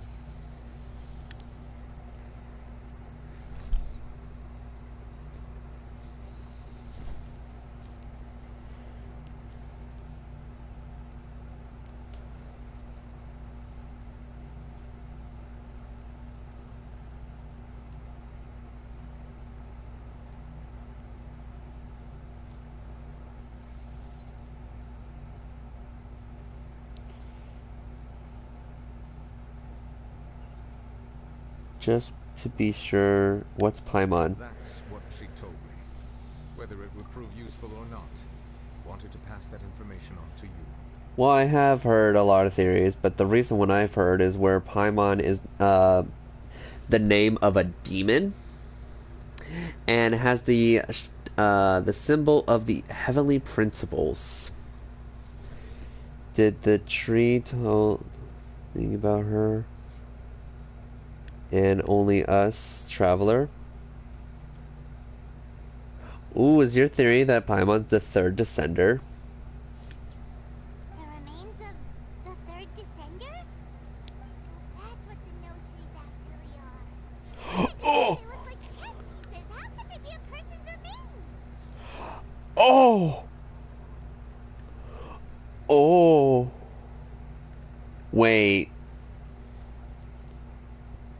I have also heard the theory that Traveler is also a Gnosi. Yeah, we're the 4th one. We're the last one, the latest one. Which we appeared 500 years ago. Our sister's not a descender. Yeah, we count. Nihida literally told us we're the 4th. And then the other one was Farozan.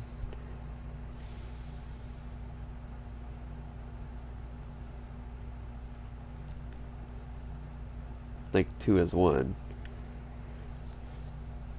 All All the same, assuming that there was no misunderstanding or special metaphor at play, that is what she meant to say. And she said that it would bring misfortune and that you should check it, which is why you gave it to the Fatui. If she speaks the truth, then I would simply be putting Fontaine at unnecessary risk by keeping it here.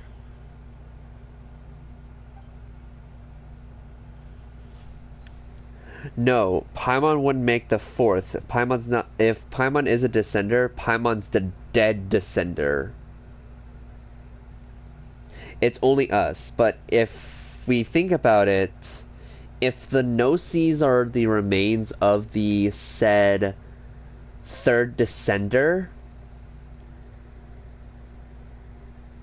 my theory is now that Paimon is the third descender, just without the full powers of who they are.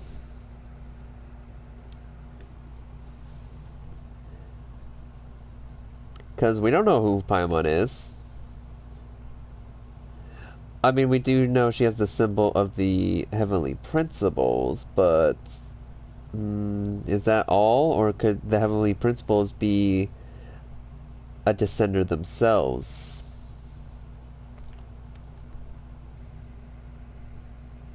Explain Paimon. Well, like I said, Paimon is the name of a demon, and Paimon, like, we did say some, like, Charlotte called her a white fairy, but Paimon never, like, denied it. Like, Charlotte was the only person who said a white fairy, but Paimon never denied it compared to everything else we call her. Like, a floating person, or like emergency food and stuff like that, like, you know, as that. But when Charlotte said white fairy, Paimon never, like, denied it. Like, she never was like, are you kidding me? Why'd you call me that? I'm a person. And I am the fourth descender. One of the Gnosis are related to descenders. Wait. I had guessed that you might already be familiar with this concept, but I did not expect you to be one of them. That means that the Gnosis, which are exceedingly element compatible and can even enhance elemental abilities, do indeed come from the third descender. Oh. I wonder, does your body also possess similar properties? Like being able to use elemental powers without a vision. That does sort of count as special compatibility, right? No, let's not think about this stuff right now. It just feels creepy, comparing the Traveler to the dead third descender and all. Don't worry, I won't die so easily. That's what you say, but this topic still feels like bad luck. Once Child recovers, let's get some more answers out of him. Or go look for his master and get the answers that way. I too believe it unwise to make too many blind guesses when information is lacking. The same is true of being at court. Alright, whatever the case, seems like the crisis here in Fontaine's over for now. Yes. All of Focalor's efforts were for this moment as well. But she sacrificed herself in the end as a god, and she suffered through all those years as a human. Was that really what she wanted? I suppose that would be the mystery of a god's will. Also, do you remember when we first stepped to Fontaine? I guess. I suspect not. But once in a while, I too would guess that if wishes were like the clouds in the sky, they will one day return to the earth. Oh yeah. Life flows like water. And rain. She also didn't deny that either, I guess. But still, white fairy, like, kind of makes sense a little too. But like people have also said, all the Archons, like, are named after demons. So I wouldn't put it past them if Paimon is a demon.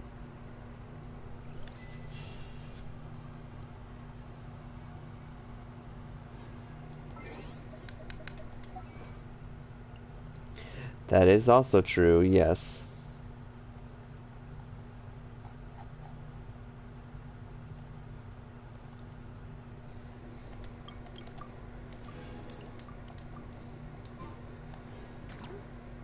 Oh wow, I have a...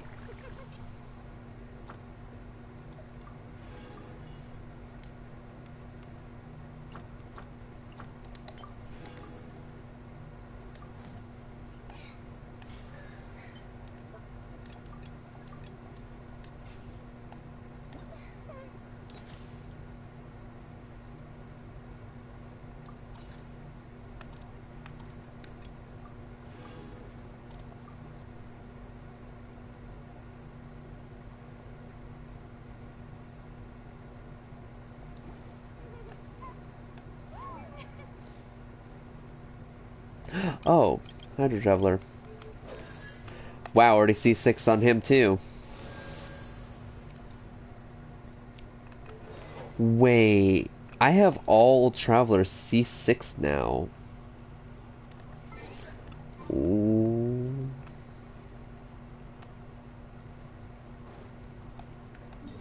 How simply peculiar. And let's go to Fontaine, go collect that.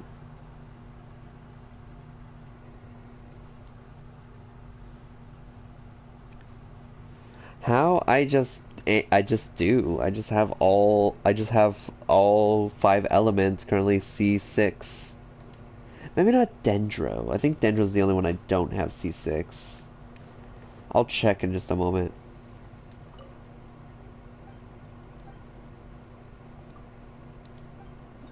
And then after that I'm going to bed.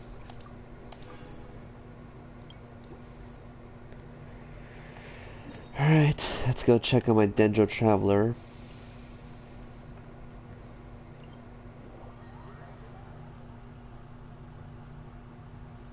No, I did not max out the statue.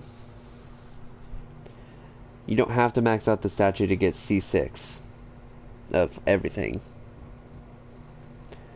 That's only in like the specific, I think it's only for Leeway and Mondstadt that you have to. Get Traveler. Just what will we come across? I just do. I don't know how.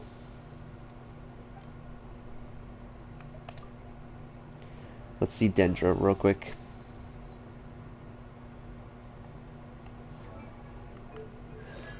Nope, Dendro, I'm missing 1, and I think it's the statue.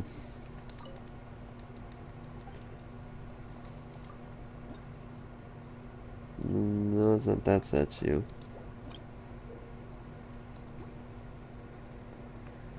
Well, it might be this statue. I think I have to get it level 6 or 7 for me to unlock the last Dendro Traveler. I'm pretty sure of it. Sadly.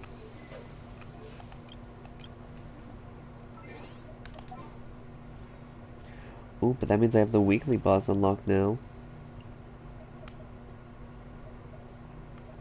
Perhaps we could take a walk by a riverbank or somewhere similarly.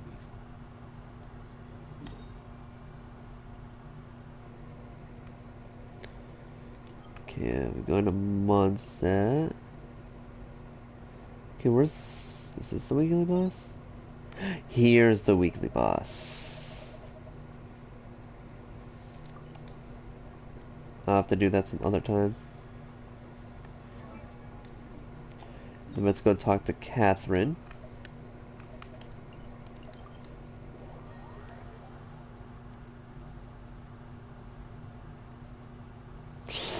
Ooh, on my alt account, I'm at like 53.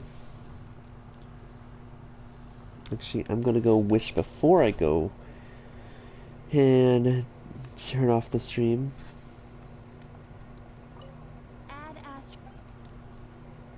Thank you for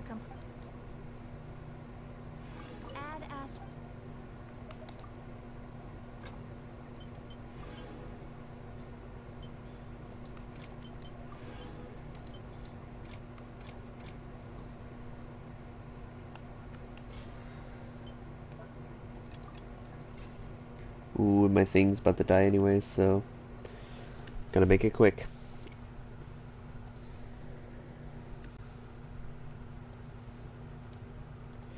Okay, 3, 4.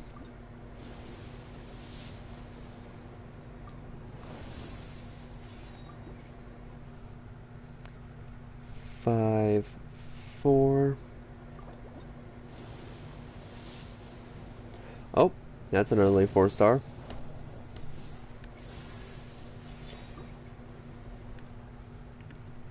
One, 5. Oh, that's an early 4-star again. Oh, Fremine! Even though you're not even on the banner. Hold up, we're not done.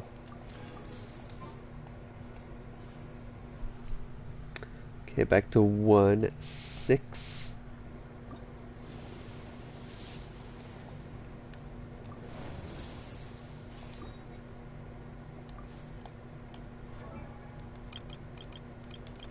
If I'm not mistaken, Fremine should be level 80. Yep. C2. Melusines are beautiful creatures. They are... Sorry, but no. Alright, well, if you guys enjoy this live stream, then please leave a like, please subscribe, hit the notification bell to get notified whenever I live upload a video. And I'll probably stream this Thursday or Monday. Or upload a video, maybe. I should do a showcase for Nilivette, Lenny, or Farina. I'll most likely do Farina due to the fact she's C2 and with her signature weapon, so I'll do a free-to-play version of what to do with her. But anyways, hope to see you all in the future. Bye!